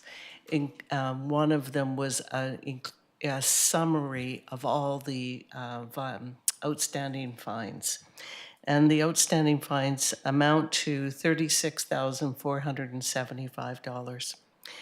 So we're just waiting now to receive a second piece of correspondence from that legal team. The third property is 3644 4th Avenue. This property was purchased by the current owner on February the 27th, 2015. In 2023, there was a structural fire and subsequently a fire order issued on the property. And the City of Port Alberni Fire Chief ordered that the building remain vacant, effective immediately in 2023. To date, the property has not been remediated, still remains vacant. And to add to the complexity, it's a residential property that existed as a non-conforming property in a C3 service commercial zone. So we sent a letter to the property owner. They came back and indicated that they want to apply for rezoning. So a subsequent letter has been sent to them to give them 30 days to apply for rezoning, and that will likely come through, and so we can watch for that. That was sent on the 10th of October to the second letter to the property owner. There are no outstanding fines for this existing property at this time. So going forward, you can look forward to having a quarterly report with a heads up about any of the active files that we have and a brief summary of all of the activity. I will say that as a working group, it's a very high-functioning working group. We work extremely well, extremely efficiently, and the meetings are about an hour, and very, very good communication. We have the bylaws that are associated, and the attached reports are in your package. So I'll be happy to entertain any questions, comments. Thank you very much for the report and for the work that's going on. Councillor Solda. Well, it makes me very happy, you know that, to see this is going on. But I do have a question. Have we even looked at the one on Lower 3rd Avenue by the Dairy Queen? I mean, that's had a fire. It's been up there sealed and some of the siding's falling off, although it's not a danger to the street-wise in that, but the creek is there. So that would be on my list, but I'm very happy to see we're moving forward on these other buildings. Thank you. There's a number of different properties that are on the monitoring file list, and when they get to a certain level of meeting the criteria for an active list, then we would certainly bring those forward. And so. Thank you. I do recognize that the property owner of one of the buildings is here tonight and did stand up wanting to speak. There's no action being recommended. And so if council would like to hear anything, they certainly can. Not a normal part of a meeting. And so if council would like to make a motion to allow the speaker. Okay. Moved by Councillor Mealy, seconded by Councillor Solda. On the motion, all in favor. Carried, none opposed.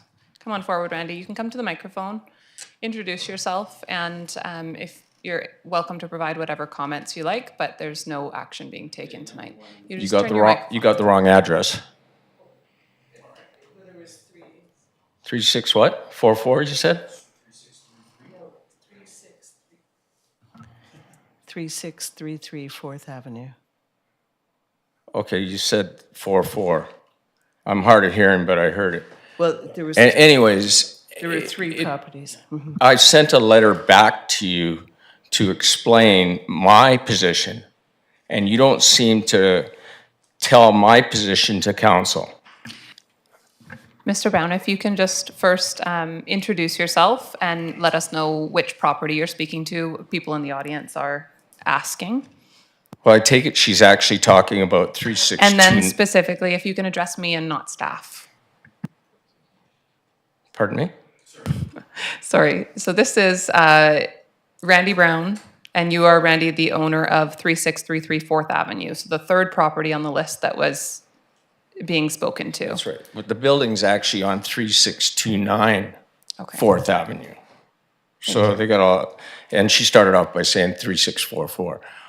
Anyways, I did respond with a letter, and she's not telling council what my response was. She's got this thing saying that I am in favor of applying for rezoning, which I don't want to because I shouldn't have to. And I know it's just a situation where I'm just going to get railroaded. And in the end, it's going to be a no, and it's going to be bulldozed down the building. I don't have the money that some other people have to do stuff like this. And I've seen what happened with the Port Pub and how you guys have weaponized the fire marshal in handling that thing. And this group that you have, I don't know whether they're on some sort of mission to do this to people. Like, I've actually sent somebody to her just recently that's interested in doing something at the property, and we don't seem to be getting any response from Scott or whoever to get something going, to know what you guys want. Like, we're not mind readers. So it's like, okay, you're got the wrong zoning, but then you have this other, what's that other thing called? The community action plan or whatever it is for what they want in certain places. We just want to know what you want there. Thank you. So this is just an update report tonight. No action is being taken. If there are further issues regarding, how you move forward on that specific property and you feel you need a third party, you can certainly reach out to our CAO and have the conversation I directly don't with seem him. to get any response. I've sent him a letter before. I don't get no response from him. It's like the same old from the city hall when it comes to Randy Brown. And I'm not even bringing up the $140,000 you owe me, okay? And don't shake your head and don't smirk like that, please. Do you have additional comments? No, that's enough for tonight. Okay, thank you. So no action is being taken today. This is an informational update report. Thank you. Councillor Haggard. Thank you, Madam Chair. Mary Claire, there's two of the properties have significant amount of fines attached to them. I was wondering if you could just explain what steps the city is taking to ensure that we're going to get those fines paid at some point? Hopefully get paid? I'll start and then I'll let the CAO fill in. The one property that has the significant fines associated with that, I'll let our CAO explain. And the other property that has the outstanding fines of 36,000, we have sent a copy of the summary of all the tickets to that legal team representing the property owner. Yeah, through the chair, really on these type of files, there's different options that we can take. We can register some of the fines on title, and then there's others that naturally go on to taxation. So usually what happens is if they remain unpaid for several years, the house or the property goes up for tax sale, and then if nobody purchases the property, it reverts to the city, and then the city would sell it to reclaim the taxes. So that is the common practice for any of these types of fines. But a lot of times also the owners do come in and end up paying or sell the property, and somebody that is purchasing the property would pay those fines. Thank you. Councillor Mealy. Thank you, Madam Mayor. I'm certainly not going to get in between staff's work and anything else with Mr. Brown. I do appreciate him coming and making comments. I mean, and I'll comment on my own. I mean, I think what we want, or what I would like, is properties to be conforming, clean, or done with, and that's it. As when it comes to a nuisance property, I mean, it's not hard. I don't think it's hard on our end, and I apologize because Mr. Brown has left, and I like to see the to interact with him with his eyes to eyes, but I think it's pretty simple on my end. Clean, conforming properties. And if not, then it's time to go another direction, such as demolish. So I don't know, that's just me. I can't speak on behalf of council, but that's just the simplified way I'm looking at it. Thank you. Other comments? So on any of these properties, I mean, I think it's great to hear the second one that there's at least engagement. Hopefully that leads to something. What are the next steps if action is not taken? Bringing back recommendations for remedial action, I assume. And to clarify, I guess, does that require council to initiate, or would you proactively bring to us if you feel you stop making progress with the property owners? What we've stated in the correspondence to the individuals is the two properties. We've given them a timeline. One of the properties, the 3633 4th Avenue, was given a 30-day timeline to apply for rezoning, and we sent them the rezoning application and package. The second property, we've given them 60 days. They asked to have an extension, and so we gave them 60 days in order to review the correspondence that we attached. And if not, we would be bringing both properties to council with a fulsome report and options for decision. Thank you. Any other comments? Okay, would somebody like to move receipt of this report? Moved by Councillor Mealy, seconded by Councillor Dame. Seeing no comments, all in favor? Carried, none opposed. Thank you. And the last item on our agenda before question period, interim housing needs report 2024.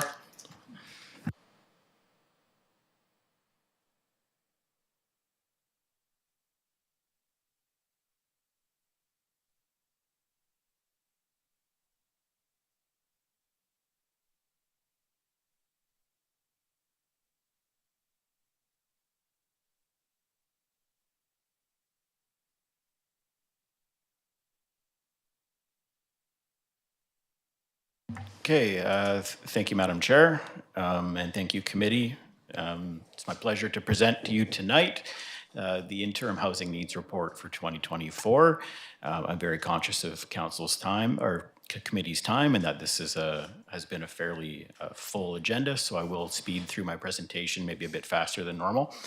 But it's really important that we present this to you, and there's several provincial legislative requirements that come along with this.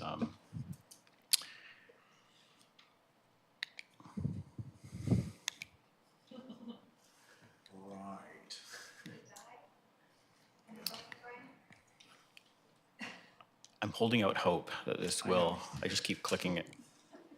Thank you, Sarah. Oh, anyhow. So the interim housing needs report, what is it? Why do we do it? What are the requirements around it? Well, staff worked with a consultant from City Spaces. They're a consulting firm out of Vancouver that does planning work to prepare an interim housing needs report to comply with changes to the Local Government Act that came in from the province in at the end of 2023 to do with their Housing Supply Act. And the goal of the housing needs report is to support work on the new official community plan for our land use policy and housing policy. And it allows the city to better understand and respond to housing needs in the community. And the purpose of this report is because under the changes to the Local Government Act, Council must receive the interim report by January 1st, 2025. And then by the end of 2025, Council must adopt an official community plan that plans for all the housing required to meet the community's housing need. And then those reports need to be updated every 5 years and submitted to the province. And it's an effort by the province to address the housing crisis and to have municipalities start calculating how much housing is needed, making plans to address it and provide it.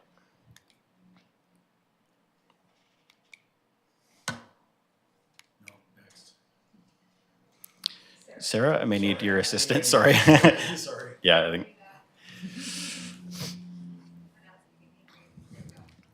So what needs to be included in the interim housing needs report? Well, it needs to include the number of housing units required to meet current and future needs for housing in the community using a standard method given to us by the province.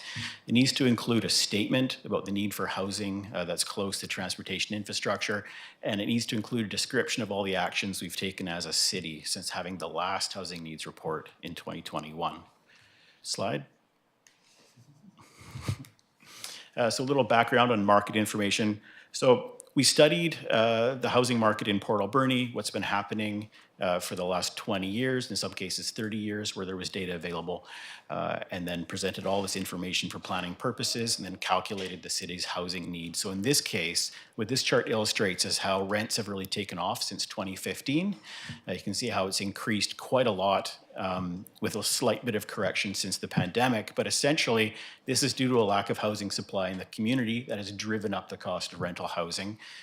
Between 2006 and 2021, the city gained another 580 rental households, but the net housing that we've gained is only about 60 rental units when you account for all the ones that have been demolished or are no longer being rented. So we have way more households looking to rent than there is housing on the market. And so part of our planning is how do we make that supply correction to meet the demand for rental housing? This worked.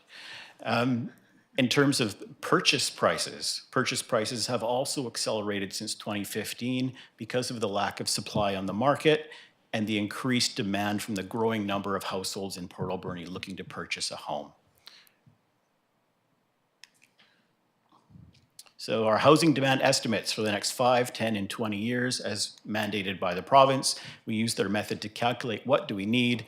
Well, in the next 5 years, our estimates say the city needs to provide 1,220 housing units, which is not a goal the city will be able to meet in 5 years due to housing development cycles and how long it just takes to build housing.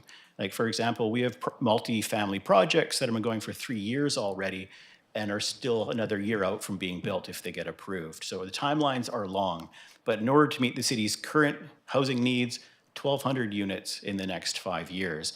That includes 110 units for people in extreme core housing need, which means their houses are too expensive for their income, they need repairs, or they're not big enough for the size of their family. Another 100 units for people experiencing homelessness, and another, what's that number? Another 827 units just for the growing number of households.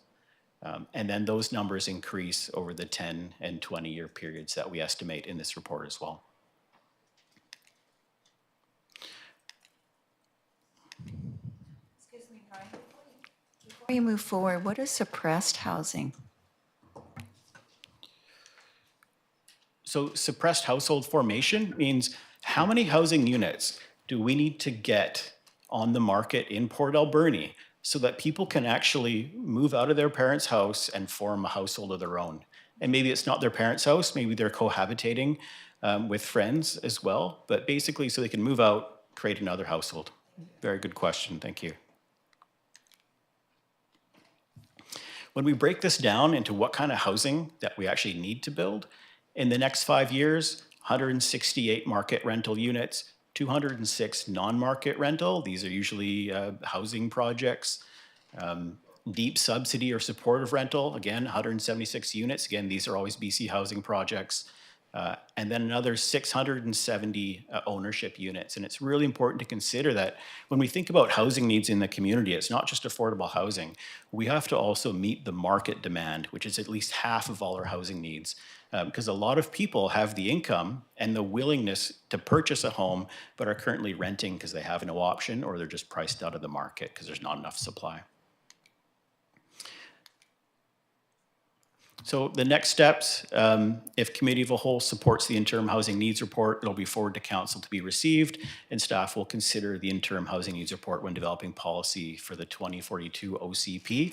And I just want to emphasize that this presentation does not contain all the information that's in the report. The report is quite detailed, goes into detailing the current status of the housing market in Port Alberni and indeed the housing crisis in Port Alberni.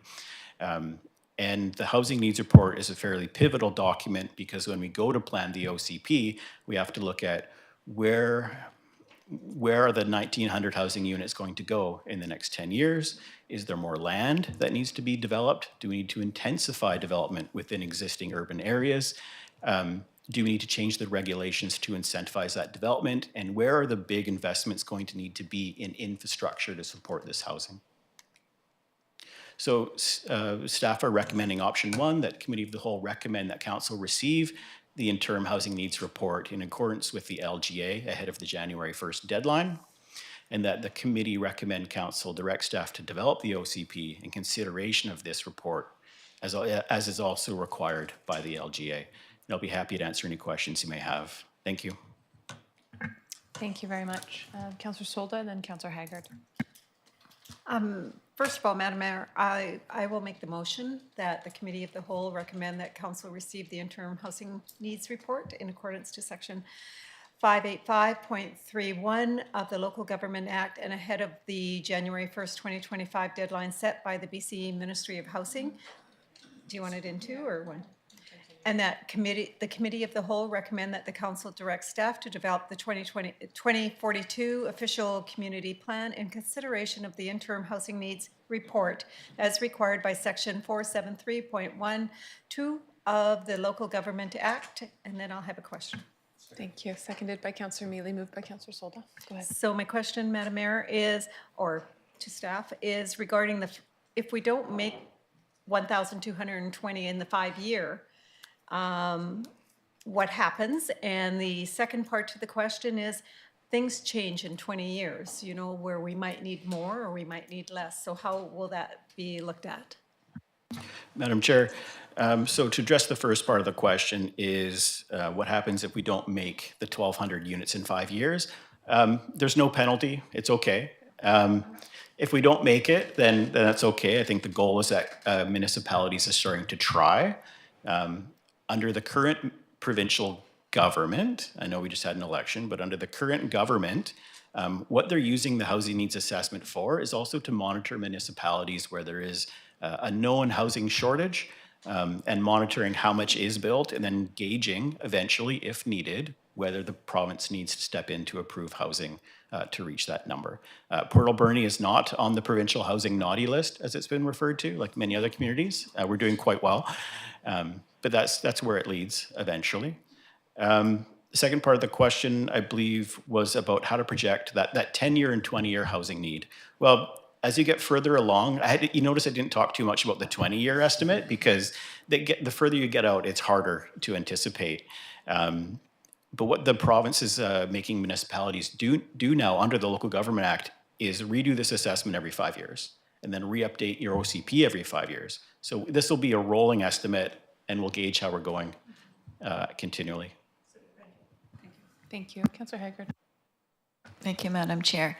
I went back and quickly reviewed the 2021 Housing Needs Assessment Report. And in that report, there was some discussion on 1 or 2 seniors living in a 3 or 4 bedroom home, but they probably want to downsize, but they have nowhere to go. So, you know, whether it's a patio home or a very small 1,000 square foot 2-bedroom house on a small lot, because they're not ready to go into a facility. They still want their own home, but they just have nowhere to go. So if we were very intentional on the development that we brought into Port Alberni or encouraged in our community, then those people could free up, go into smaller homes, free up their older home, which is in the more affordable scale for families. So was that one of the considerations that you looked at through this report, or have you thought? Madam Chair, yes, absolutely. The 2024 sort of reaffirms that assessment in much more detail, speaking towards essentially the kinds of houses that are on the market in Port Alberni are completely mismatched to the needs of people in Port Alberni and how household size have shrunk considerably. So while most people may prefer to have 3 or 4 bedrooms, which they actually need according to our census data analysis, is a 1 or 2 bedroom place.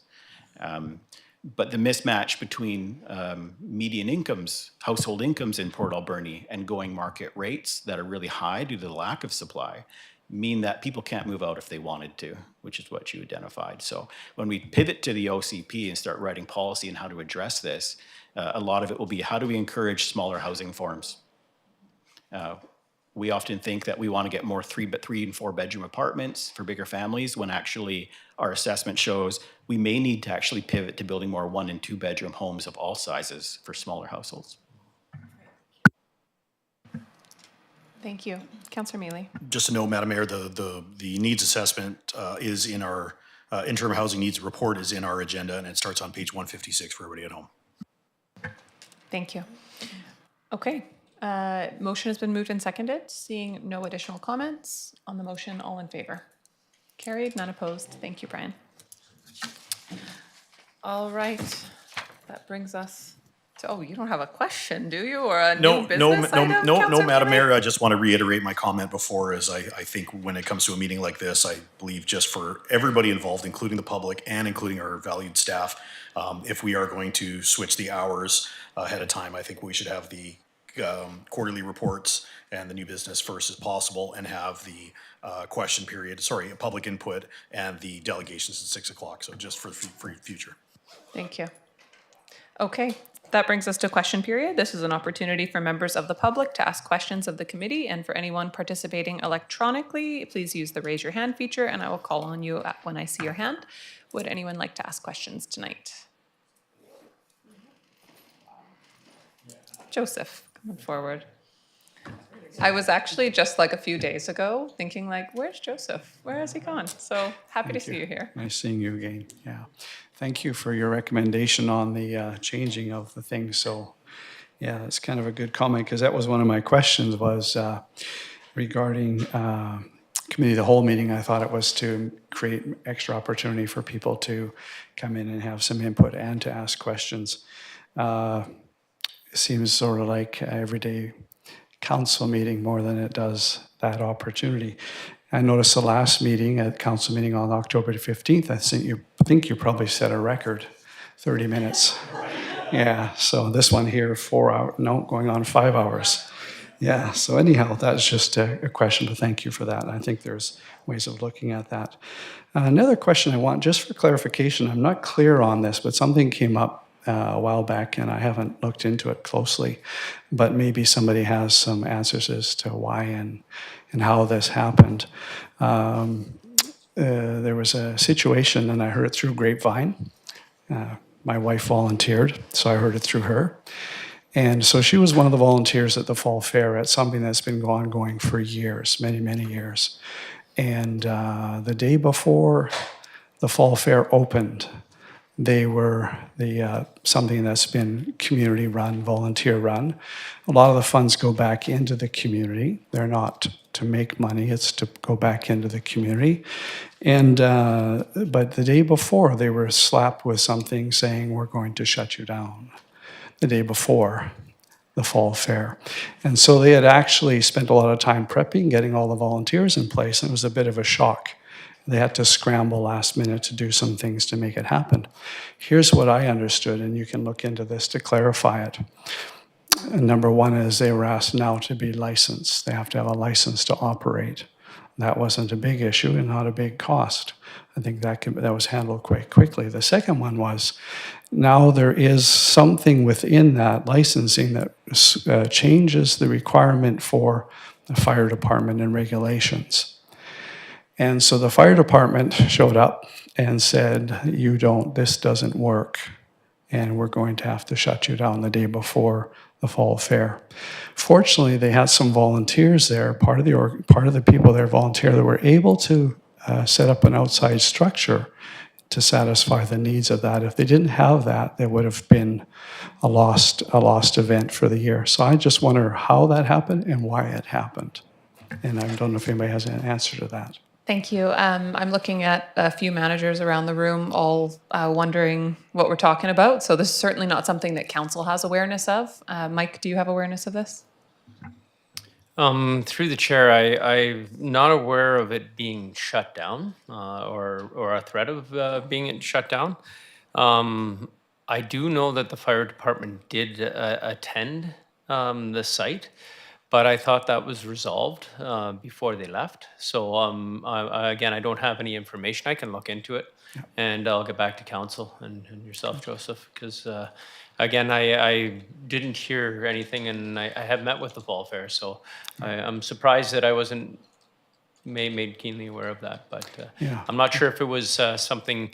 If it was fire, it could have been one of the exhibits. I did go there, and if there was something new in one of the buildings, possibly. But I'm not aware of anything at this time. Yeah, good. Yeah, no, it was surprised them and surprised my wife, who has been volunteering for a number of years with that particular organization to, again, raise funds, basically go back into the public. So, yeah, that's good. So I would love to hear why, and if it is a change in policies, because I know there are some we heard earlier about fees, licensing, all kinds of things to, again, bring in money. So that might be part of that. Maybe that's part of what happened. And so that may have been brought in as a result, and maybe was implemented again, like some of the other things, we're going to put those on hold. So maybe this was one that kind of slipped through and should have been put on hold with that sort of last it could minute. be in that regard. And just to reiterate, there has been no change in council policy for anything regarding that. Yeah. Scott. Perfect. So can't speak to the fire, but I guess I just want to make one. The Alberni Fall Fair actually has always, or since I've been here, actually applied and received a special event business license. So they've been one of the groups that has done that over time. So there wasn't anything new for them on that front. Right. Okay. Yeah, this was one of the food booths, and apparently there was 2 of them that were under threat of being shut down the day before. So yeah. Okay. So that's basically the only questions I had. The other one I had was to to do with the SOMAS lands. I asked a question back in March, I think it was, and I haven't seen anything particular to come out to say. I asked what the costs were involved for the budget for 2024. I don't understand looking through all of those things to see where it stipulates exactly. I think I was asking about costs for insurance and security, some of the demolition and remediation, what the costs were for the SOMAS lands for 2024. And I thought I heard I heard an answer on that. I don't know how that ever even came about. But I'm just curious what those overall costs were for 2024. I think our Director of Finance provided an update on SOMAS, actually like a whole presentation at one of our Committee of the Whole budget meetings earlier this year. I don't have the date of that meeting offhand, but certainly could locate it, provide it to you, and if there's any remaining questions that you felt weren't answered, then we could answer those for you. Great, thank you. I think that was it. One more quick one, if I may. Certified assessor for trees. I heard that mentioned earlier, that there's a certified assessor. Who is that? Is that a city staff member, or is it somebody that's brought in for that? CAO? Yeah, through the chair, I see our Director Thorpe coming up to the microphone, so I'll let her talk to it. Thank you. Yes, Madam Chair. We have multiple certified tree assessors on staff as part of our Parks Department. So those folks have gone away and obtained that professional development. Great, thank you very much. Thank you. Okay. Other questions? Jolene?